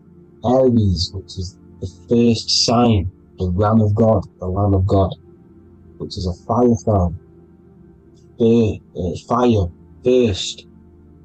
Fire first. F-I-R, this is etymology. The cerebrum, ram, which is in the brain. Aries, the ram, controls the head, the face, and the nose upwards. So it controls the cerebrum. The Torah, which is, I'm pretty sure it's the Hebrew Bible, which is the Torus. Tornado comes from the Torus field. You see? Everything's inside of you. It all goes back to the Torus field, and the Torus field is everything. Now, like I said, 12 zodiac signs, 12 systems, 12 cranial nerves in the brain, the 12 disciples of the Bible. All symbolic. You have to read the Bible properly. Now, this center, at the center of the earth, right? This is what's stirring the ether, and the ether consists of the 4 elements. Because there's 5 elements. Spirit can be called ether. People call it spirit or ether. Ether is pure potential, pure energy. It's what connects the astral to the physical. It's the dimension between the physical realm, which we're on, and the astral. So it has pure potential. It's pure energy. This is why we say either. I either want to go there or there. It's connecting 2 scenarios. That's what the ether is. It's connecting the 2 worlds, the astral and the physical. The center is like the cosmic womb. There's a black hole in the center. This is the center of the Torus field. This is the womb of creation. This is the womb of creation. And inside of this black womb are the 5 elements, and everything's being stirred around. Everything's in motion. Light is motion. Everything's motion. Now, like I said earlier, light crystallizes into physical matter. They are the same substance. Spirit and matter are the same substance, but different variations, different aspects of the same substance. Low vibrational spirit turns into matter. High vibrational matter turns into spirit. Or light, whatever you want to call it. Matter is light crystallized. This is where we get the 7 metals from. The planets. The planets are light. Specific frequencies and vibration of light. When these lights, or the planets, materialize, material metals materialize, they turn into the 7 metals. Saturn turns into lead. That's why lead is red. Saturn is red. The sun turns into gold. That's why the gold is yellow and the sun is yellow. You see, Saturn is the time god. What happens in autumn? The leaves turn red and they die. This is why Saturn, Satan, time god, the reaper, everything is crystallized till its death and then reborn again. You see, rust. When things rust, it turns to red. Because it's Saturn. Saturn crystallizes everything. He's the reaper who comes around in winter You see? He's Satan. Jesus and Satan, the Sun and Saturn.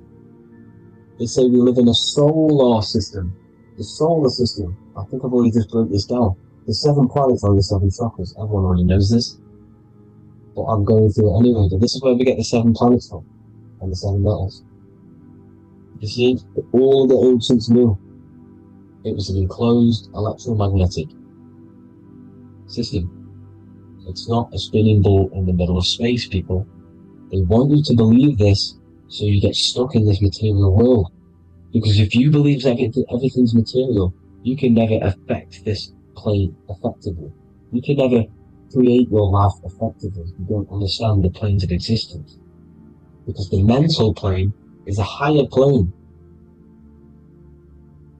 And it breaks down and it controls the planes below it. The mental plane, hold on, I've got it here for you. The mental, the astral, etheric, then physical. Etheric connects the physical to the astral, but the mental is what's above them all. You see? Now, it's important to understand this. It's important. However, the ancients always talked about the enclosed system.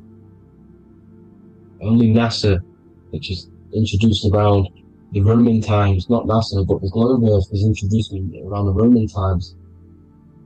Okay? By these Masons. These Masons introduced this because they wanted to take over the minds of the masses and control them. These people worship the physical realm. They know how it works. They know the ins and outs of it. They know how to do the magic. They know how to do it all. They understand it all. That's why Masonry have to take the oath. The oath of not speaking. You're not allowed to speak about anything you learn about in Masonry. Because they're discovering the truth about your mind and how it creates reality and stuff like that. So, this is the Masonic cosmology. The 5-pointed star, the 5 elements. The checkerboard for duality, positive and negative. The 2 aspects of every substance. This is another ancient painting depicting the firmament. The stars inside the firmament, the sun. You see, the ancients worshipped the sun because it's so important for sustaining our life. It's the only reason we're alive is because of the sun. But then people think it gives you cancer today. They brainwash you to think the sun gives you cancer when it's the #1 source of all life. They want you to believe it's a big, spinning, dangerous ball in space. It's not. It's here to give us life. It's God's Son. That's why Jesus is known as God's Son. It is the Son of God. God created that to sustain us. You see? So it's important you understand the true cosmology of where you are. Because if you don't know where you are depleted of all of your morals. You're depleted. You're demoralized. You're lost. You don't know where you are. You don't know where you exist. Okay? Once you accept the globe model, the heliocentric model, you will subconsciously think that you come from nothing. This is why they implemented the evolution theory just after the globe model was introduced by Charles Darwin. Charles Darwin came in after the globe model. He's a Mason, he was another Freemason, and implemented evolution where we came from monkeys, because they want you thinking less of yourself so they can manipulate your mind. You see?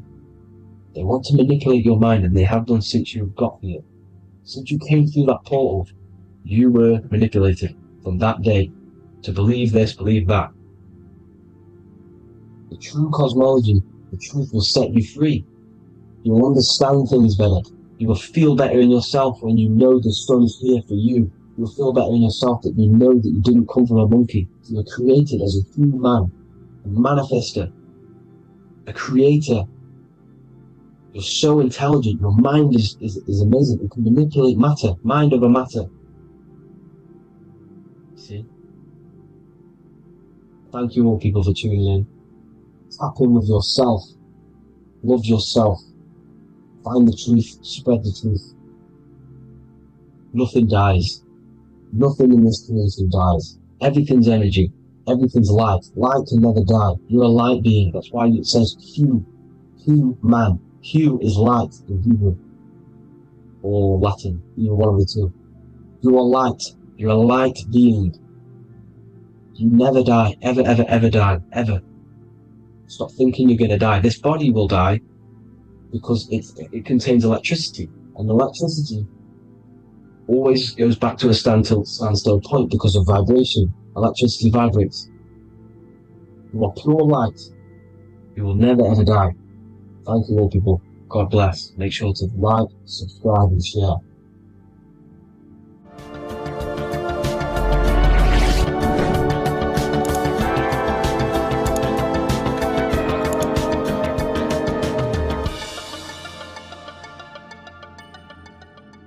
Welcome to Revival of Wisdom. What is good people is Revival of Wisdom. We're back with another video. Today we're going to be talking about the importance of Saturn and the occult. Let's jump straight into this. So Saturn is the god of the earth, right? It's the time of God, change, destruction, physical matter. He creates and destroys because the energy of Saturn is the key to crystallization.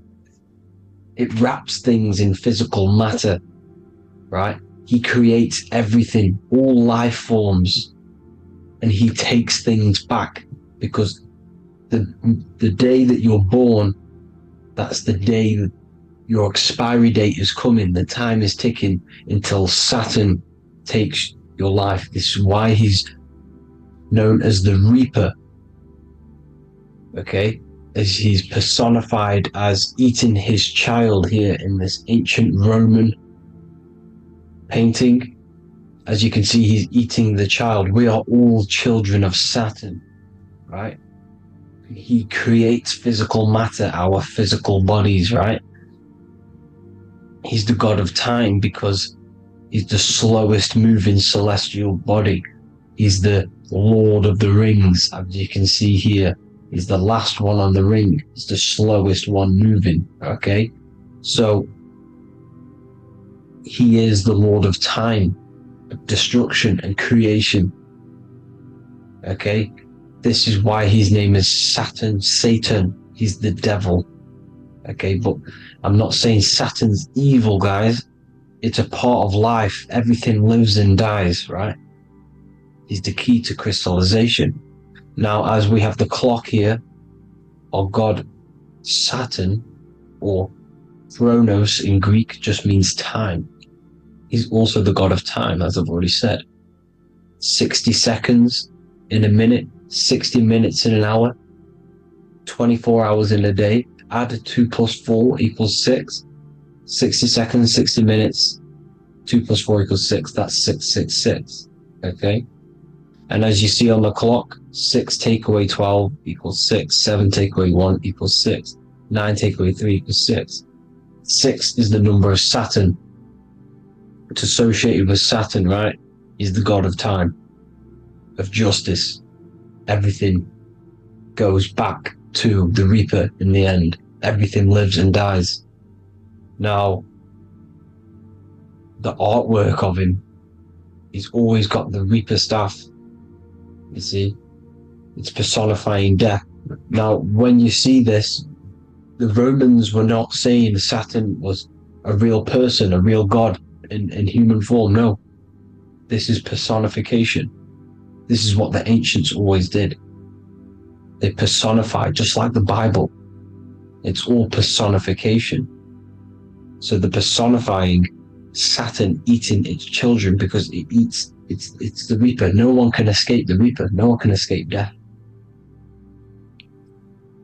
Now, Saturn is 666, which is in the Bible, the number of the beast, right? The number of the beast, Satan, 666, right?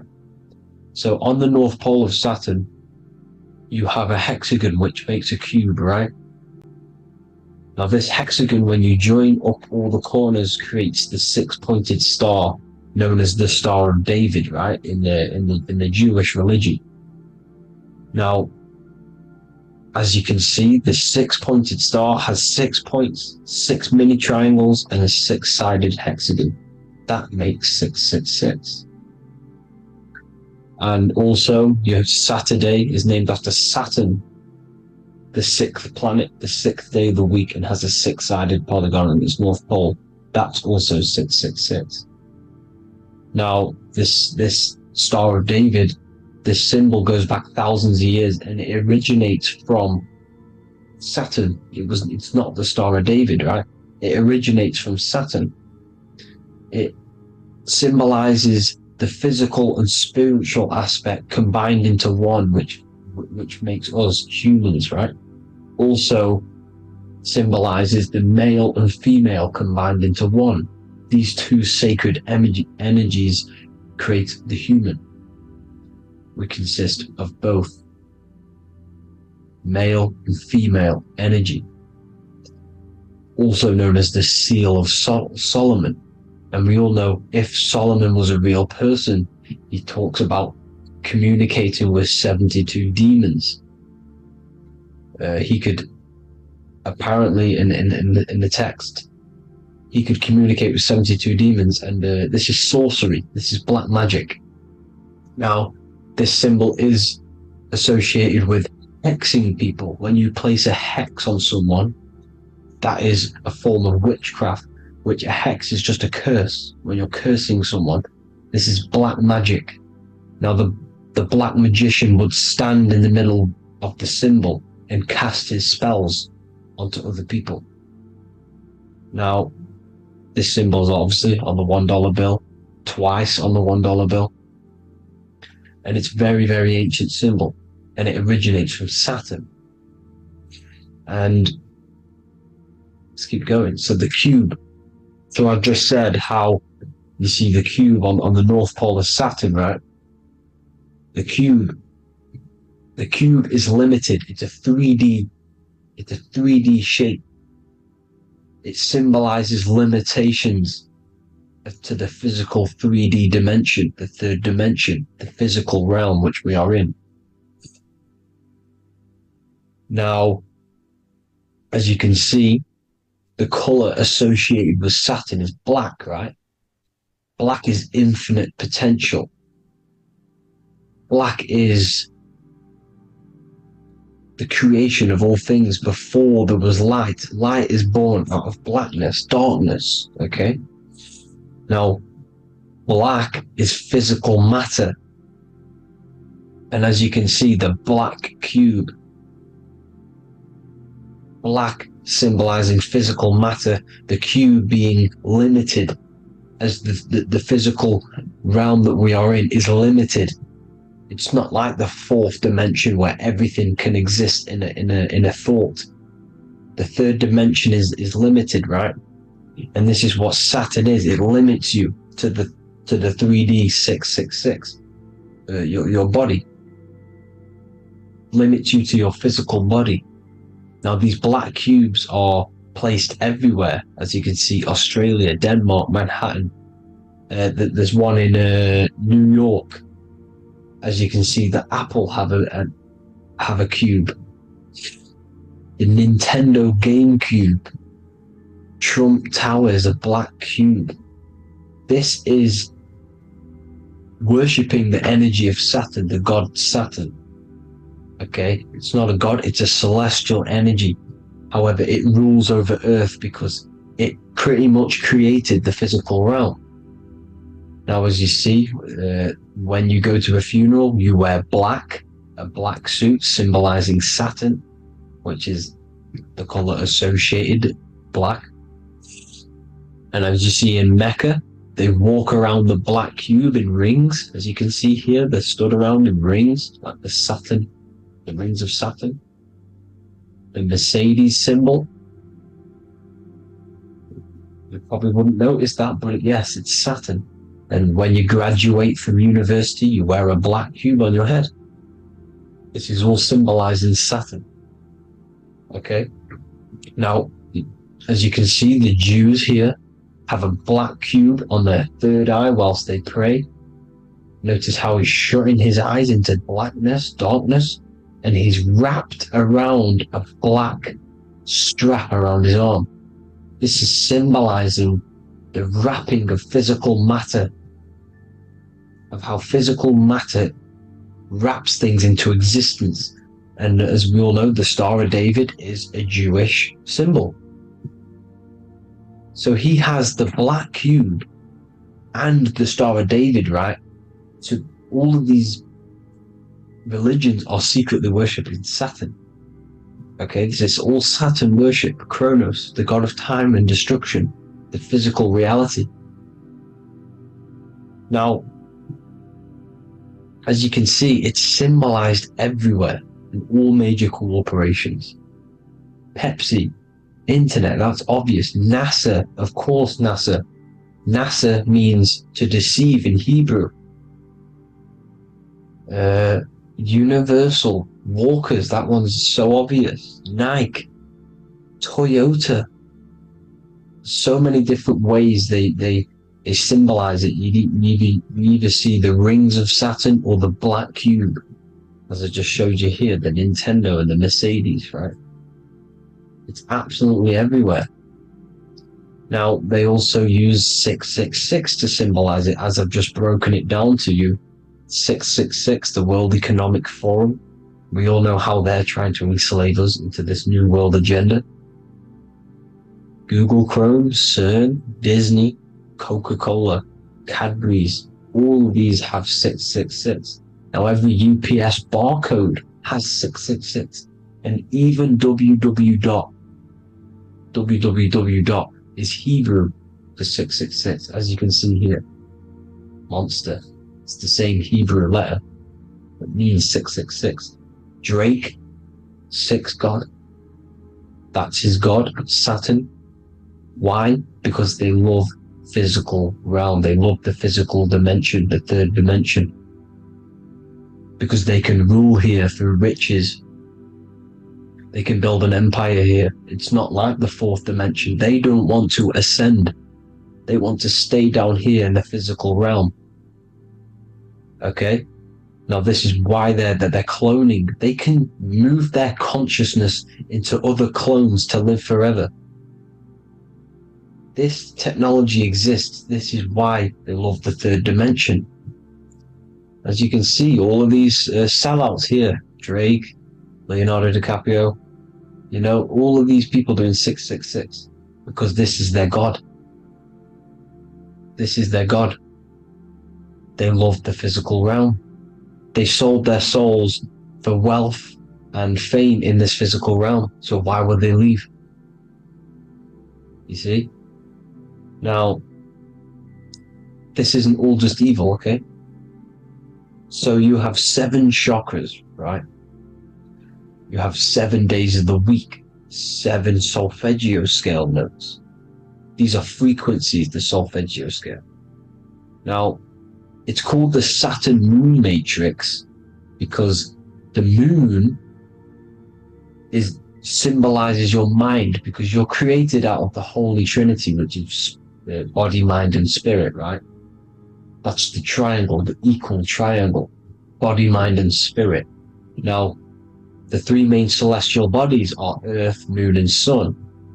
The Earth being your physical body, the Moon being your mind, and the Sun is your soul, hence why it's called solar. It's a solar, soul. Now, these symbols are alchemical symbols, so when you're doing alchemy, you use these symbols to obviously symbolize what we're talking about. Now, as you can see, these are all the symbols of the planets. Saturn is created out of the moon on top, the moon on the bottom and the earth on top, as you can see here. You see? And this creates the number 5. Now, with the moon being your mind and the earth being your physical body, this is mind over matter, because the earth is your body's matter. This is matter over mind. You don't want to be matter over mind. This is low states of consciousness. You want the mind over matter, you see, to manipulate matter, to create your own reality. Now, obviously, we all know Saturn is associated with the lowest chakra, which is the root chakra. This is to deal with your animal instincts. When you're down here, you identify as the physical body. You don't know anything spiritual. You're pure a physical, you have a pure physical mind. You don't believe in anything spiritual. This is survival mode, consumption. They want you trapped down here, which is matter over mind. They don't want you to create your own reality, which is mind over matter. You see? Now, that's what Jupiter is. Saturn is the moon on the bottom and the earth on top. But Jupiter is the moon on top with the earth on the bottom. That's mind over matter, you see? So, these chakras are an ascension process from spiritual, from matter, physical matter to spiritual. This is the ascension. This is the stairway to heaven.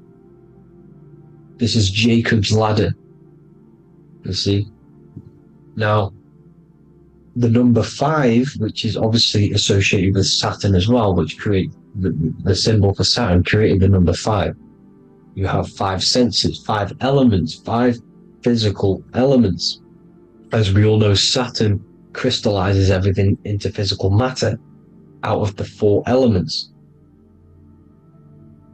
5 fingers and toes, 5 points of man. Okay, the number 5 is the number of justice. Saturn holds things back. He restrains things from you, makes you learn the lesson. Now, 666 is not all evil. 666 is the atomic structure of the carbon atom. 6 protons, 6 electrons, 6 neutrons, right? We are carbon-based life forms. All life forms are based on the bonding properties of the element carbon. Because Saturn crystallizes everything into physical matter. Now, the Masons symbolize this with the checkered boards. They have the black square, which is obviously matter, as I just said, the black cube, and spirit is the white square, because white is eternal light. White and light, you see. Black is physical matter. Now, this is what we are. The point of our soul is to transmute from matter to spirit, but these are interchangeable. This is the constant cycle between spirit and matter, spirit and matter. High vibrational matter turns into spirit. Low vibrational spirit turns into physical matter. You see? Now, we are carbon-based life forms. This is what 666 is, the number of the beast. Well, when I say we, the physical body is the beast. It's the animal. It's the carbon suit to operate in this physical dimension, in this physical realm. See? It's the vehicle used to operate in this physical realm. But your mind isn't from this physical realm, you see? The brain is the physical manifestation of the soul. Okay? So, as you can see here, the spine is an extension of the brain.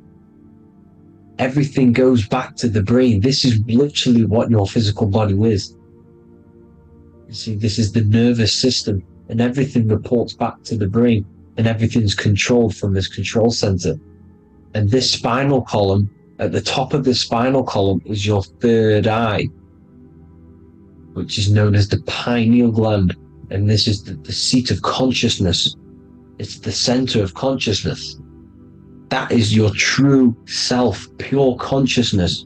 This body is just a physical body. This body is mortal. This body runs out, but your consciousness lives forever. They don't want you knowing this. This is why they keep you down here in your lower chakra. They want you to believe everything is just physical. They don't want you to believe in the spiritual side of reality, because this way they can manipulate you, right? They want you matter over mind, because they know your mind creates reality. They know your mind is the root cause of reality. You manifest your own reality from the inside out. So this is why they control your perception of reality. They control your information in order to manifest their new world order. You, who are ignorant to knowledge and wisdom, you who are ignorant are manifesting their agenda because you accept their information and their perception of this reality. Now, this is why they tell you the globe model, the heliocentric model, to trap you into physical matter. Now, if you understood about this true form of this realm, you'd understand that there's a spiritual side behind everything. The spiritual side, something has to exist. The root cause of reality is higher planes of existence. It happens in the mind before it happens on the physical plane. You see? They don't want you knowing this. They want you matter over mind, which is the symbol for Saturn. Moon over Earth. The Holy Trinity.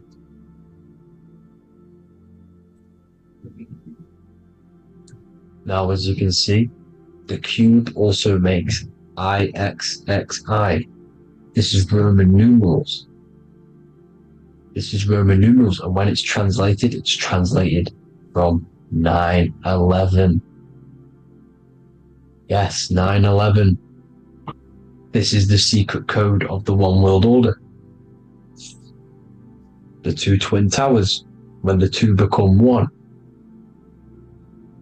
Okay, when the two become one, this is how you reach the higher states of consciousness, the physical and spiritual.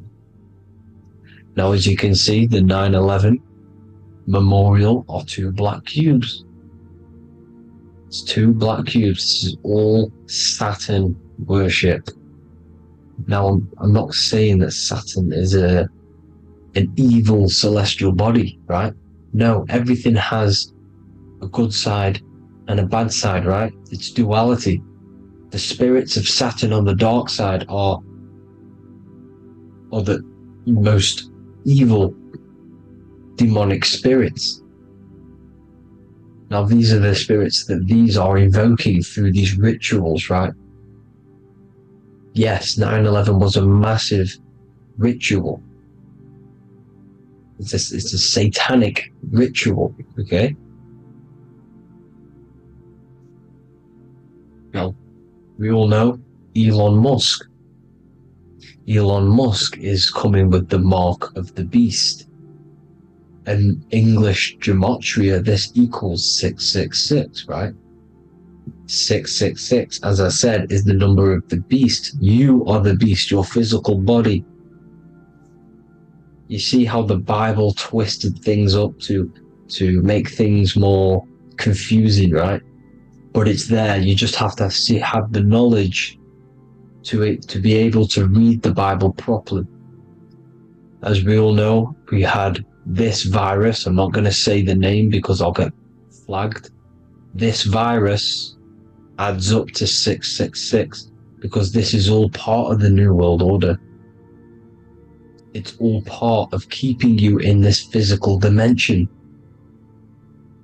Okay? Now, as you can see here, Novus Ordo Secularum on the back of his shirt, on Elon Musk's shirt, this is also on the $1 bill, Novus Ordo Secularum. This means New World Order. Yes, New World Order. This is on the back of Elon Musk's shirt. And as you can see here, he owns Neuralink, which is the brain chip, which they're going to be putting into implanting this onto your brain. This is the New World Order to connect you and merge your consciousness with AI. Neuralink and Meta, he owns Meta as well, which is the metaverse.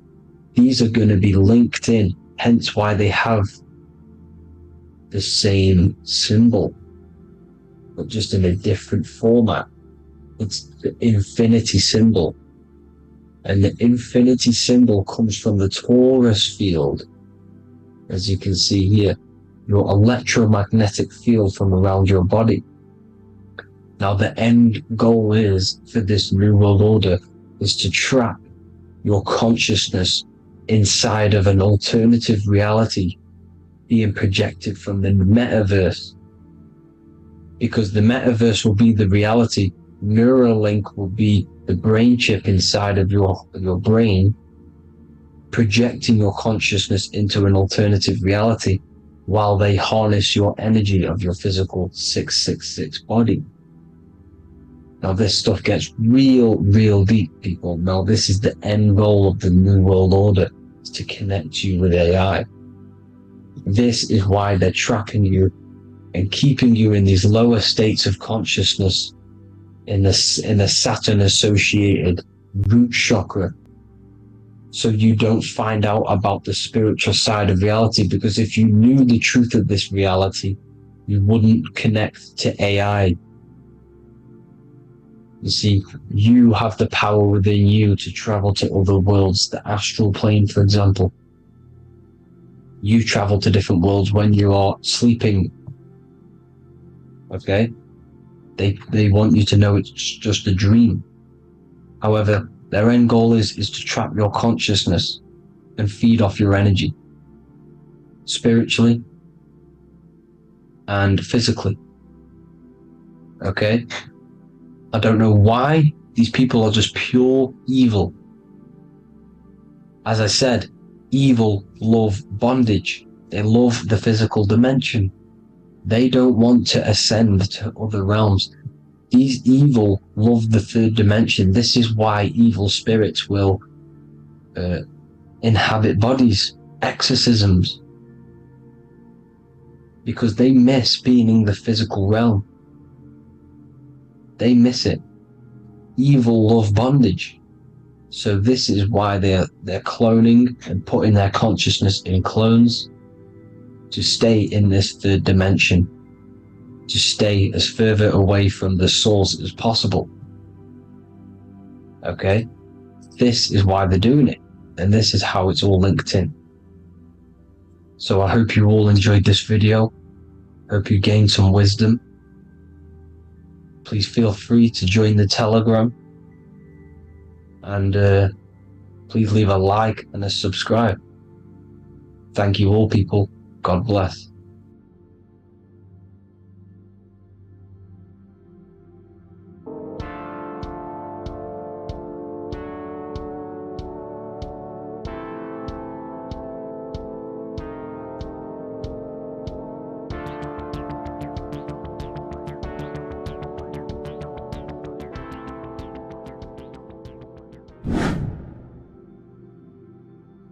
What is up, people? How are we all doing?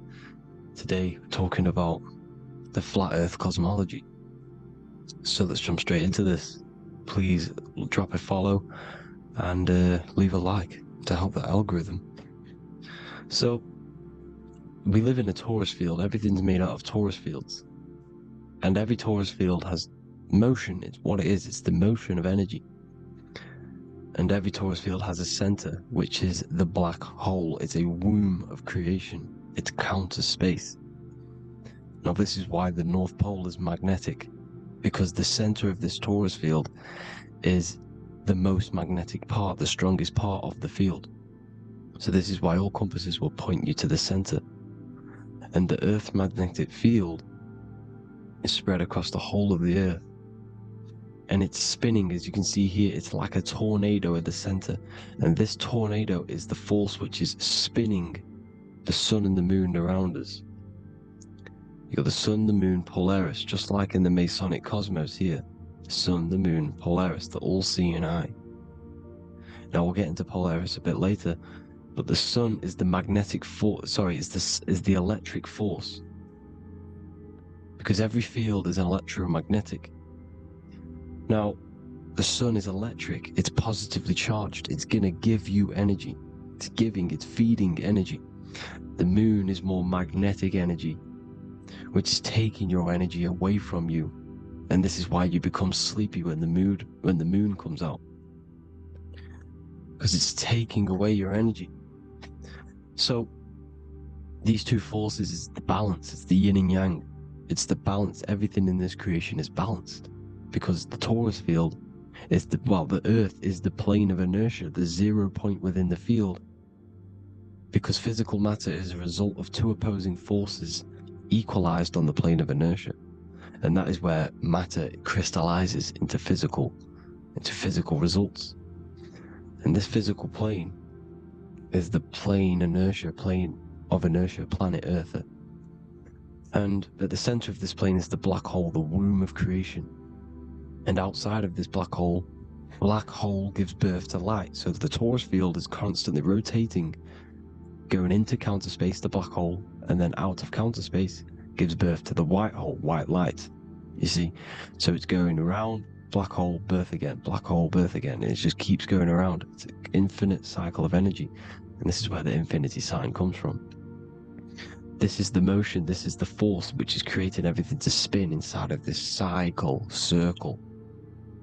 Okay? And it's making the stars spin. It's making the sun and moon spin around us, around this center point. Now here you see Horus and Set. Horus and Set putting their feet inside of this dome.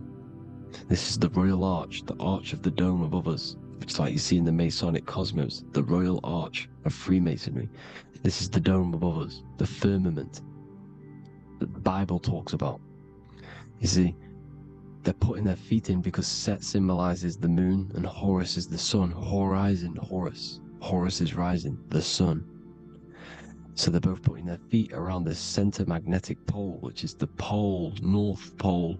And above the North Pole, you have Polaris, the pole of electromagnetic energy. You see?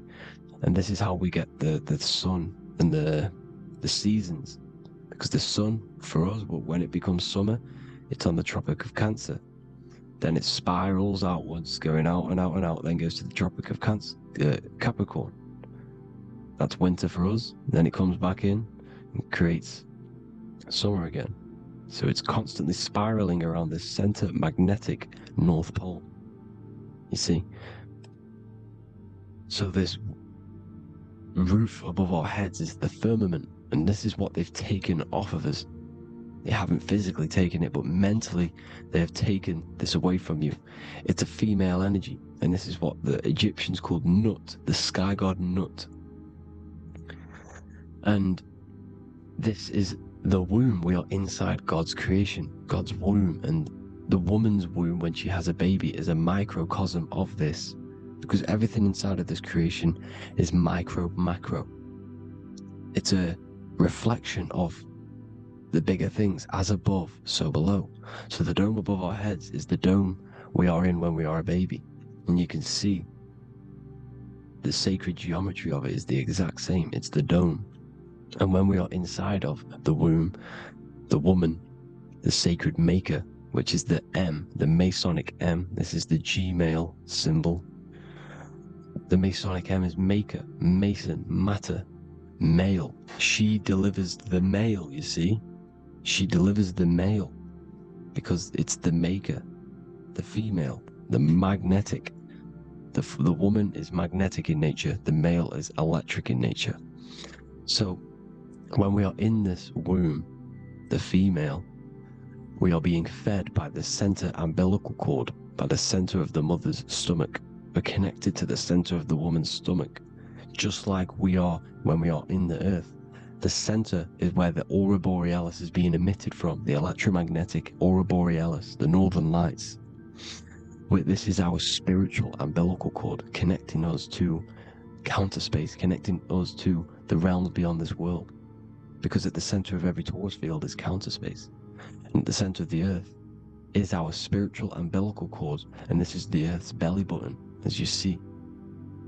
As above, so below. We had a physical umbilical cord, we have a spiritual umbilical cord, and this gets cut when we die, when we're cut away from the physical reality.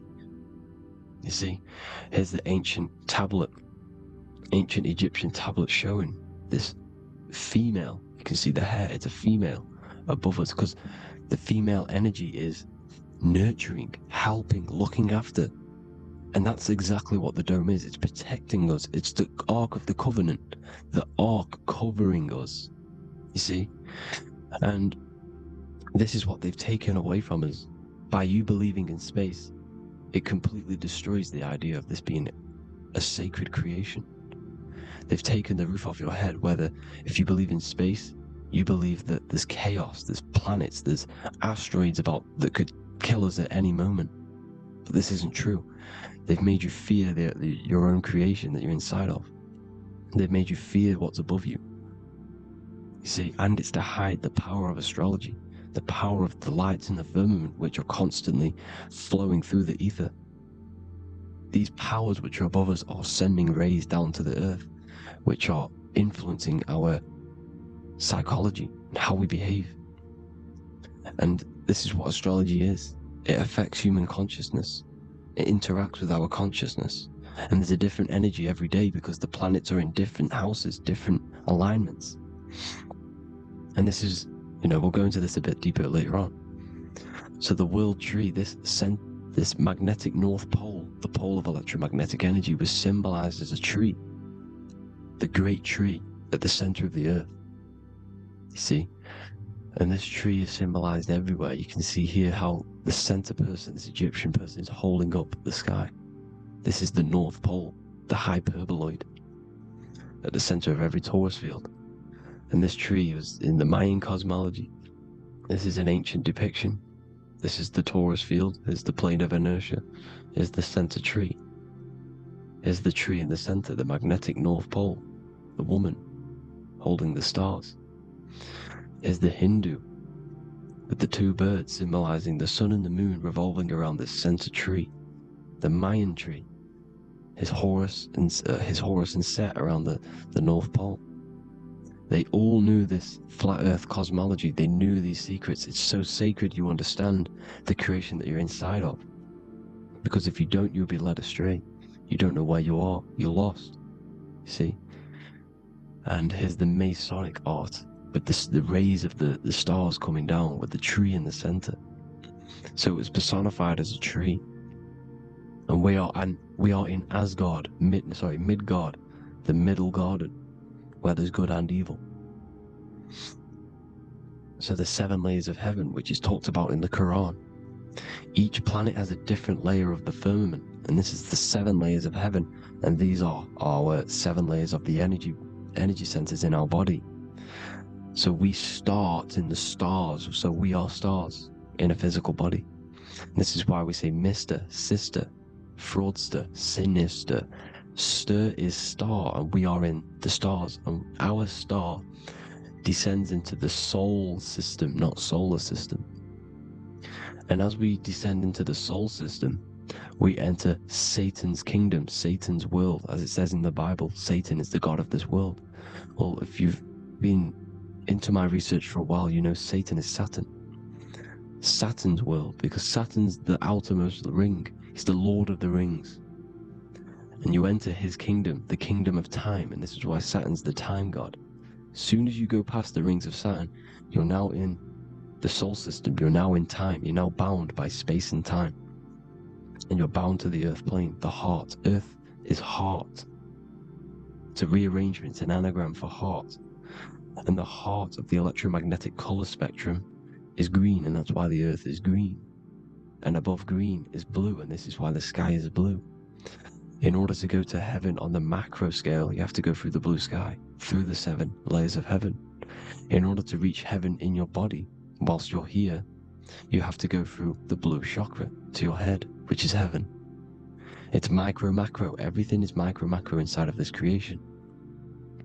There's an ancient, I think this is a French image, piece of art from the ancient French, with obviously the 7 layers of heaven, which they all depict. And notice how it's like a dome. We'll go into this dome symbolization, the Royal Arch of Masonry, which is next. But these 7 layers of heaven give us the 7 metals, the 7 days of the week, the 7 diatonic tones, the 7 chakras, the 7 everything. It's God's favorite number. And this is why the Masons use the G inside of the compass, because the G is the 7th letter, and God starts with G. You see? So it's 7. God is 7. Here's another depiction of the heart, the soul system, the 7 layers of heaven. La fermenta, you see, la firmament, with the stars on the outermost layer. Here are the 7 planets: Jupiter, Mars, la Sophie, the sun, la luna, the moon. So Saturn. So we are in the heart of this soul system. In order to ascend, we need to ascend up our chakra system, reach 144,000 hertz. God consciousness, the God man. You have to unfold God man, master of the mind, mastery of the mind. So what are the stars? The stars make everything unique. The stars are constantly rotating around the center, magnetic North Pole, the tornado at the center, which is stirring everything. It's stirring the ether. The center is the ether, and the 4 elements are born out of this ether. There's 5 elements: ether, spirit, water, air, and earth. The ether gives birth to the 4 other physical elements, which the whole of creation are made out of. About them 4 elements. 4 is the number of stability. You know, a chair, a table has 4 legs. It stables things. It's a foundation, and these 4 elements are the foundation of this creation. You see, and this magnetic North Pole is stirring this, and the 4 vibrational states of the ether are the 4 elements. Now let me get back to the stars. I just wanted to give you that. The stars are being stirred around this center point, center. It's stirring everything, and they're always in different alignments. Every millisecond they're moving in different placements of the stars. And the planets are called the 7 wanderers because they're not fixed. The stars are fixed, but the planets are called the 7 wanderers, the 7 layers of heaven, because they move faster and slower than each other. Each planet is slower and faster, has a different rate of speed it's moving. So these alignments are mixing in with the energies of the different 12 constellations, and this is why you have a unique characteristic. You have a unique look, a unique energy, a unique personality. This is because when you were born and you took your first breath, that energy which was in the ether, because the ether is all around you, and energy travels through the ether. The energy that the stars were casting down and the energy that the planets was mixing in with the 12 constellations was in the ether. So when you came out of the womb and you drew your first breath, because breath is spirit, okay, so that first breath you took, that is the energy that is imprinted within your DNA, your soul. And you reflect that energy, you emit that energy. That's the energy that's with you forever, until you die, until this physical body dies off. And that's what the stars are. The stars are giving a unique energy, characteristic, personality to every living thing. Every dog, every cat, every animal has a unique personality because it was born at a different time and place in the sky. Okay, the stars are your destiny. Now the stars are constantly changing as well. If you look at stars through a telescope, they're constantly changing and forming different forms. You can see here it looks like water. It looks like light through water because it's the ether above us, a sea of ether. And this light is being emitted through it, and it's just constantly changing, giving different energies, each star. So this is why this is what the zodiac is. It's the expression of energy. It's the expression of the stars. And each constellation has many different personality, different energies, different traits. Each planet has different traits, depending where your planets are, depending what energies you hold. No two person have the same energy.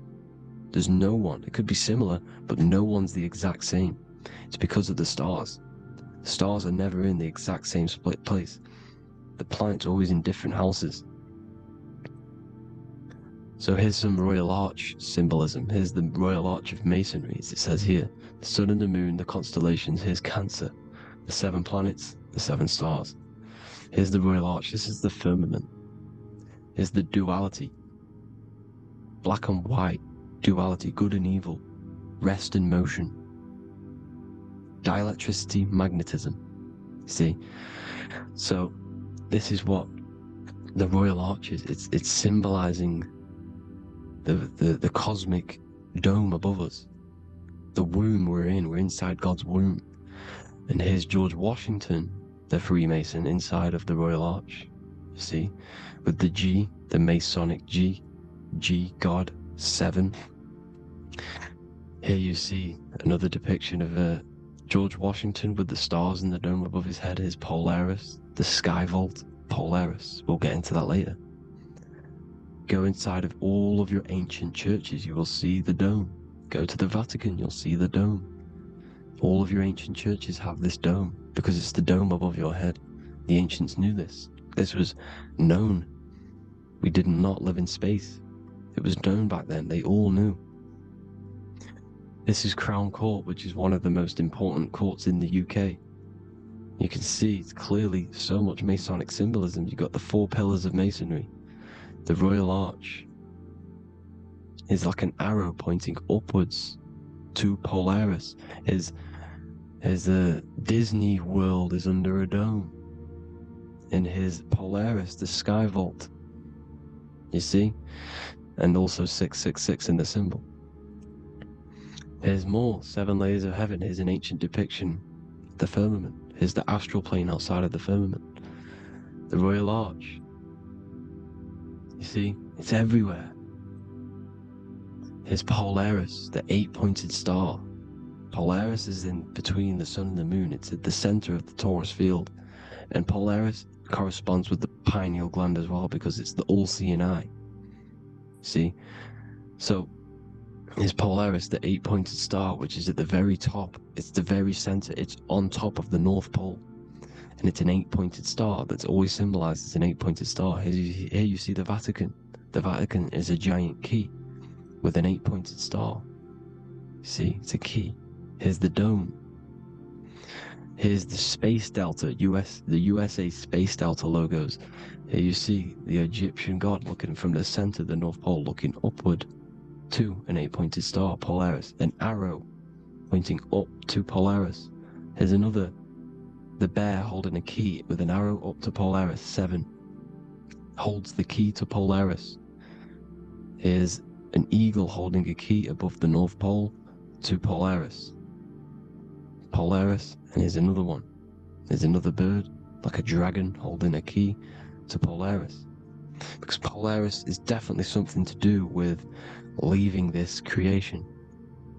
Okay, maybe, I can't say for sure, but maybe it's to do with ascension, and this is why the Vatican hold the key to the 8-pointed star. And this is why the space, well, we all know space is a lie, but they're showing Polaris and its sacred symbology. Maybe it's to do with something leaving this creation, going to another. Here's some North Pole symbolism. As above, so below. You see the four seasons of the Big Dipper constellation going around Polaris. This is Polaris, this is the Big Dipper constellation, and this is the swastika. This image gives us the swastika, because all the symbols we use are created in nature. They're created somehow in nature. This is how we get them. As above, so below. This is the map of the North Pole with the 4 rivers, looking like the Big Dipper constellation.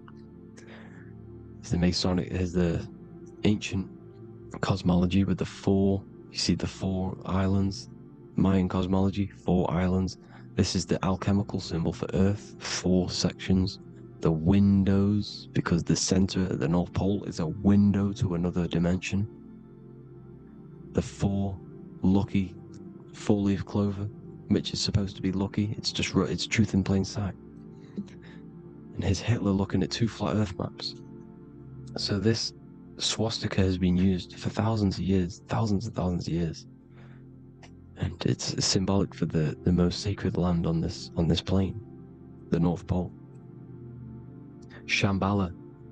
Do some research on Shambhala, people. It's a it's a Hindu mythology about the sacred lands at the center of the earth, and it's known to be full of enlightened beings, and it's all symbolized at the center. You can see their paintings of Shambhala. It's all at the center, the North Pole, and it's known to be the most godly place ever, because it takes you to a portal to the higher places. And maybe this is something to do with Polaris, connecting you to this sacred lands at the very center.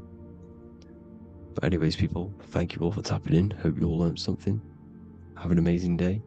Please follow, subscribe, like, all the links in the description for the courses, the PDF. Please have an amazing day. God bless.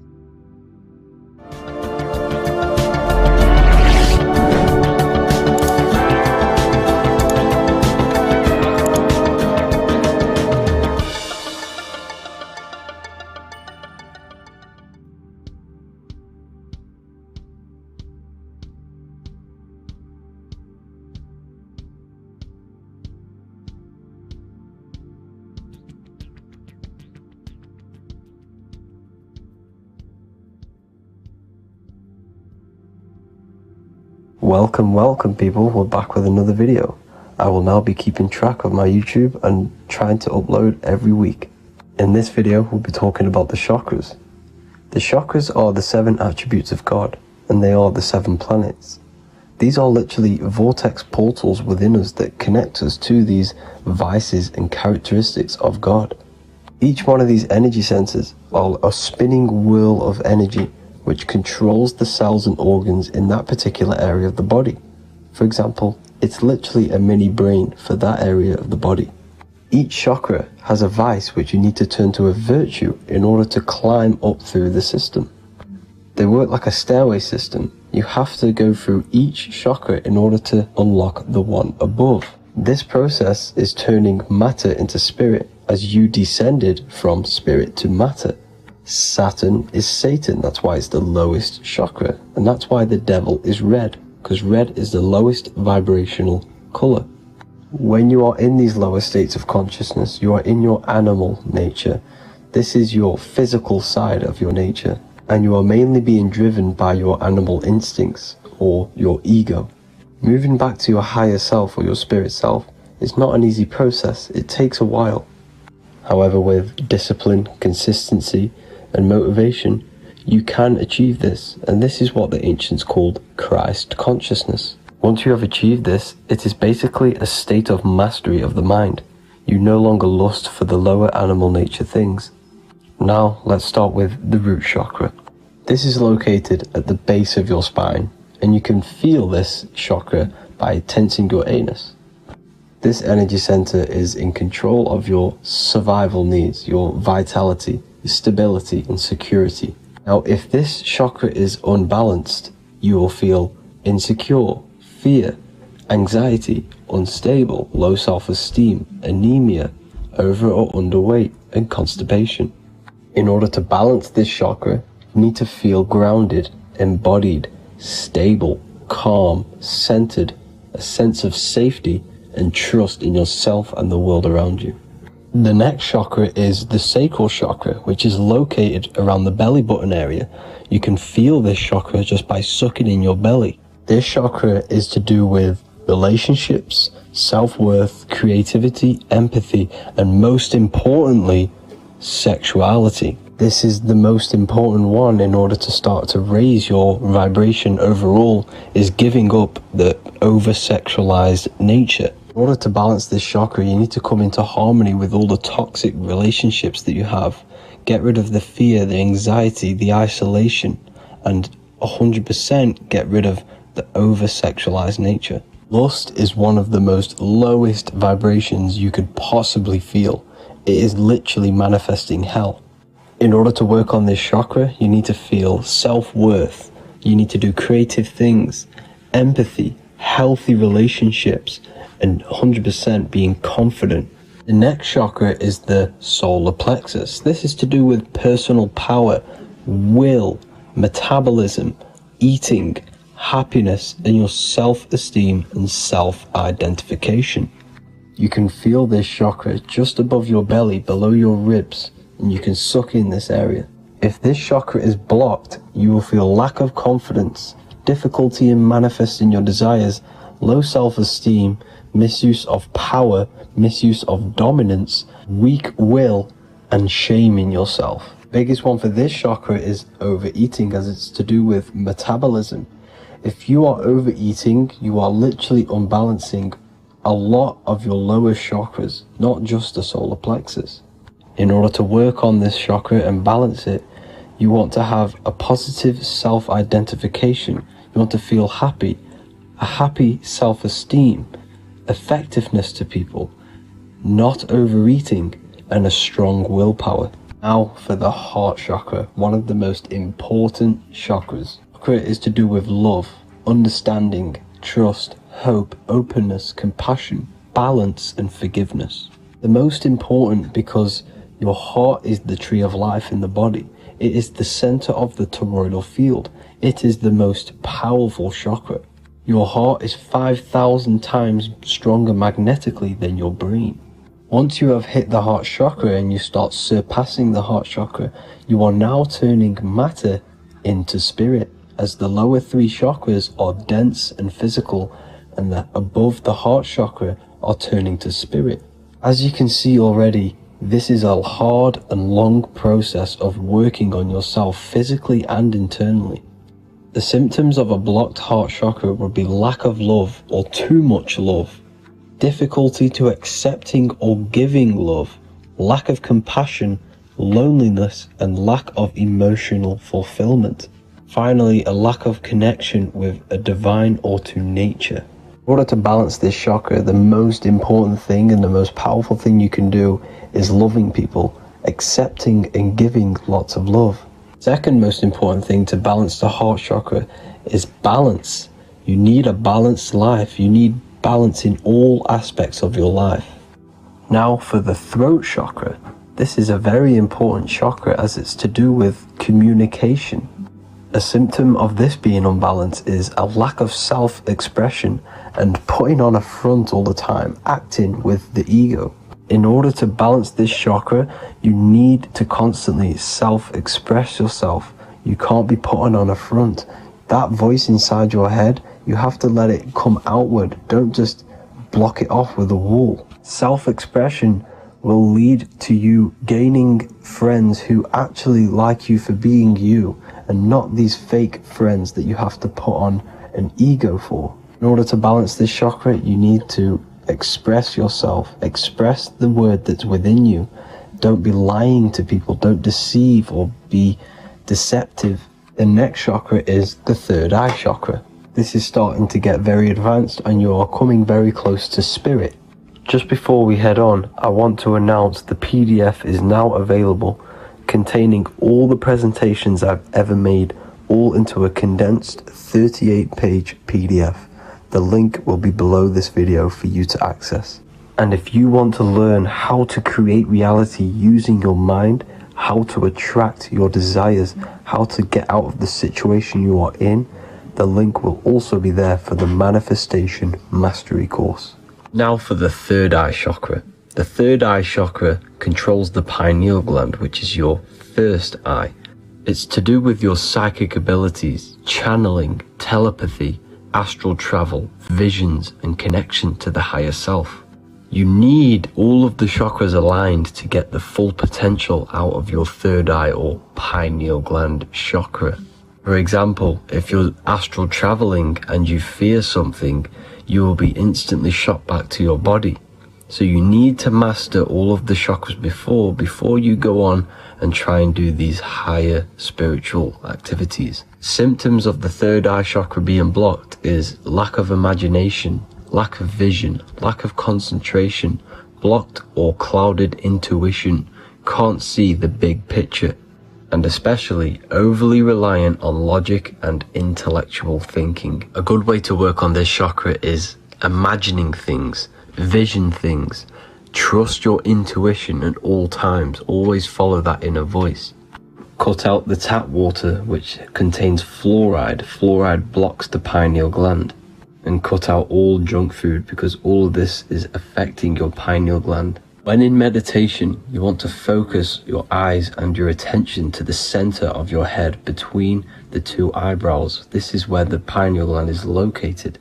This will help and awaken the pineal gland over time when you keep doing these meditations. Finally, for the crown chakra, this is to do with universal consciousness, all-knowing, enlightenment, cosmic connections, the God source. This chakra is blocked by being cut off from spirituality, plagued by the senses, being tricked into the five senses and being tricked into thinking you are the body. In order to work on this chakra, you need to feel grounded. You need to know yourself, your real self, the voice within you. Have common sense, have specific decisions that you're making, be very direct. Now we've got out of the way all of the chakras, I can now introduce methods and meditations which will help you unblock them spiritually. When meditating, you want to get into the present moment in a nice, comfortable position. Bring yourself to the present moment by saying, I am here right now, nothing else matters. Keep repeating this over and over with your eyes open or closed. After a couple minutes of bringing your attention to the present moment, you can now start to breathe in through the nose deeply and breathe out through the mouth slower than you breathed in. Place your attention on the chakra that you want to balance. Think of a high vibrational emotion like love, and think of this while placing your attention on that chakra. You can do this exercise every day for 10 to 20 to 30 minutes. The longer the better. Another practice you can do is by chanting the Bijis for each chakra. They are here starting from the root chakra all the way to the crown chakra. Or you can chant the 7 vowels. There are not 5, there are actually 7. A, I, A, O, U, M. A, I, O. This is the proper way of pronouncing the 7 vowels. These are so powerful because these are the only things that exist. It is literally the sound of God. By pronouncing them right, you can actually create a lot of power within you and align your chakras. That's it for this video, people. I'd appreciate a comment and a like to help the algorithm. I appreciate you all. Love and light.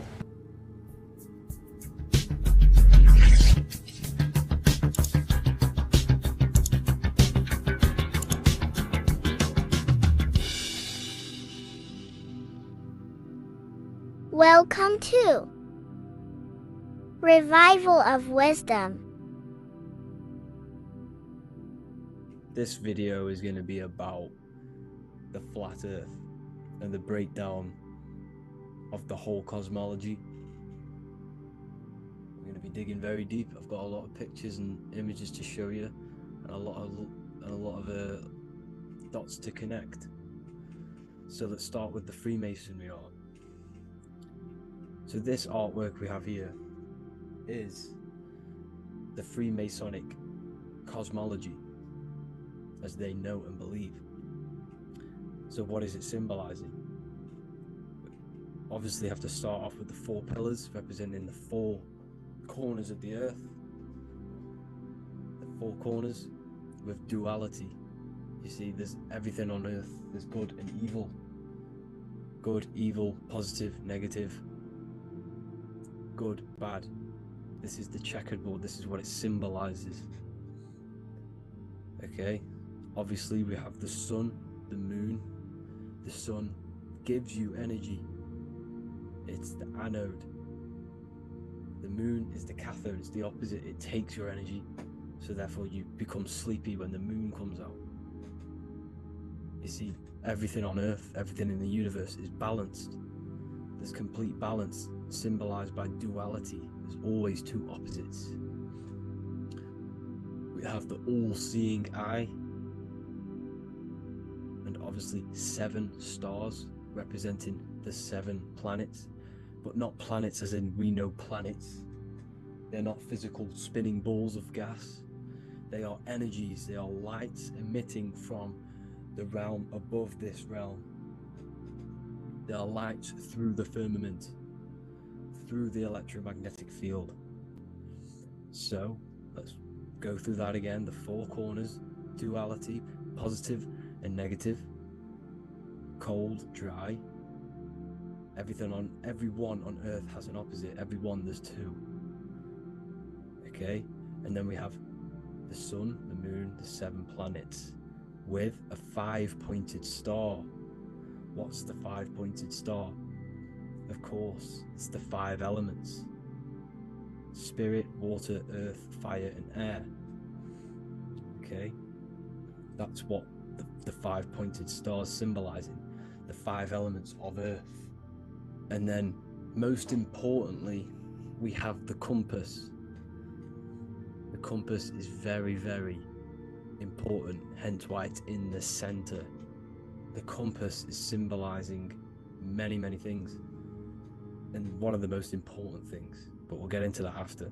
We have a boat with water outside of the earth. So we have a boat on water, symbolizing the waters separated by the firmament, the waters above, separated by the firmament from the waters within the firmament, the earth. So this is what it's symbolizing. So the compass, what's the compass? This is where the compass comes from. The Polaris, the most important star there is, because it's in the center of Earth. The sun, the moon, and the black hole, black sun. Because all creation comes from center, the seed center. Okay, but we'll get into this after. But also, this is a very important Masonic symbol because they use this symbol a lot. This is one of their main symbols, hence why Neil Armstrong has the Masonic ring with the compass on it. The people who supposedly went to the moon, which obviously they faked to push this globe model, because the globe model is based upon fear. Because the globe model, if they can sell you the globe model, they can sell you anything then. You don't know where you actually are. The globe model is to push fear upon the masses, because the globe model means there's not enough resources. There's also risks of asteroids hitting the planet. There's also risks of space, extraterrestrial invasions, global warming, asteroids. You see, this is all the fear that they can gain of selling you the globe model. Okay, because they don't want you to know that this is an intelligent design. And also, they're hiding God, the creator, the source. This is why they are satanic. They are opposites. They are lefty, Lucifer, right, righteous, godly.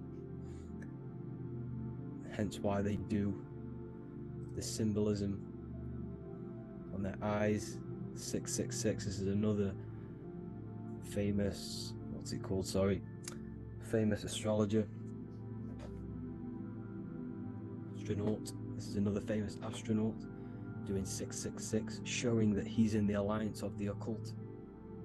But even look at their 10th anniversary stamps. They have a Masonic compass on there. Also the order out of chaos, double-headed eagle. Okay, the order out of chaos ring, which they wear. So all of these astronauts are in the occult. They are lying to you. They are in with this order, this Masonic New World Order, whatever you want to call it. So let's break this compass down a lot more, because as I showed you here, the center, okay, this is what the compass is symbolizing. Let's go into the North Pole map. This is from 1595. This is a rough estimate of where this map came from.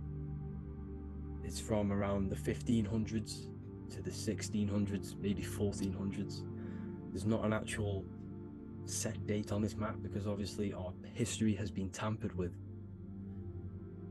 But let's break down this map and the symbolism that they use towards this map, because this map is the map of the North Pole.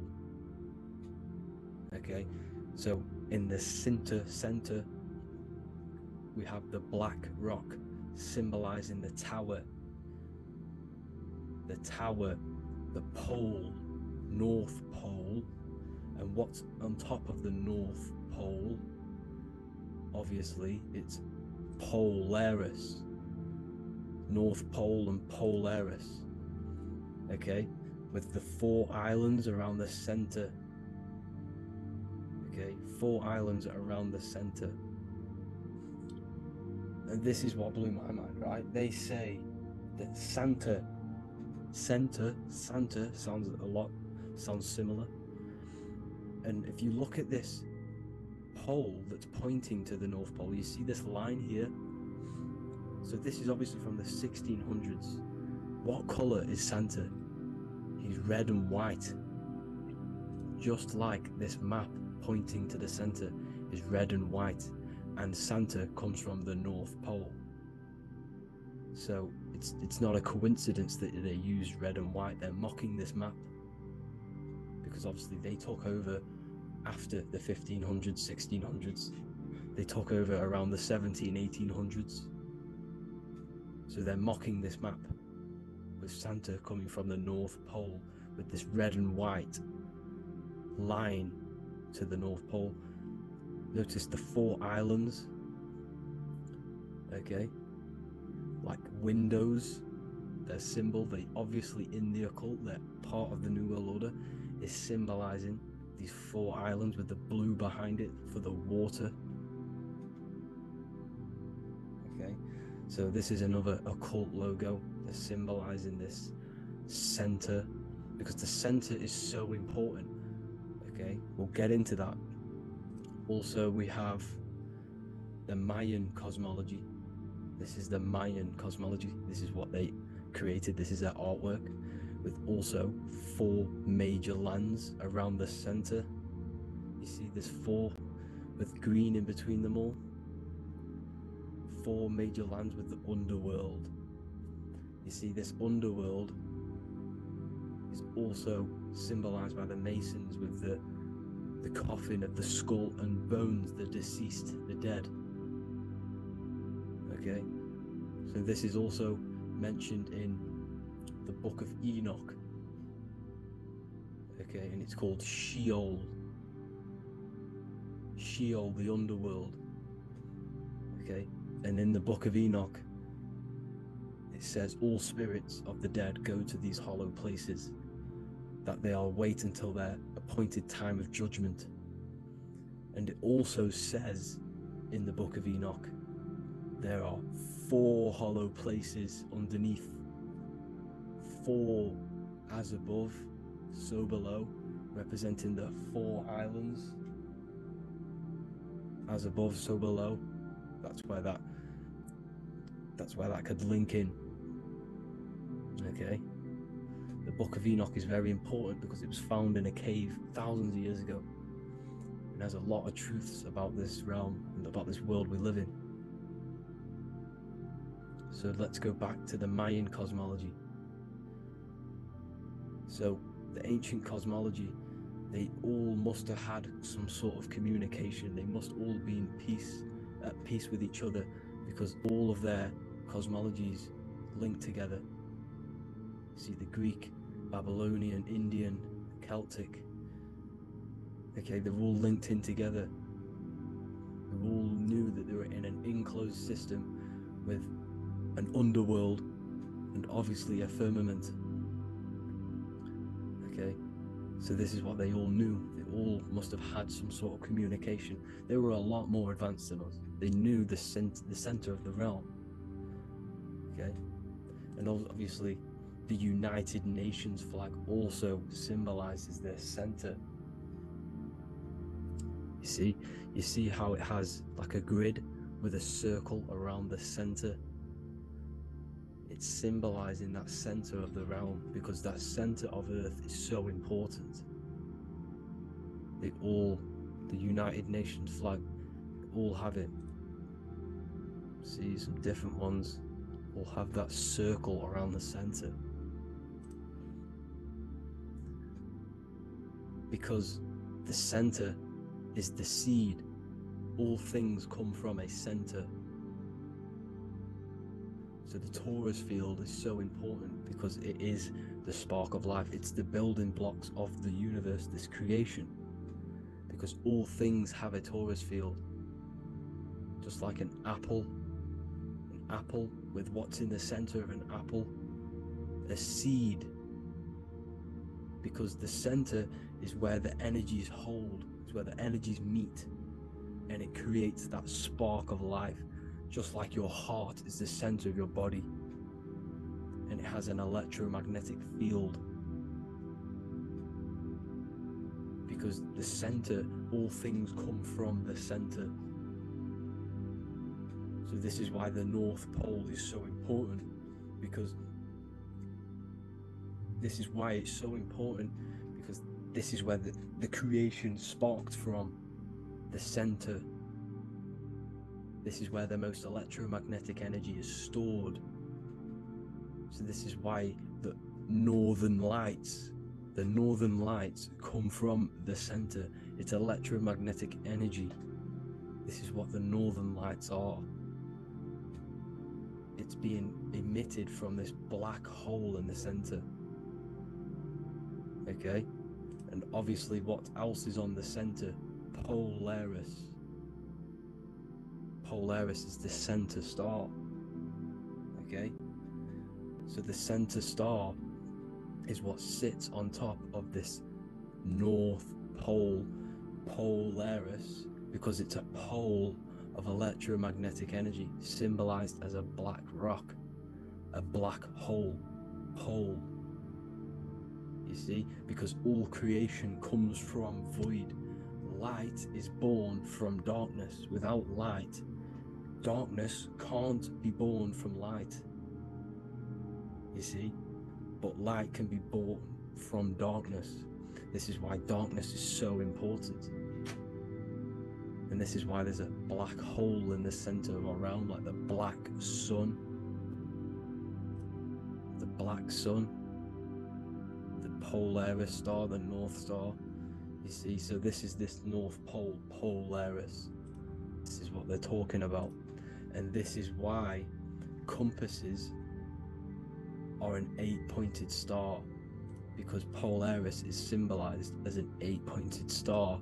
This is where a compass will point you to.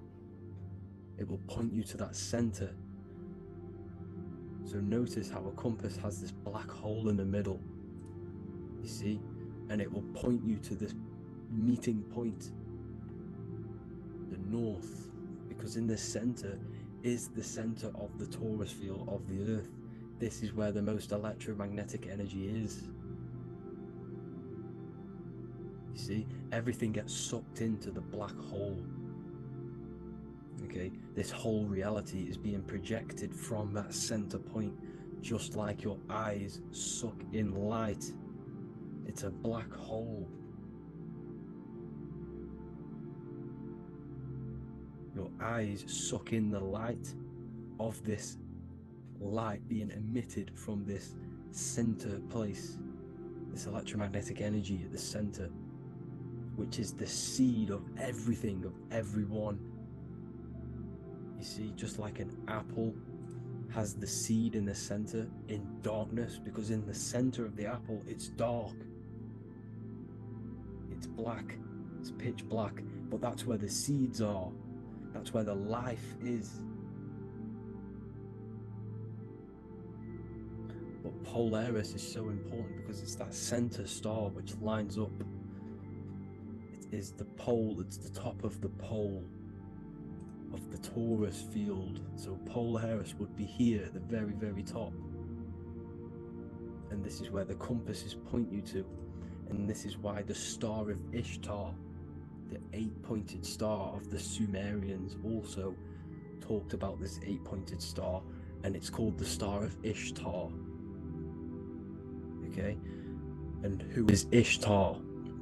Ishtar is the goddess. Okay, so she's not a male, she's a female, because every creation is brought through a female, a womb. Every single human on earth is brought through the womb, the sacred feminine energy. And the womb is pure darkness. There's no light in a womb, just like the center of our realm. It's a black hole. Okay, and guess what? She's the god of fertility and sexuality. She is responsible for all life. Okay, so the star of Ishtar is the star of Polaris, which is symbolizing the responsibility for all life, the center of our realm, the black sun, the black hole.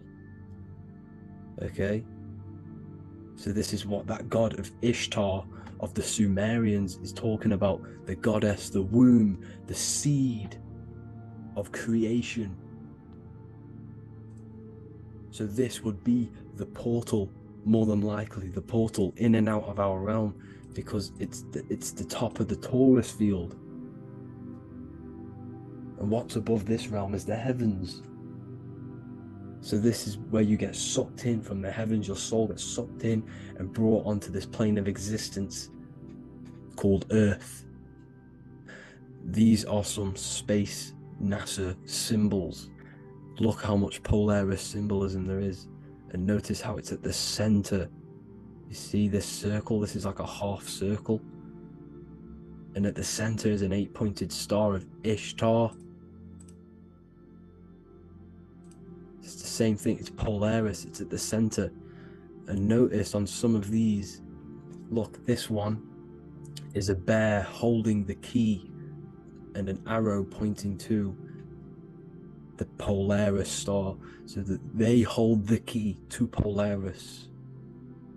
Another one with like a demon holding a key to the what? Polaris on top of him. Also an eagle, which is a Masonic symbol, the eagle holding a key. On top of the center, you see, and notice how there's an arrow going up to the Polaris and an arrow down, as above, so below, to Earth. So you can go out of Earth and into Earth through Polaris, and the eagle holds the key. You see? The eagle holds the key, just like this. This demon dragon holds the key to Polaris. And look at this one, Earth, with an arrow up to Polaris, the 8-pointed star. So Polaris is more than likely that portal which the Anunnaki used, the Sumerian gods used, because the Anunnaki symbol is also an 8-pointed star. Okay, and like I said, that center is the seed of creation. The center is the black hole. Okay, just like your pineal gland is at the center of your brain. The pineal gland is at the center of your brain, and that's what connects you to that spirit realm, to the source.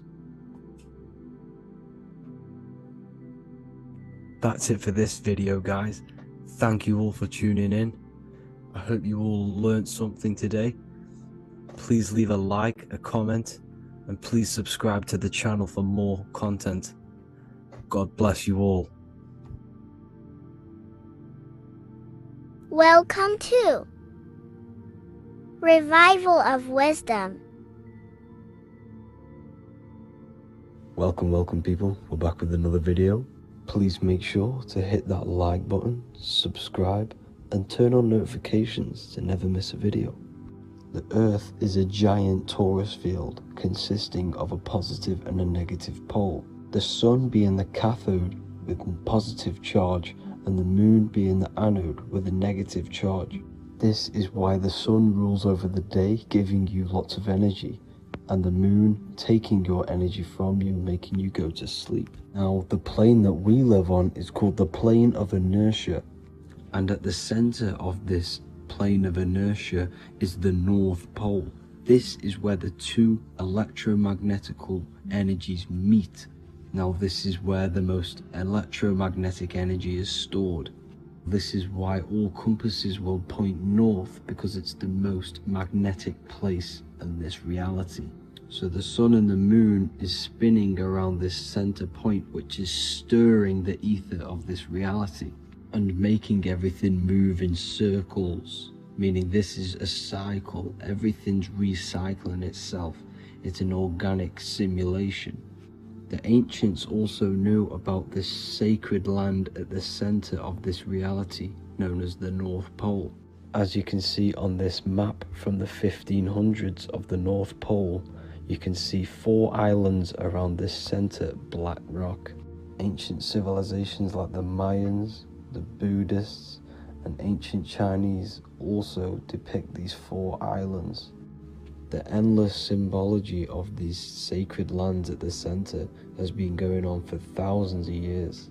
These sort of secrets are now kept by the elites, but as always they have to show the truth in plain sight, and this is what they are doing with the Windows symbol and also the Wizard of Oz. Now in the Wizard of Oz, as you can see, there's something called Munchkin Land. Munchkins are these unusually short people. Then on the ancient 1500s map it says Pygmy, and then the Pygmy people in mythology are also these unusually short people. Just like Santa and his elves, they come from the North Pole, and elves are these unusually short people. These stories that we are told about Santa and Munchkins are putting truth in plain sight about this sacred land. This sacred land at the center of the earth is where the aurora borealis comes from and is being emitted from this black hole in the center, also known as the black sun. The aurora borealis is the earth's aura, hence why it has the word aura inside of it. It is the life-giving essence to all life within this realm. As this dualistic reality we live in consists of both physical and spiritual, the black sun is like our sun for the spirit. It's our spiritual umbilical cord, connecting us to the spirit realm. And the rising sun is the opposite. It's our sun for our physical 666 carbon suits, known as our human body, our physical aspect. As it states in the 40,000-year-old emerald tablets, deep in Earth's heart lies the flower, the source of the spirit. The flower of life is as thine own place of spirit, and streams through the earth as thine flows through thy form, giving off life to the earth and its children. So the North Pole is the core of this spiritual reality, and the closer you get to it, the more spiritual and lucid it becomes. So the elites have covered this up in order for us to forget the true nature of this reality. And they did this cover up by introducing the globe model. Nicholas Copernicus was around in the 1400s, and he introduced the globe model. As you can see, he is a Freemason. He depicts himself with a globe and a Masonic compass in all of his paintings and portraits. Galileo was also a Freemason, as you could see in all of his portraits with a globe and a Masonic compass. He was also a massive part of introducing the globe model after Nicholas Copernicus. So yes, the globe model was a spiritual and political move to gain more control over the masses. After the globe model was then introduced, they introduced the theory of evolution by another Freemason, Charles Darwin. See how these two theories go hand in hand? They both degrade humanity, and they make you confused of where we actually came from. By hiding the true form of this divine creation and hiding the true power of each and every one of us, they maintain control over the masses. Now this is order out of chaos, known to be the 33rd degree slogan of Freemasonry. Now this is the Masonic cosmology, and as you can see, you have the checkered board for the duality, the 5-pointed star for the 5 elements, the 4 corners for the 4 pillars, the all-seeing eye, which is Polaris, the sun, the moon, and the 7 stars. So even Freemasons are taught the flat earth cosmology and the true form of this reality. Now the true nature of the sun, the moon, and the earth is shown and reflected through the Masonic compass. The Masonic compass is the sun, the moon, Polaris at the top, and the black sun at the bottom. It makes sense why all the scientists who introduced the globe model all used the compass and the globe together, because it's truth in plain sight. As I explained in my other video, all Freemasons have to take the oath, so it goes to show, why are we all learning these theories from Freemasons who can't talk about certain topics that they learn about? Why should we believe their theories when they're holding back the real truth about this reality? Now going on to NASA. NASA means to deceive in Hebrew, and they are also funded by the government. They are not a private company. The old owner of NASA, Werner von Braun, on his grave has the Bible verse Psalms 91. The heavens declare the glory of God, and the firmament showeth his handiwork. Now why would the owner of NASA put this on his grave? Seems a bit suspicious to me, alongside with the NASA astronauts are all Freemasons. And not to mention the countless mistakes they've made on their live videos in space stations, the moon landing, and the CGI footage of the Earth, which is obviously photoshopped. Just by tricking the masses that they live on a spinning ball, the elites gain the perception of the masses. Not only does it hide the divine creation we're inside of, it hides the divine spark within you. It hides the creator, the source. And by believing in space and we live on a spinning ball, it makes people come to the interpretation of that we are a coincidence and we do not have any purpose. And of course this is false. When you come to realization that we are all a divine creation and we can create our own divine life in this reality, life becomes more sacred and you start to enjoy little things. The elites want you to believe everything exists only in the 5 senses. They want you constantly looking outside of yourself because they know that will keep you on lower states of consciousness. Now this brings me to our next point. By tricking the masses into the heliocentric model, the elites started to advertise aliens in the movies, in cartoons and magazines in the late 1940s. Now this is subconsciously programming us about aliens and extraterrestrial threats, which then they can use to their advantage. And this is something called Project Bluebeam. They are more than likely going to fake an alien invasion to push this 2040 agenda, which is for one government and one ruling currency. That's it for this video, guys and girls. Hope you all enjoyed. Please make sure to leave a like and a comment. God bless you all. Welcome to Revival of Wisdom. Welcome people. We're back with another video. Please make sure to hit the like, the subscribe button, and turn on notifications to never miss a video. The Vatican is a giant key from a bird's eye view, and it also contains an 8-pointed star. The Anunnaki Sumerian gods also depicted this 8-pointed star. The sky god Anu from the Anunnaki also uses the 8-pointed star for his symbol. And even Freemasons depict an 8-pointed luminary with a ladder and a key. This is symbolizing the key to ascension up to the 8-pointed star, which is Polaris. Polaris is always depicted as an 8-pointed star. Polaris is the standstill star, at the very center of our realm, which is perfectly aligned with the North Pole. The Earth is a giant torus field, and at the center is where the most electromagnetic energy is stored. This is why all compasses point to the north. Hence why a compass is an 8-pointed star, because it points you to Polaris, which is the North Pole, the center of this realm. The 8 points of the 8-pointed star symbolize the 8 points in space and time. So yes, Polaris is the portal which you ascend through if you outgrow this consciousness by aligning your chakras.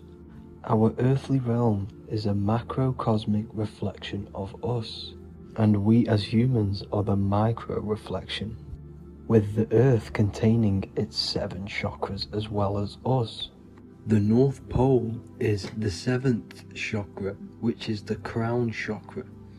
So the key to ascension is held by the Vatican, hence why it's a giant key, because they mislead the masses through their religions, which teaches the masses to look outside of themselves. As stated in the 20,000-year-old emerald tablets written by the Egyptian god Thoth. On earth, man is in bondage, bound by space and time to the earth plane. Encircling each planet, a wave of vibration binds him to his plane of unfoldment. Yet within man is the key to releasement. Within man may freedom be found. So the 7 planets are associated with each 7 chakras. The lowest chakra being the root chakra, which is associated with Saturn. This is why the elites love Saturn and reflect it in all of their symbols, because the chakras are an ascension of spiritual principles, starting from the material and ascending up to the spiritual, the crown chakra. However, evil love bondage, and they are trapping souls in the physical realm by stopping and provoking the ascension process. They do this by abusing the energy of Saturn, and Saturn is associated with the lowest chakra. The lower 3 chakras are associated with survival mode, which keeps the consciousness in a constant state of fear and only aware of its surroundings. Once you start to ascend up your chakras, you become more consciously aware of spiritual deeds. And this is the process of returning back to your true spiritual form. Going back to Polaris and its connection to ascension, Kanye West symbolizes this on his music video 24. As you see him rise up into the sky, you see an 8-pointed shape around him, which symbolizes the 8-pointed star, as you see the beam of light. And even NASA symbolize this in their Space Delta logos, a bear holding a key with an arrow up to Polaris, the 8-pointed star. Here's another NASA logo of an arrow from the Earth to Polaris. The series Lock and Key on Netflix is all about portals and doorways, and they have the Kundalini energy as one of their keys. Kundalini energy is the energy which rises up the spine, the 33 vertebrae, and activates the third eye. The third eye is the spiritual gland, which connects humans to other spiritual realms. We are not the body. Our spirit, our soul inhabits the body. We exist physically, spiritually, and mentally. Therefore, we are multidimensional. The intellectual and spiritual inhabit the body. Therefore, this is just an avatar within this timeline. However, within each and every one of us, we all have the key to releasement, as says in the Emerald Tablets. This releasement is ascension, up until higher states of consciousness. As stated in the Emerald Tablets, man is in process of changing to forms that are not of this world, grows he in time to the formers, a plane on a cycle above. And another one saying, man is a flame bound to a mountain, but we in our cycle shall ever be free. Know ye, O man, that when ye have progressed into the cycle that lengthen above, life itself will pass to the darkness, and only the essence of the soul shall remain. That's it for this video. I hope you all enjoyed. Please feel free to leave a like, subscribe, and comment any subjects you want me to talk about. God bless you all.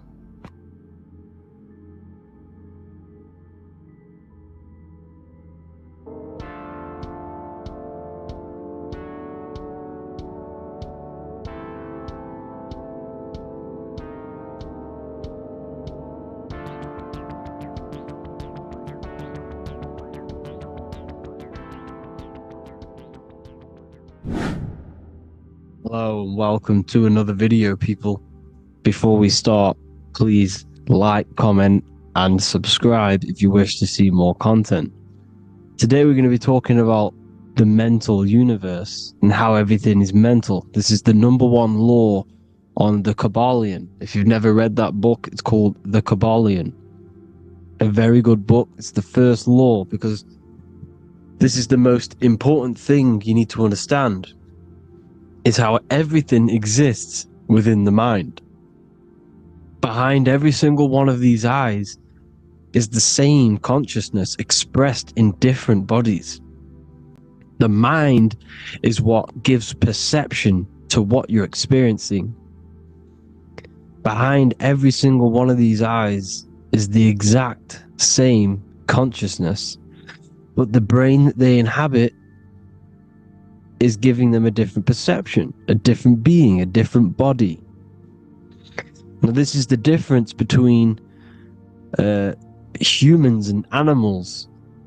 Humans possess a advanced consciousness, an advanced mind that gives us the ability to be aware of ourselves mentally, physically, and spiritually. We can reflect on ourselves. When a dog looks in the mirror or an animal looks in the mirror, it doesn't know what it's looking at. It doesn't realize it has a consciousness. It can't reflect on itself. It can't say, I want to improve in this area. It doesn't have that consciousness. We have a divine consciousness. Take away the N for divine, and you get with a D, put it with a D, you get divide, because we have a divided two-way consciousness. An animal only has one. However, it's still the same mind. We're all mind. We're all mental. We all exist within the mental plane. Look at this person walking. The body, the brain, is sending electrical signals through the 12 cranial nerves, which the 12 disciples that spread the gospel of Jesus, right? You have 12 cranial nerves in your brain. There are 12 disciples which spread the gospel of Jesus. Jesus represents the mind, the intelligence, the invisible intelligence that we all are, the same intelligence, the same exact consciousness, which then sends a command into the brain. Then the brain sends these 12 electrical signals through the 12 cranial nerves to control the rest of the body through the nervous system. This person walking is not, the body is not walking. The mind is telling it to walk. And the brain is it's a supercomputer which is decoding these demands given to it by the mind. Because the pineal gland will have something to do with the ether, because the ether is physical and non-physical. The mind is sending the commands through the ether to the pineal gland, which is then getting broken down into electrical codes within the brain and sent throughout the nervous system to control the body. And this is why in the Sims simulation, because the body's the simulation, it's a false reality, it's the fake reality, it's not the real you. You are formless, there is no form, but the third dimension is a dimension within your mind. Matter, mind, light is all a product of your mind. It's all in the mind. Now, this is why The Sims has this green little diamond on top of the head. Because this is you, this is your invisible intelligence controlling the character. Okay, it's controlling the character. And this character is in the world. Your consciousness isn't in the world. The world exists within you, but the body is a vehicle for that realm that you land in. When you have a dream, your mind transcends this body into another body, duplicates your body into another universe, unite. Unite is one. We're all one. It's all one universe, expressed in many different ways, infinitely. And the vehicle that you land in is the body to operate in that realm. This is the all-seeing eye, as you see here. The eye, this is all the intelligence. This is the ball of consciousness, God, expressed in different bodies. We're all this same one in different bodies, as you can see here. And this intelligence is expressing infinitely throughout the universe. An infinite universe. There's no beginning, no end. There was no beginning of the universe. There is no end. It's infinite. Always has and always will. But the mind is what gives you the ability to explore the universe, to make perception of it. We are God in disguise. We are God in disguise. We are God in flesh. But the body can become attached to the mind, can become attached to the body if the mind is not aware of itself. When the mind is that blinded by matter, and we lack knowledge and understanding of what we truly are, a formless, infinite being, a traveler. This is why Freemasons are called Freemasons. Mason means traveler. Free. You're a free traveler because your consciousness is a traveler of the universe. When we lack understanding, our mind bounds to the body because we don't separate the body with our different layers of consciousness. When we separate them and identify that we are mind, body, emotion, you then can apply this knowledge to when you want to astral travel and explore the different realms of your mind, because the mind is the universe. People, this is what we need to understand. The mind is the universe. I am you and you are me. This is the Egyptians showing you this.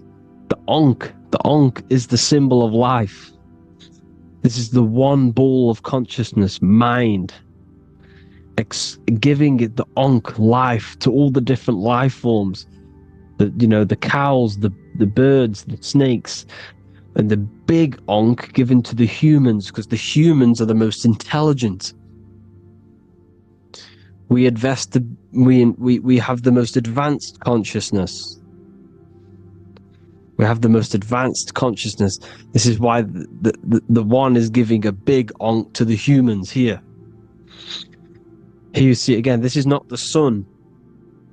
This is also showing Ankh giving out its life to all things infinitely. And this is the Most High.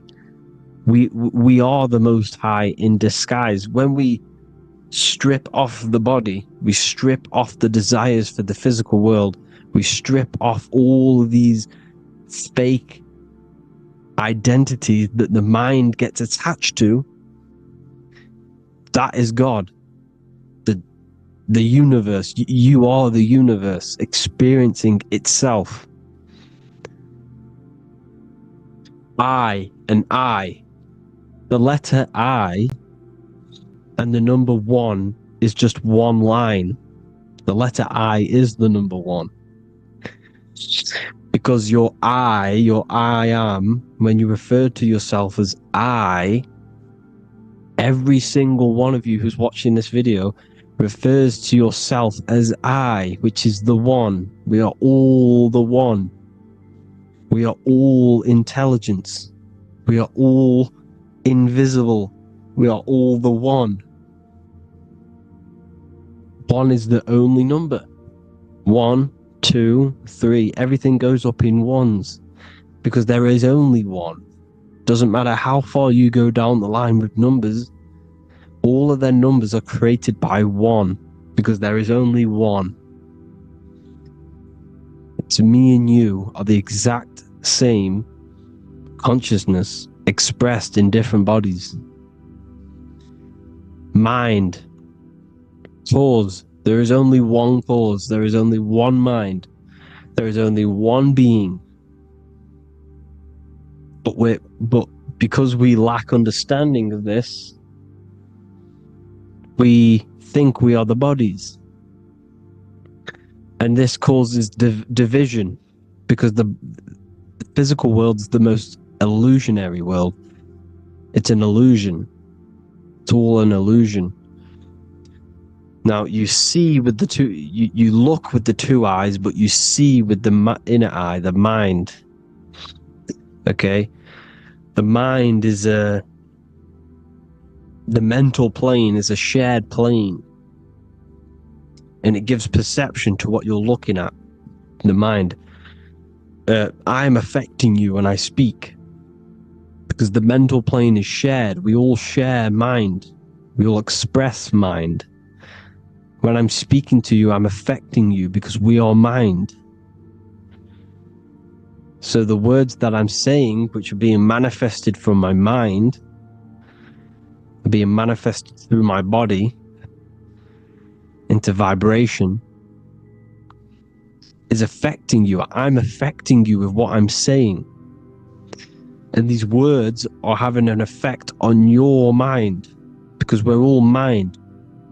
This is why you need to be careful what you're listening to, music and all sorts. Because music can also create thought loops within your mind. Because the chorus, we shouldn't be listening to choruses. Choruses are loops. And what they're saying in the chorus is being looped. And this can create thought loops within your mind. Go and listen to an old song that you used to listen to about 5 years ago, 10 years ago, 20 years ago. Go and listen to an old song, and you guess what? You will get nostalgia. Why will you get nostalgia? Because that song will trigger the thoughts that you were thinking in that time of listening to that song. So songs with choruses create thought loops, and they reprogram your subconscious mind. It's important why music is very powerful. Mine and mind, same word. See, language is the truth, people. This is why I use language in all of my presentations, especially the English language. It's riddled with occult truth. I is my me. I, you, and me are I, one. We are not the name, we are I. Every single one of you is I, because we are all the one, all mind. Now, the only thing that is truly mine is my mind. When you say something is mine, it's an illusion. It's not yours. The only thing that is mine is mind, my mind. Okay? It's my mind. It's the only thing. It's the same word, mine and mind. Like I said before, everything's one. Hot and cold. is different degrees of the same thing, of the one substance, of degrees. The 7 colors are different frequencies of the one white light. Everything is one. There is only one. We are all one. Everything is one. Hot, cold, day, night. It's the same degree of one, which is mind. The mind's perception is what's giving it, labeling it hot or cold. The mind's perception of colors is what is giving it red or purple, hot or cold. There is only mind. The mind gives things perception. There is only one, that is mind. The conscious and the subconscious mind. The male and the female, these are married.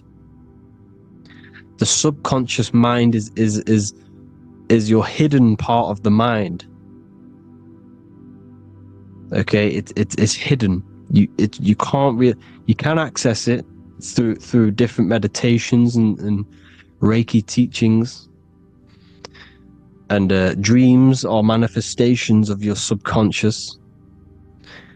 This is how you know mind and matter are one, because your mind creates matter in dreams. Your subconscious manifests everything in a dream, in the astral realms. The conscious is what you're conscious of, what you're consciously thinking of. So me, I am conscious that I am speaking into this mic and creating this video. My subconscious mind is the hidden part of the mind, which is speaking to my heart, telling it to beat. It's telling my food to digest. It's regulating all my blood. It's doing everything in my body without me being conscious of it. Without me being conscious. The subconscious is the feminine, the conscious is the male. The Bible, of course, Proverbs 12:4, helpful, not helpful, an excellent wife is the crown of her husband, but she who brings shame is like rottenness in his bones. In the same way, husbands should love their wives as their own bodies. He who loves his wife loves himself. You can take that physically, you can take that literally, or you can take it metaphysically. See, the Bible's written in such a way where you can take it as your level of realization. He who loves his wife loves himself. If you love your subconscious, if you love yourself, you speak good about yourself, because your subconscious takes everything literally. If you say, I hate you to someone, your subconscious does not know the difference between me and someone else. It only thinks me, me, me. Why? Because mind is the only thing that exists. You are mind, I am mind. If I say, I hate you, you're saying that to yourself. Your subconscious picks that up and says, I hate myself. And that's telling your subconscious that's what you want. Because your subconscious manifests 90% of your behavior. The programs within your subconscious. Tying your shoelace is a program. You don't need to be conscious of it. You can just do it because it's a program. It's deeply interwoven in the subconscious. Driving your car, texting on your phone. You don't have to think about what letter. You just do it because you know where the letters are. It's a program. Therefore, if you look after your subconscious, they are a married couple. It's your wife. Your subconscious is your wife. And it manifests 90% of your daily basis thought patterns, actions, behaviors, emotions, all the things that all the trauma that you've experienced is stored within your subconscious, which is affecting you. So let's say you were in a car crash 10 years ago and you had a really traumatic event, you really hurt yourself, and you had a very, very, very strong emotion that you felt of pain. That will still affect you today. And why? Because it will manifest into your behavior. How? Well, you'll be cautious of what cars to go in and you'll be cautious. Because of that event that stored within your subconscious, because of that feeling you felt was so painful and so strong, it's still manifesting into your behavior today. For example, you won't go in certain cars, you won't go with certain drivers. The subconscious stores everything, all your memories, the programs and everything. So if you trick your subconscious, that's how you manifest your life. To trick the subconscious, you already have something, and therefore it will manifest into your life and into your behavior, thoughts and actions. This is why the golden rule is to treat others like you want to be treated. Because I am you and you are me. We are all subconscious. We all have subconscious. Whatever I do to you, I do to me.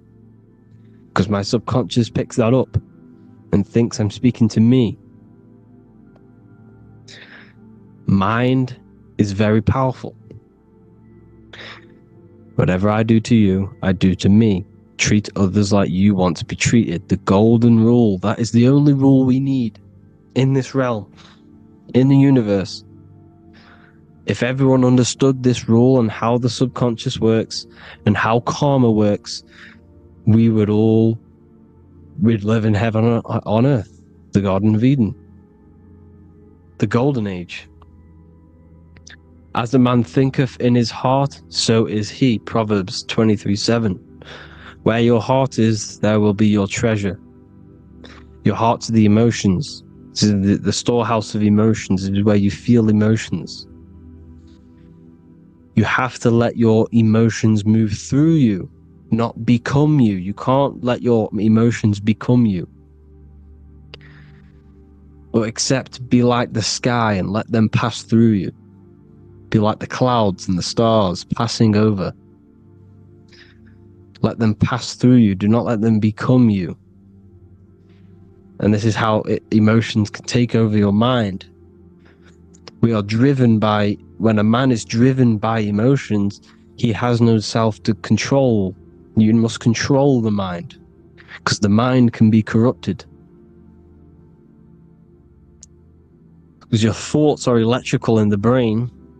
Your thoughts come from the mental plane. So how the mind works is that you place your attentions on something in the mind, and infinite information just flows in. Think about it. When you think of a certain topic,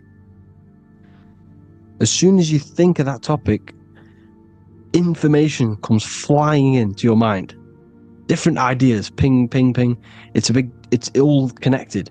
It's why we call it a mindset, because your mind sets itself to frequencies. And when we think of something, we tap into that frequency, and just the universe, the mind, the mental plane just flows in information based on that frequency and that thought. The universe is just information. All of the information out there, nothing is new. You have to tap into it, tap into these different thoughts, and it's all there. Everything already exists within the mental plane. You don't think anything, you receive thoughts. We all share the mental plane. We affect each other. I'm affecting you. Listening to me is affecting your mental plane, your mind. The physical plane is the lowest plane. It's the world of effect.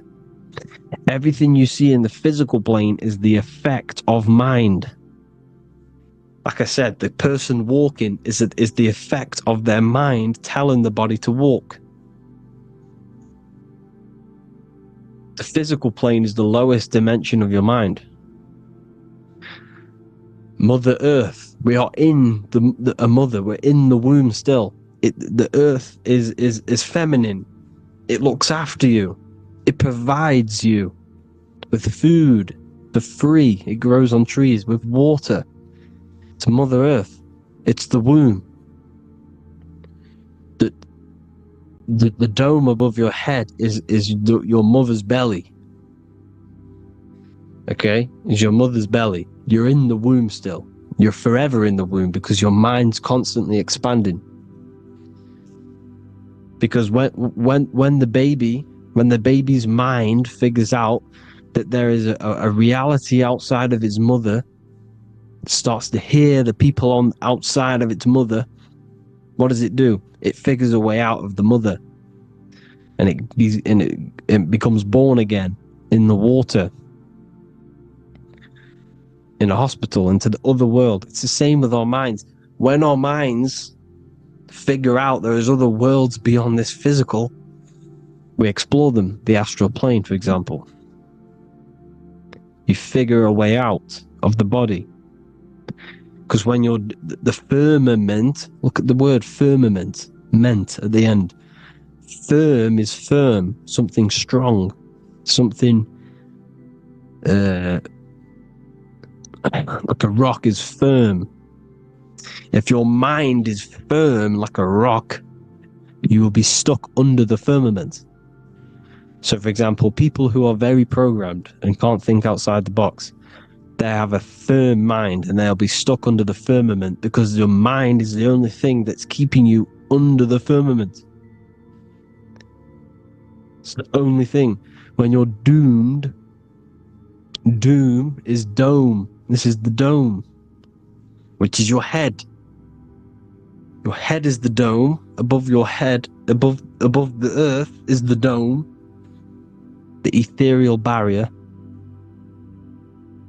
But that's just an external manifestation of your head. You don't leave the earth, you leave your body to leave the earth, because your body is the earth. It's a dimension within your mind. So when you're doomed, you're domed. Your reality is your level of realization. You realize something, or when you have an idea, the mind, I and the I, EYE or I, same thing, mind, it's all mind. Reality is your level of realization. You realize there's other worlds, that's your reality. Your perception's your reality. Mind in Latin is mens. Jesus was known as the fisher of men, which is the fisher of minds. He was fishing minds worthy of knowing the higher truth, the deeper occult knowledge. Jesus figured out that we are all God. And he got killed for it, because in that age they were trying to suppress this information. Jesus figured out he was God because we are all God, every single one of you, and they killed him. Because we're all mind. We are not the body. We're the invisible intelligence, which is God. But you are not God if your mind is attached to this physical world, to the worldly pleasures. If you master your mind and travel the depths of your mind, that is God. Mental and men. Look at the word mental. It has men in it. Men in the Bible means mind. Here you see Masonic. The Masonic symbol with the eye, the mind. Looking over, everything is the one. Everything comes from the one. All the lines coming off it, giving its life to all of the life forms. Down here on the bottom, you have duality, black and white. Up here, you have singularity. One and the two. Unification and division. The lower self is divided into the left and the right. So the Bible even says, I forgot what verse it is, but it says, it's better to go through life with one eye than to have two and be cast into the fiery abyss of hell. I'm not sure what verse it is, but you can research it yourself. It's better to go through life with one eye, to be unified. Unified consciousness. Dimension.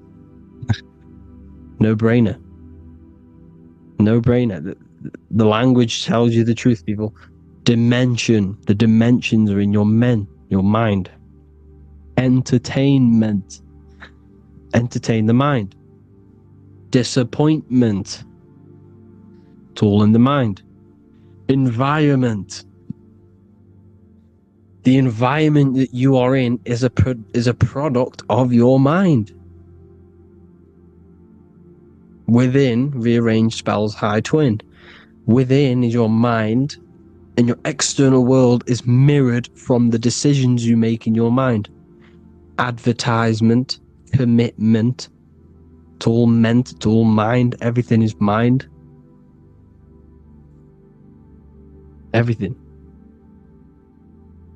So, this is important. The collective thoughts and collective beliefs. The collective, because we all share the mental plane. And because of this is why we are in a weakened state of consciousness at the moment. Because the collective thoughts and the collective minds overall are asleep. And they don't believe in anything. You see, everything is true within the mind. You think of something, it is there instantly. You think of a chair, it's there in your mind. You think of anything, it's there instantly. So everything's true within the mind. Anything can happen in the mind. Anything can happen on the physical plane if the collective consciousness, the collective minds, believe it to be true. This is why back in the days, in the ancient days, you look at all the old world stuff, you see all this crazy technology, and it's because as a collective, as humanity back then, they believed that they had much more open minds. Therefore, the things manifested in the physical world were a lot more out of the box, so to say, compared to today. For example, magic is not as powerful today because the masses don't believe in it. It's still powerful, don't get me wrong, but if the masses believed, or if everyone knew magic could be real, because it is, anything's real in the mind, it would be a lot more powerful. You see? So and what they're trying to do is create a hive mind worldwide. They're trying to make one religion, an external god. What happens when you worship something external? You give energy to it, because where attention goes, energy flows. Where your mind gives attention to, energy goes there. And when we all believe in external gods and give our worship and our power to these external things, we all give energy to it, which will manifest as a demon in the astral planes. It's a hive mind. They're trying to make a hive mind to summon our energy. Trying to summon our energy. And it through mind, through collective thoughts. The hive mind. They want one religion, one government, one currency, one belief system. And that will create a hive mind, which will limit our consciousness, which will limit what we can do in the physical world. Because if everyone doesn't believe in certain things, it cannot happen, because it's all in mind. Mind is so powerful. I am you and you are me. I hope you all enjoyed this video, people. If you haven't already, join the Wisdom Academy. The Wisdom Academy, we have many occult lectures just like this one. Also, we have just launched Mindwave Hub. If you want genuine frequencies, genuine binaural beats, because the ones on YouTube, the ones on Spotify, Apple Music, they're all tuned to A440 Hertz, which shuts down the right hemisphere of the brain. If you want to gain access to your true consciousness, your mind, you need to balance the two hemispheres and balance the chakras. You can do that externally by listening to binaural beats.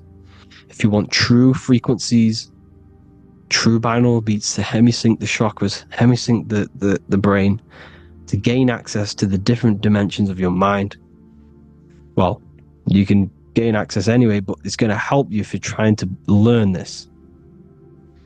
Join Mindwave Hub. The link will be in the description. Listen to the binaural beats, meditate to them, listen to when you go to sleep. They'll massively benefit you.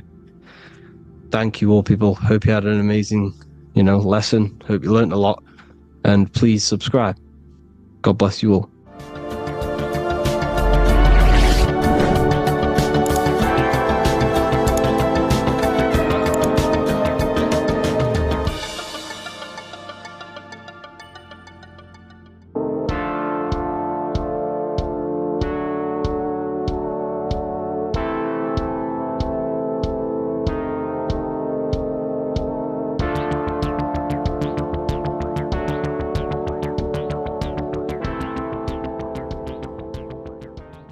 Welcome back everyone to another video.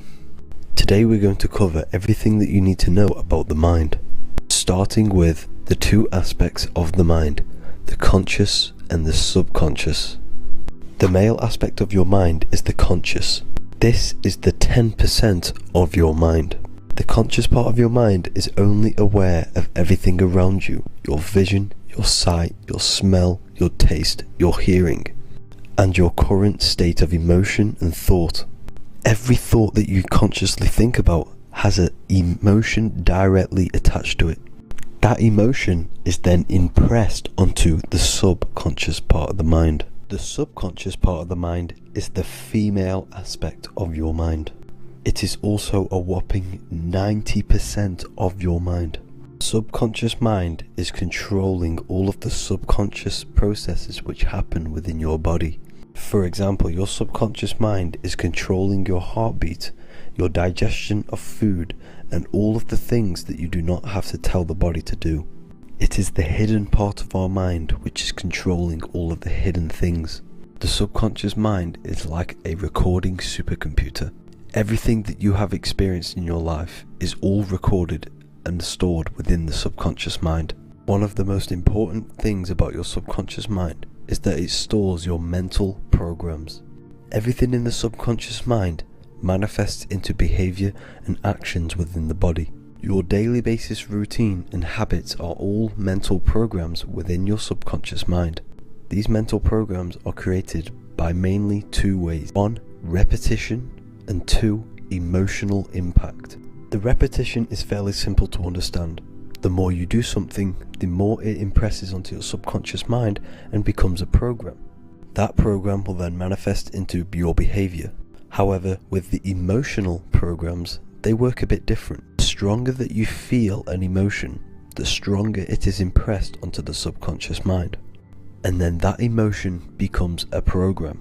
For example, you had a very traumatic moment happen when you were a young child. The emotion that you felt was so strong in that moment that it impressed into your subconscious mind so hard that you can recall that moment like it was yesterday. That traumatic event that happened to you when you were young will still manifest into your daily basis behavior even to this day.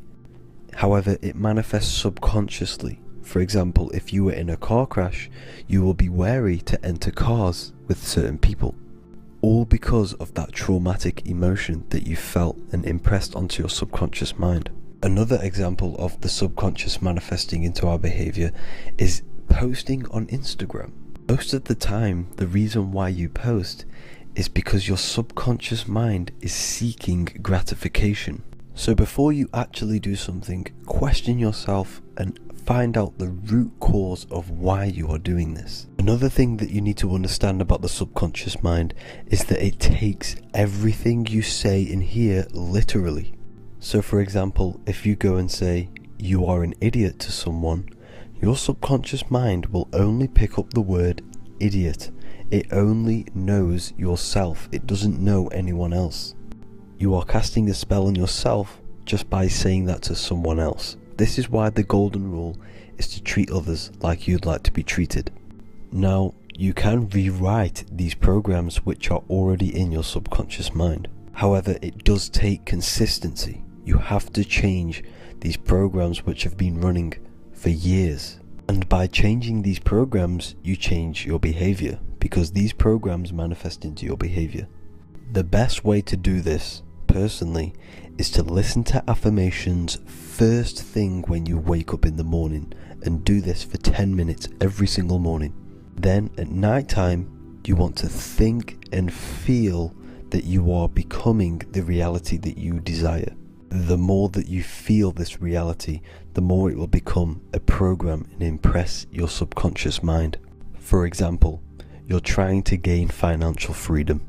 If you trick your subconscious mind into creating a program saying that you are financially free, this will manifest into your behavior. You will start doing more work. You will start looking for ways to make money.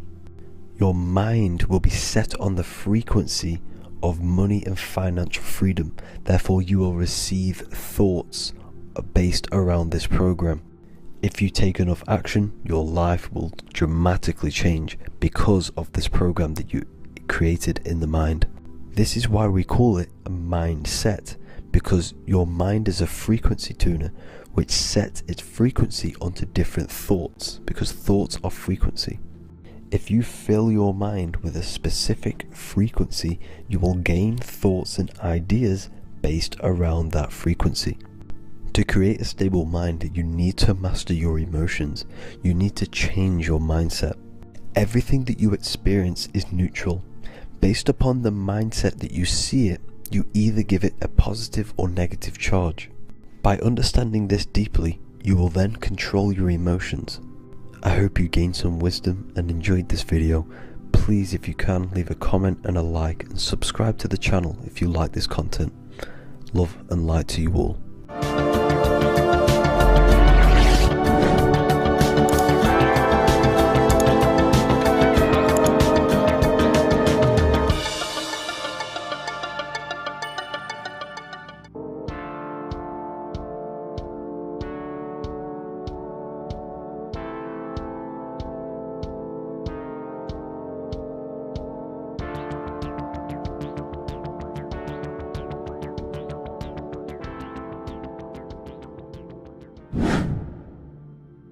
The earth has become a realm in order to trap souls within, so that they can harness our electricity, our energy. Even the Bible is talking about how this realm is controlled by the wicked one in John 5:19. We know that we are the children of God, and that the whole world is under the control of the evil one. Ephesians 6:12, for our struggle is not against flesh and blood, but against the rulers, against the authorities, against the powers of this dark world, and against the spiritual forces of evil in the heavenly realms. So the Bible is telling us that this is not the only world. There are other worlds, there are other realms that we can go to, considered as heaven. Heaven being a higher realm where there is no evil, no darkness. This is a midpoint realm where there is good and evil. Now, we're going to explain how the soul trap is how it's working, and how your soul is being harnessed for its energy, and how you are tricked to come back to this realm after death. What you need to understand is first is that you are the invisible intelligence behind the physical body. You are the mind and soul. The soul is the true you, the good you. It is pure love, pure bliss, eternal, never dies. The mind can be corrupted though. The mind is the intelligence of the soul. It is invisible. It has no true form. The intelligence inhabits the brain. The brain is the computer to control the electrical machine called the nervous system, which is choice, program, and action. You are the invisible intelligence behind the body, and this will prove it even more. You do not even see into the external world. You are seeing an image produced by the brain, because the light is being sucked through the retinas of the eyes. The image is produced in the visual cortex at the back of the brain. What does this mean? This means that we are the consciousness in the center of the brain, in the pineal gland that is experiencing the program being ran by the central nervous system in the brain. This is the sigil of Lucifer. Lucifer in Latin is Lucy. Lucy is light in Latin. Lucifer is known as the light bearer. This is how the eyes work, people. It's not a demon or a devil. The sigil for Lucifer is how the eyes work, and how the left eye is controlled by the right brain. The right eye is controlled by the left brain. There is a crossover. It's the same with the body. The left side of the body is controlled by the right brain. The right side of the body is controlled by the left brain. There's a crossover with our hemispheres in the brain. Now, this empty chamber in the center of the brain is where this universal cosmic intelligence is held, known as the most holy place in the Bible, the throne of God. Okay, this is above the 33 vertebrae on the spine. As you can see here, you are the being in the center of this point. All of the nerves are being sent back to this one particular point, which is the seat of our invisible intelligence. You can see it's an empty chamber. Our consciousness, our intelligence is not a physical thing. This intelligence is the true voice inside of your head. This is why your head is heaven, your heart is earth, your heel is hell. Your head is heaven because this is the seat, the throne of God. God is in heaven because the consciousness, this divine intelligence that's controlling the body, is sat in the center of the brain. The brain is taking commands of this invisible intelligence. When you close your eyes, you can feel your awareness, your consciousness, your intelligence is all in the brain. Your awareness is not in the feet, the heart, the legs, the arms. It's all in the center of the brain. Now, if you meditate deeply, you will find that you are beyond the mind. You are the being observing the thoughts. You are the soul observing the thoughts. Now, with this being said, you are the consciousness experiencing the program being ran by the central nervous system in the brain, because you're not seeing into the external world. It's an image, it's a simulated image produced by the brain and the central nervous system. You do not experience the external world. You do not feel the external world. You feel electrical impulses on your nervous system. Your nervous system is decoding what you are feeling. So the only thing that you truly feel is the electrical impulses on your nervous system. This is why the nervous system is the tree of knowledge of good and evil, because it gives your invisible intelligence, your mind, the knowledge of good and evil. It can detect good things, it can detect bad things. If it's hot, if it's warm, if I need to go, the nervous system is doing this. It is the tree of knowledge of good and evil. Okay, now this universal intelligence is symbolized as the single eye. Okay, Matthew 18:9. It is better for you to enter life with one eye than to have two eyes and to be thrown into the fire of hell. What does this mean? It's symbolic, it's metaphorical, people. It is metaphoric. Your universal intelligence is the single eye, the one eye. It's the balance between the two poles, between the left and the right, the good and the evil. It knows the right thing to do all the time. This is our inner guide. The inner self is the inner guide. And when you are operating your life off duality, using your two eyes, you'll be thrown into the fire of hell, lower states of consciousness, because you're split. You need to live in oneness, even, balance.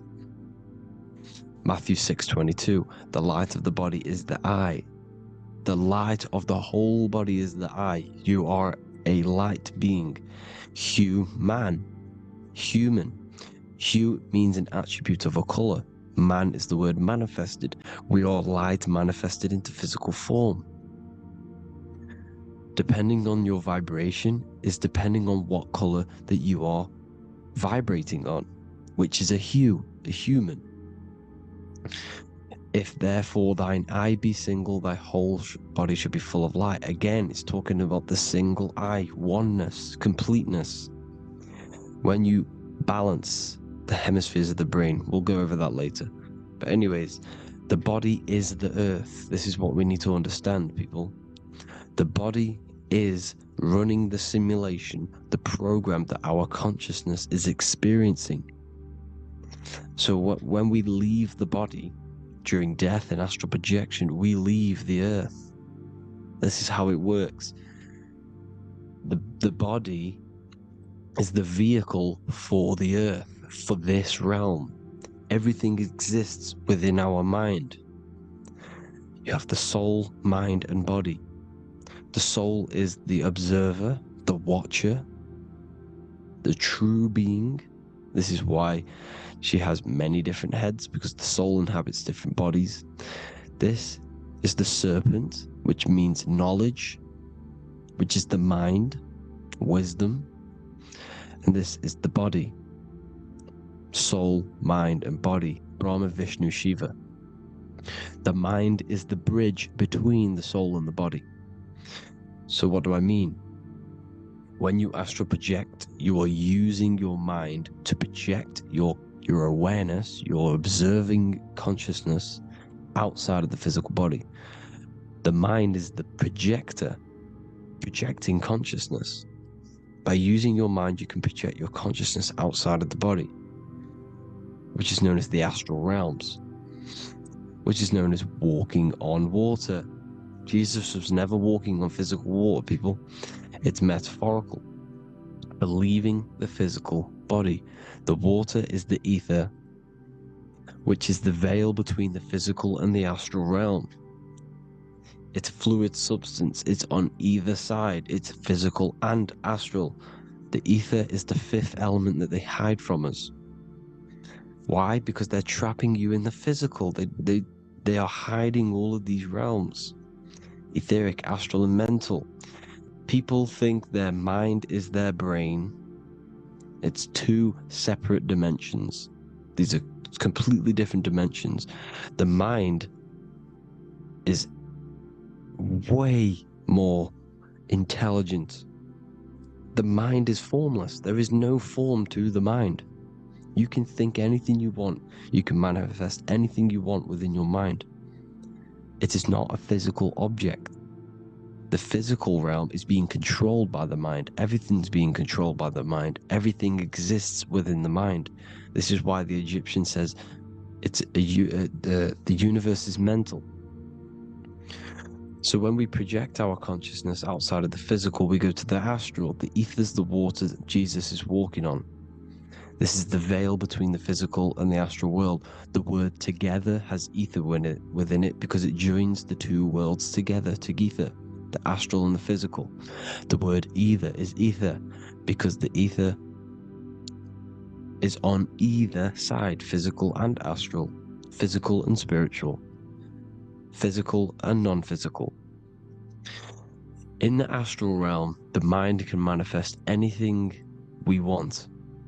We incarnate to restrict our minds. This is why Saturn, if you go and watch my video on Saturn, how Saturn is this simulation, okay, our minds can manifest anything we want in the astral plane in the click of a finger. However, when we incarnate in matter, we now have to labor for our manifestations. This is why Saturn's known as the great teacher in astrology, because he teaches you a lesson. When your mind incarnates into matter, it's teaching your mind a lesson, the knowledge of good and evil. This is why the Bible says you shall be gods and know the knowledge of good and evil. When you incarnate here, you have to know the knowledge. You need to know the knowledge of good and evil to become a god. Okay? Now the square is the physical plane. The triangle's the ethereal plane. The circle's the eternal plane. The circle has no beginning, no end, it's eternal. The physical plane is the square, it's limited. The square is limited. The cube is the geometric shape which gives rise to matter. Now, the term think outside the box has truth in plain sight. You have to think outside the box to project your consciousness, use your mind to project your consciousness outside of the box, the physical plane, into the astrals. The astral realm is the realm of the stars. Above us is the stars. Through the stars is the astral plane. This is why astral has the word star within it. The devil is the de-veil. When you sell your soul to the devil, quote unquote, it's metaphorical. The devil exists in the physical plane. It's the lowest state of consciousness. The de-veil, you de-veil yourself into the physical when you are the devil. The de-veil. The ethereal plane. Now, we all know what the famous symbol of the all-seeing eye, right? The all-seeing eye with the eye in the triangle. Look at the Masonic artwork showing you the triangle above in the sky. This is symbolizing the ethereal planes. The eye in the triangle symbolizes your invisible intelligence, your mind, which has the ability to see on either side. Because the triangle's the ethereal plane, the eye is your consciousness, your intelligence, and this intelligence has the ability to see in the physical plane and to see in the ethereal planes, in the astral planes. This is why it's above the earth, it's above the ground, because it can see here, it can see in the heavenly realms. Now, the stars are, well, this is known as heaven, the realms of the astral planes. This is some quotes from the Emerald Tablets of Thoth. Out of the darkness ye must rise upwards, one with the light and one with the stars. Man is in process of changing to forms that are not of this world. Grows he in time to the formless, a plane on the cycle above. So there's other worlds. The Bible's telling you there's other worlds, there's other realms. Know ye must become formless before ye are one with the light, the astral light above, which shining through the stars. Not of the earth are ye, earthy, but a child of the infinite cosmic light. You are the invisible intelligence controlling the physical body. The body's not you, it's the vehicle that your soul lands in when your mind projects your consciousness into that realm. Free from the body, I flashed through the night. Unlocked at last for me was the star space. Wow, that's powerful. The star space, the astral planes. This is what it's talking about. We are all a star. We descended from the astrals, which is the star. We are all a star. Look at the ancient paintings of Jesus' birth. It's the star beaming his consciousness down into the physical plane. Here's another one. Here's some Freemasonic artwork showing you, again, the ether, that invisible intelligence, the eye, manifesting itself inside of here, in the physical realm, where the people are. You see? It's the same here. This is Jesus. Here's the bird symbolizes the Holy Spirit, your invisible intelligence, descending into the waters, the ether, the ethereal, everything. The ether's the base of all physical matter. Here's truth in plain sight. Mr. Bean, the famous TV program in England, in the UK. He begins the program like we all begin the program, from falling from the stars. He falls down with a beam of light.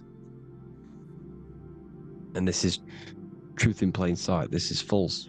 The aliens don't exist. They're a lie, alien.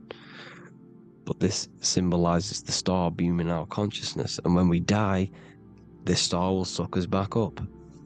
Just like this UFO is doing. It's truth in plain sight. So, This is some more Freemasonic artwork, going from duality to singularity. Sun, moon, masculine, feminine. Right hemisphere, feminine, left hemisphere, masculine.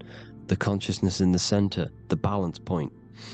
Here's another more Freemasonic artwork. The two pillars, left and right hemispheres, and the invisible intelligence between the left and right hemispheres. The light of the body. This is why light's coming off it.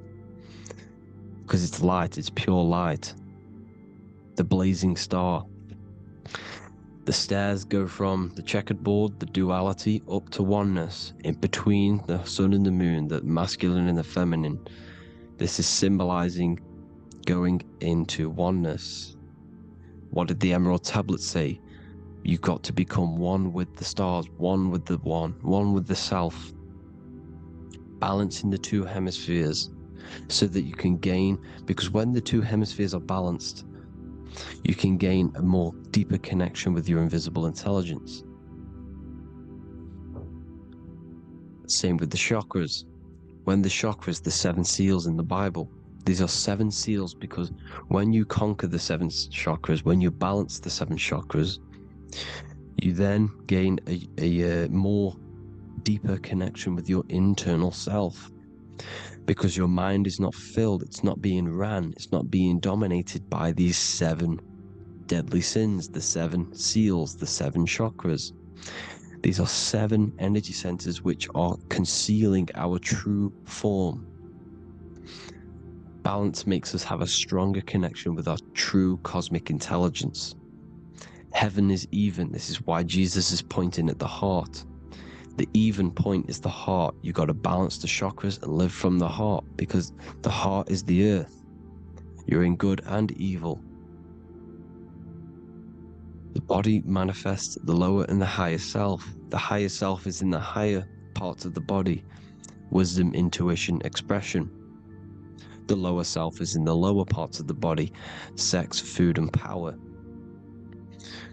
This is how they are trapping your soul, people. Like I said, the mind is the bridge between the soul and the body.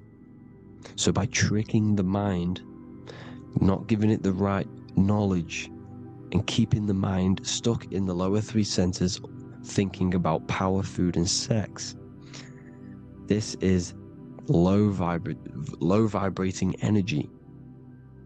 It's going to keep your mind addicted to the physical realms. Okay? This is why you need to go even, balance, heaven. Okay? I will explain the soul trap in a second, how it fully works. But I'm telling you all the science behind it so you can understand. When you are doomed, you are domed. This is the dome, the firmament, the firmament, the mind. Ment is mind, firm is firm. A firmament is doomed under the firmament. You must have a loose mind, an open mind to expand your consciousness beyond the stars, beyond the ethereal barrier. You have to vibrate higher than this world. Your consciousness must be expanded more than the physical plane. You need to learn how to astral project. You need to learn how to leave the body, how to operate outside of the body, so that you, when you do leave the body, you will have recognition. You will have knowledge. You will have practice. But this is as above, so below. The woman's belly is the earth. It's as above, so below. It's a microcosm of the macrocosm. We are the children in the womb. We are the people in the earth being ready to be born into the heavenly realms. As above, so below. It's a microcosm, macrocosm. Everything is in everything on a bigger and a smaller and a larger scale. Now, when the baby figures out that there is a world beyond its mother, what happens? The baby starts to move around and tries to get out of the mother. Because once it starts to hear the external world, starts to hear people, it's going to wonder, what's outside of why am I in here? What's outside? So the baby will force its way out of the mother. It's the same with our minds, as above, so below. When our minds figure out that there are other realms beyond this world, we will seek a way out. This is the womb, the Mother Earth, Mother Nature. It's the mother. We're in the womb. We can be born out of this world, which is being born again in the Bible. When you are doomed, you are domed under the dome, under the firmament, the firm mind.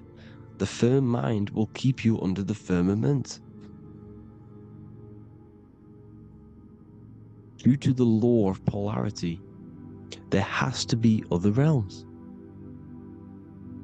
There has to be. Because the law of polarity works in this world, and it will work on every scale possible. It's universal laws. These are universal laws. The law of polarity means that there are other realms polarizing this realm. There is a hell, there is a heaven. There is a midpoint, which is Midgard, which is the one we are in now. Earth, heart. Earth is the heart. Heart is the center, good and bad. The balance between good and bad. Your reality is your level of realization. Your mind realizes other worlds, you will seek a way to them worlds. It's that simple. The soul trap is to keep you stuck in this physical body, which is the earth. This body is the earth. It's running the program, like I said at the beginning. It's running the simulation that your consciousness is experiencing. You are an electromagnetic being, and you're hidden in a cage, your rib cage, and you're stuck in cells, a prison cells. You're in cells. We produce electromagnetic energy. Your soul produces this energy. And by trapping your consciousness inside of this physical realm, they harness this energy within the astral realms.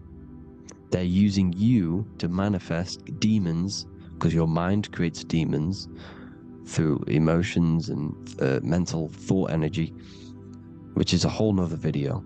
I could make a video on that. You're manifesting everything for them because they're trying to create a hive mind. This is why they want everyone to believe in one belief system, one government, one belief system, one religion, because they're creating a hive mind.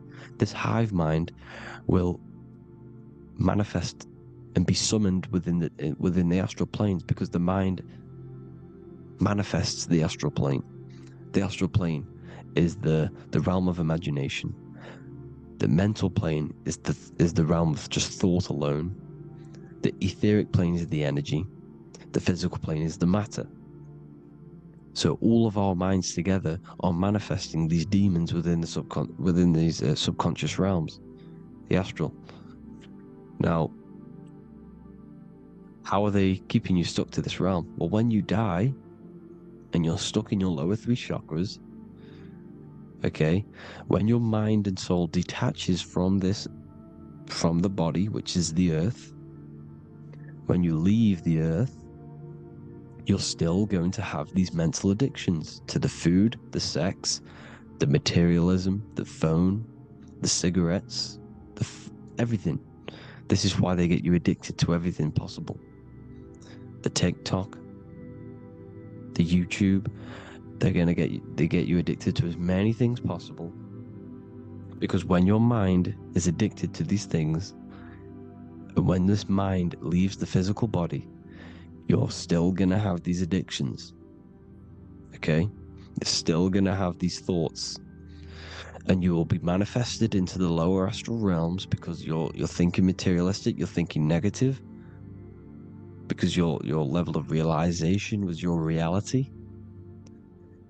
You were manifesting hell on the earth. When you leave the body, you're going to manifest hell in the astral planes, which means you'll be vibrating on the very low, which will put you in the lower astral realms. So guess what? You're going to come back. You're going to come back into materialism. You're going to reincarnate.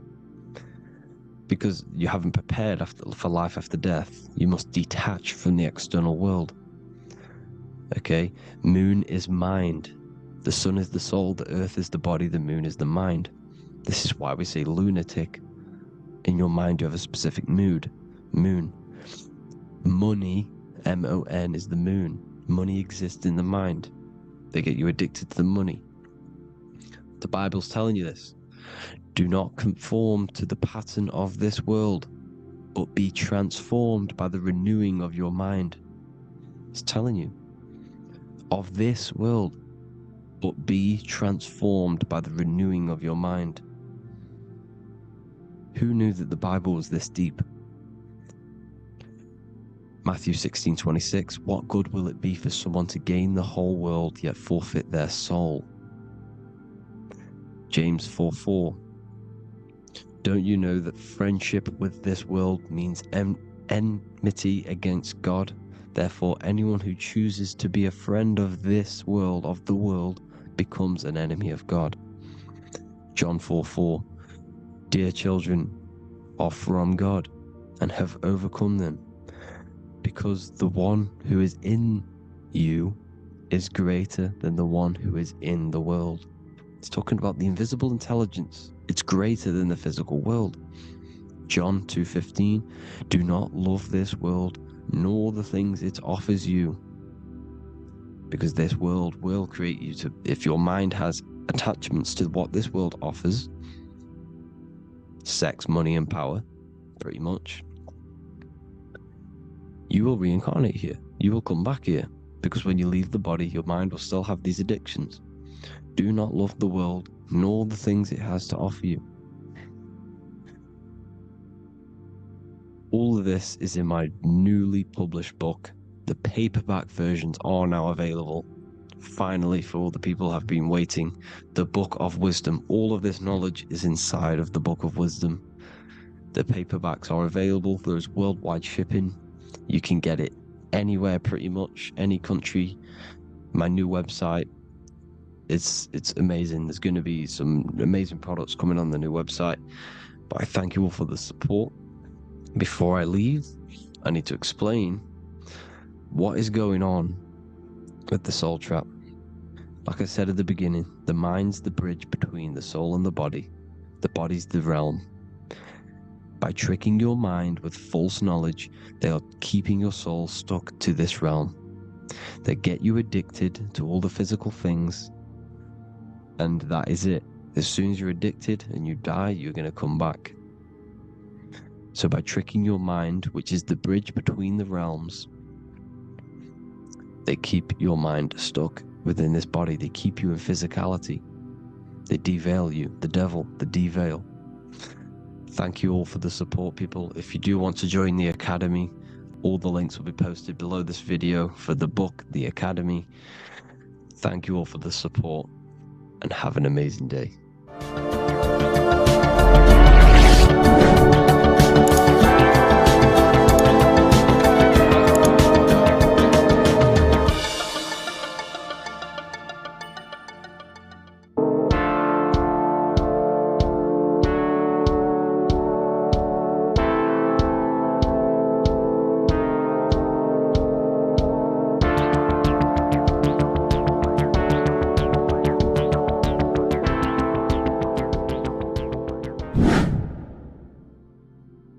What is good, people? We're back with another video, and this is going to be talking about the connection between the micro and the macro. You know, you are the universe, everything is inside of you. So the first thing you need to understand is that the law of mentalism, we are a thought in the creator's mind, everything's being thought into existence. We have a spark of this mind, this same mind of the creator, and everything is a state of mind. Particles or atoms, whatever you want to call them, are a mental thing. They're a product of the mind. Everything's thought into existence. Thoughts influence everything. Thoughts are energetic effects which send out waves into the quantum field around you. And your consciousness is actually the universe experiencing itself, expressing itself, and viewing itself. So we are the creator, but viewing itself in separate bodies. And this is why they call the material world the world of illusions. Because everything's separate here, but we all forget that we are all one. We've all been brainwashed to think we're all separate, but we're all one. We're all the same mind, the same consciousness, everything. So everything's created out of toroidal fields. God created the toroidal field. That's the only thing that exists because the atoms are toroidal fields. And it's the basis behind all creation. As you can see it in the owl's eyes. It creates the infinity symbol. And this was the apple. That apple is a toroidal field. And the toroidal field is made out of dielectricity, which is ether. Ether is black light, and this is counter space. This is another realm. This is what creates God to be omnipresent, to be everywhere at one place at all times. He is everywhere because ether is everywhere. And ether is infinite potential. It connects everything together, and that's what energy moves through. It moves through the ether, and that's black light. Everything is light, as it says in John 4:2. God is light. Everything's a vibrational state of light. So the torus field is made out of dielectricity, ether, black light, magnetism, which is white light, which is the center of the toroidal field. And magnetism radiates, it has no vibration. And then when white light splits, it turns into electricity, which is physical material, and that has a vibration. This is the Holy Trinity: the sun, the moon, and Saturn. Saturn, the god of materialism. If you've watched my videos on Saturn, you know that Saturn is crystallizing everything into physical matter. And that's why his old name was El. The ancients called him El. And this is why we get El electricity. This is where El electricity comes from. Because El electricity is only a product of the physical world, which is redshift, blueshift, Adam and Eve. And this is what creates the redshift, blueshift is what is a product of magnetism. When magnetism, white light splits, and this gives us vibration. And this what creates the toroidal field, which is the basis of all physical creation. The sine wave is created out of the magnetic wave and the electric wave. The electric wave is the blue wave, and the magnetic wave is the straight wave, which is radiation. This is vibration, frequency. So the magnetic wave is straight, and then you have longitude and amplitude, which is depth, which is dimension. You see how the electric wave has depth and a dimension. This is why you get the cross.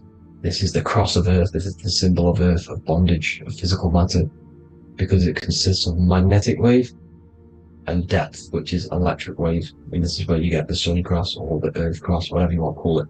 It's the cross of physical matter, and the ancients knew this. This is why they used that symbol. Redshift, blueshift, which is the toroidal field, is the basis of all creation, physical creation. And this is why you have the police siren is red and blue. The Matrix movie, red pill, blue pill. You have red blood and blue blood in your body. The Democrat and Republic, the two parties, red and blue. Like your taps, on your taps, you have a red and blue tap. One's generative, one's destruction. Fire, destruction, water, generative. So this is the basis of all things. And electric wave has dimension, like I've already said, depth, material, and it's measured in hertz. It's measured in hertz because it hurts you, it decays, because the electric wave has a vibration, and vibration always has to go back to a standstill point. This wave cannot go forever, but the magnetic wave will go forever. It's radiation. Magnetic is radiation. It radiates forever, it pulses. But the electric wave will at some point come back to a standstill point, and that's why it hurts, it decays. That's why our physical body decays, because we contain of electricity. This body is an electric body, and it will return back to stillness like a guitar string. If you vibrate a guitar string, you pull it, it will vibrate, make a sound, and then go back to a standstill point. It's the exact same with every single toroidal field within the body. It will decay, and this is why our bodies decay, and everything in creation decays. So we're born into sin. The sin of Eve. The sin of Eve is us biting into the tree of knowledge of good and evil, which is the systems in the body. And the sin of Eve is biting into the sine wave. We bit into the sine wave. The sun moves in a sine wave. Our DNA is a sine wave. Time is a sine wave. Everything in this creation is a sine wave. This is why the dollar bill is a sine wave. Magnetism and electric waves in one. And this is the sun doing its sine wave, which creates, when you go bowling, it kind of creates that pin that you hit over.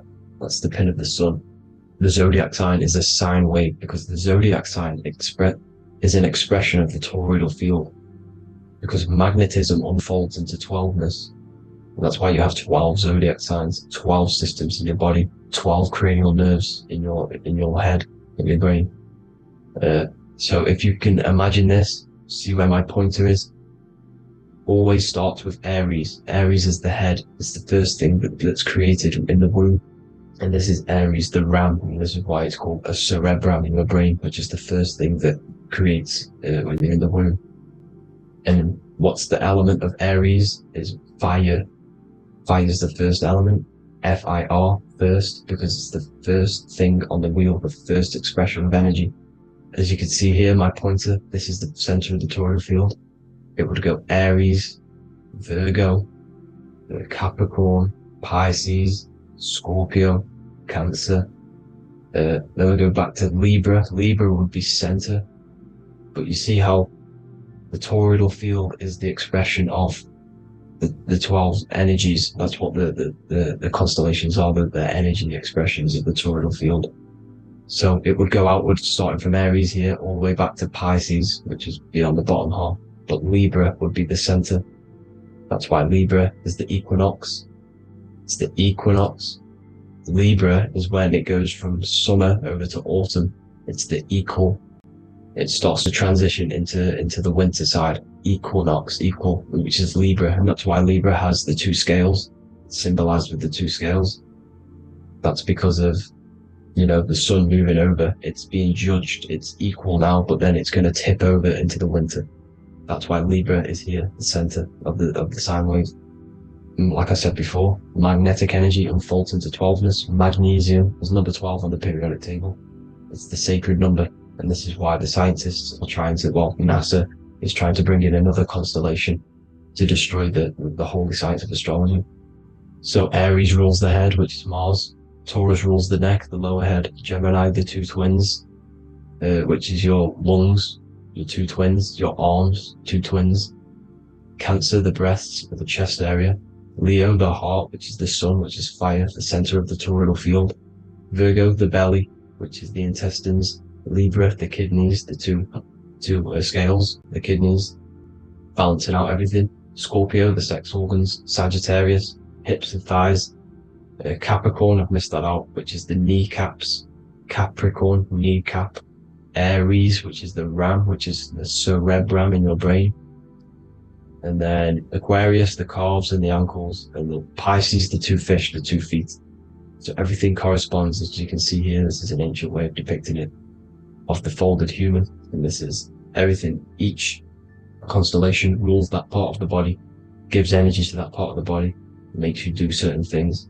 So magnetic energy unfolds into 12ness, electricity unfolds into 7s. That's why when you get electric, the light spectrum that we see, it consists of 7 colors. Why we have 7 planets. The 7 planets give us our 7 metals and the 7 solfeggio scale frequencies. So the rotor, this is the rotor, and rotor is an anagram for Torah, the Torah, which is I think it's the Hebrew Bible. Don't quote me on that, but it's one of the holy books. Which is the Torah, the Torus. Everything goes back to the Torus field because it's the basis of all creation. So the chief cornerstone, it says in the Bible that the builders rejected the chief cornerstone. The chief cornerstone, you are the builder. You decided to incarnate into the physical world, into the electric world, the world of Saturn. When you are created in the womb, it takes you 9 months for you to be created. So for example, if your parents, if you went into the womb here, it'd take you 9 months. So let's say you're born in Scorpio. So you'd go back 9 months, 1, 2, 3, 4, 5, 6, 7, 8, 9. You consist of all of these 9 energies because it takes 9 months or however long you took to be born. Some people are born earlier. You'd have to find out how many months you were in the womb for. But you consist of these 9 energies, and each constellation has a cell salt associated with it. And these cell salts are vital for your health, and your cells are the optimal health of your body. So the chief cornerstone that you rejected is these 3 cell salts, these 3 constellations. So you're mineral deficient in these 3 constellations, for example, fluoride, magnesium, phosphate, and potassium sulfate.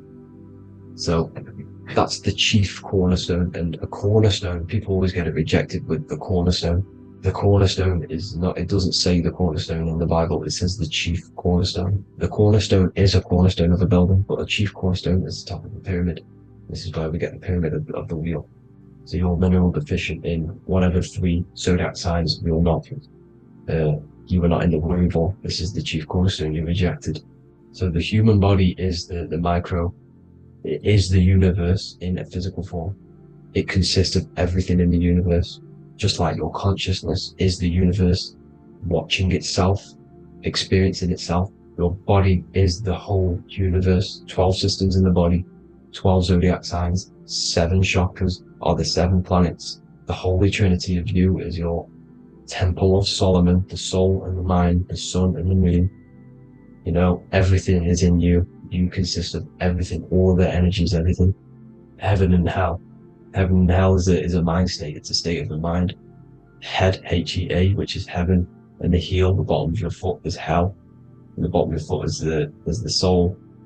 So they're basically saying, large wordplay, they're saying that your soul is in hell because, you know, with the elites being in control. So they call the bottom of your foot the soul, trying to say that you're in hell. The Christ is in you. And this Christ is Greek for Christos.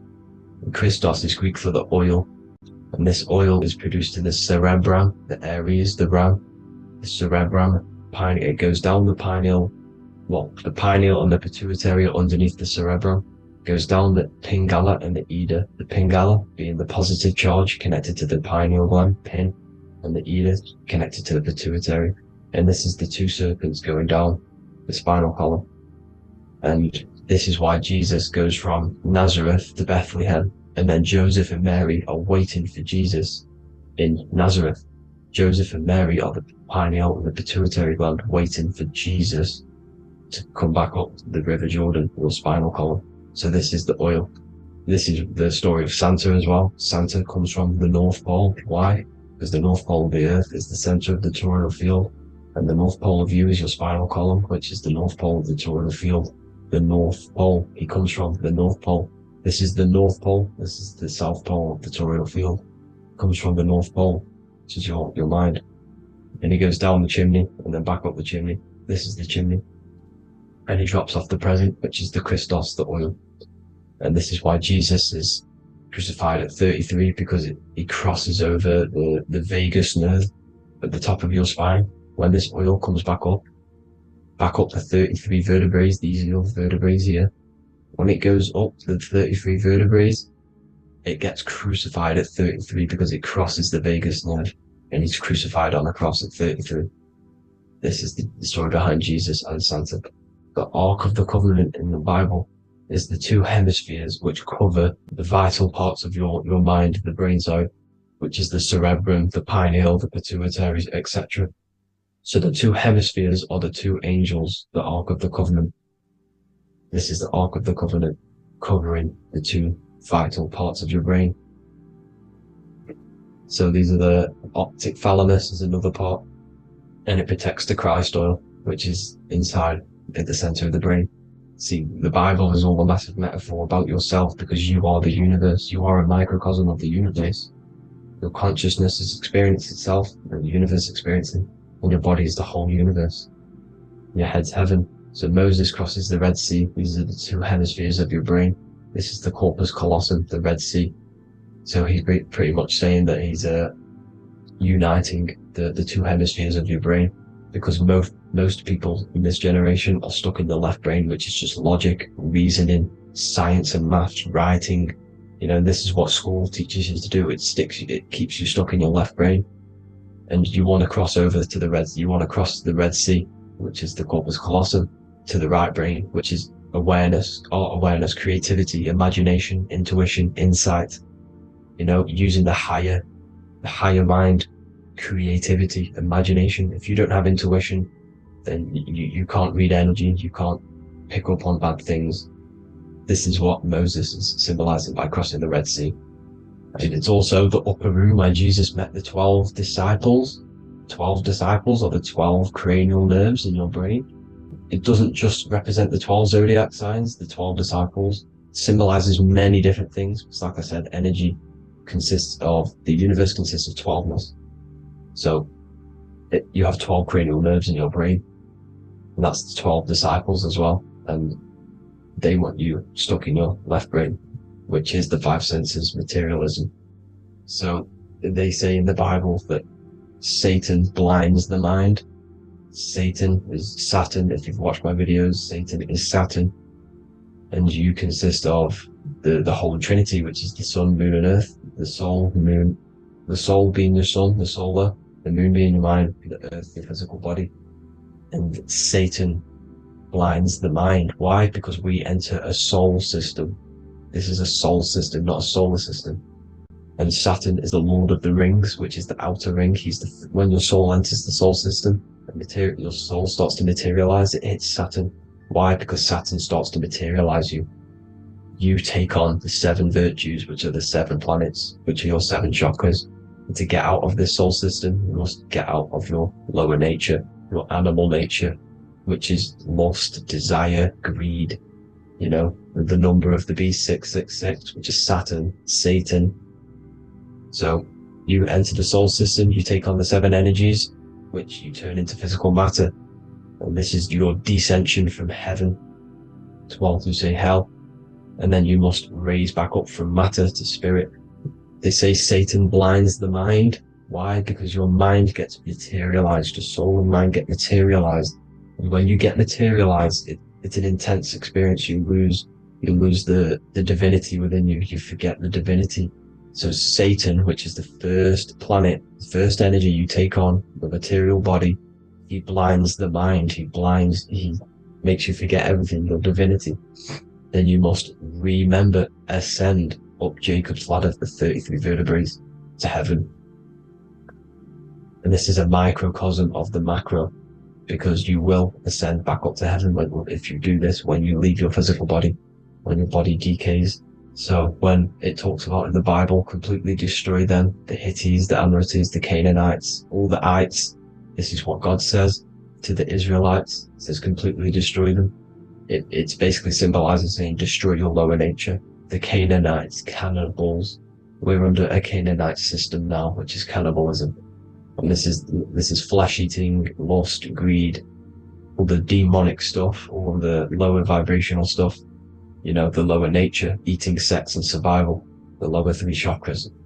You must get out of these lower 3 chakras and return back to spirit, which is heaven, which is spirit, love, being holy, being truthful, being passionate.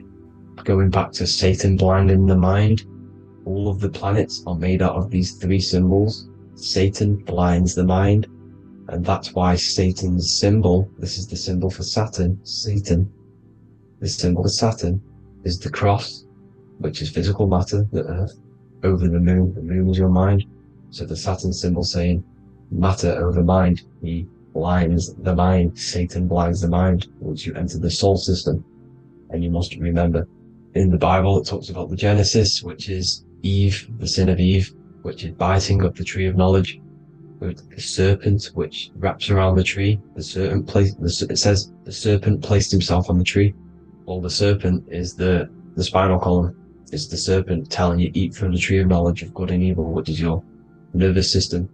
And eating from the tree of knowledge of good and evil is doing bad things. For example, over-sexualized, overeating, eating the wrong food. That's eating from your nervous system. It's decaying you, and it's preventing you from achieving the God self, the God consciousness. This is the symbolism of, you know, the tree on the serpent, telling you to eat from the left brain, with the left brain being the sinister. Sinister is Latin for left. That's sin. Sin is left. And left is lefty Lucy, Lucifer, right, righteousness, right, God, godly. The tree of knowledge of good and evil, which is your nervous system, because it determines good or bad. You know, that's the only thing you experience in this world is your nervous system. And then the tree of life is the cardiovascular system, and the Garden of Eden is your body. So that's it for this video, people. I hope you've got a greater understanding of how you are the universe and everything is inside of you. Just keep in mind you are the universe experience in itself, and your body is a reflection of everything. The 12 constellations, the 7 planets, everything's inside of you. This world is an expression from the inside outwards. You can't affect the outside world to manipulate reality. Everything's inside of you. I hope you got a greater understanding of this. God bless.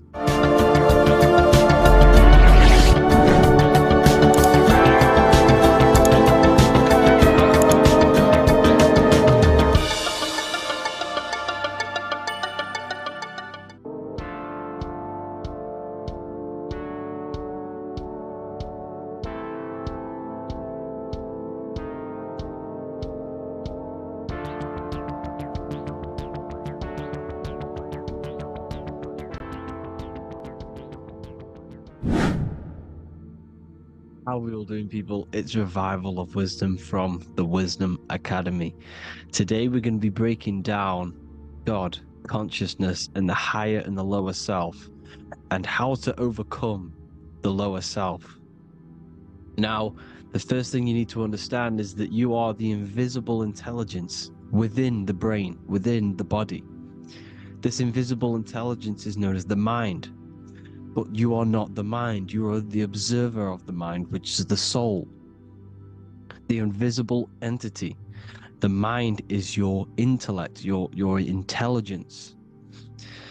Now, the mind is, it's hard to put this in words, but the mind is something that gives you the ability to explore the universe. And this inner self is the I am. It's the quiet, the inner self, the voice you see in you hear in your head. This is why within spells high twin, inside, internal. The I is also the number 1, which is one line. Because the one and only, is the inner self, which is the I am. This is why you say, my name is Harry. You are not Harry, you are the I, the inner self, the intelligence. Okay, this is why Jesus in French is I am. You look with the 2 eyes and you see with the inner eye. I and I, the same thing. Okay, because the I inside is what gives you the perception of what you're looking at. So when someone's trying to explain something and then you catch on saying, I see now, it's because you're seeing with your inner eye, the one that gives you perception, gives you intelligence, gives you the ability to understand things. This is the internal I, the invisible self, which the physical body is nowhere near as complicated as this inner self. It's in infinite potential. God, G-O-D, generator, operator, destroyer, soul, mind, and body. Brahma, Vishnu, Shiva, the Father, the Holy Spirit, and the Son. They're all the reason why you see God is always a triad is because it represents yourself. Your invisible intelligence is God. Me and you are the same invisible intelligence. We are the invisible intelligence experiencing the program being ran by the central nervous system and the brain. I always say this in my videos, but I have to, in order for you to understand the things that I'm going to say later on in the video, you need to understand this concept, is that you are the consciousness experiencing the nervous system, the tree of knowledge of good and evil, which is you here. You would be in this invisible intelligence right here in the center of the brain. Now, this is why the ancient Christians show God is in the brain. This is the brain stem. This is the brain. This is also the brain stem and the brain. The brain stem and the brain. It's all depictions of the brain, because the brain's the computer, the electromagnetic computer, which decodes the the demands created by the invisible intelligence, the I, the inner self, you, your true self. The person if you observe what someone moving, this is going to sound, but if you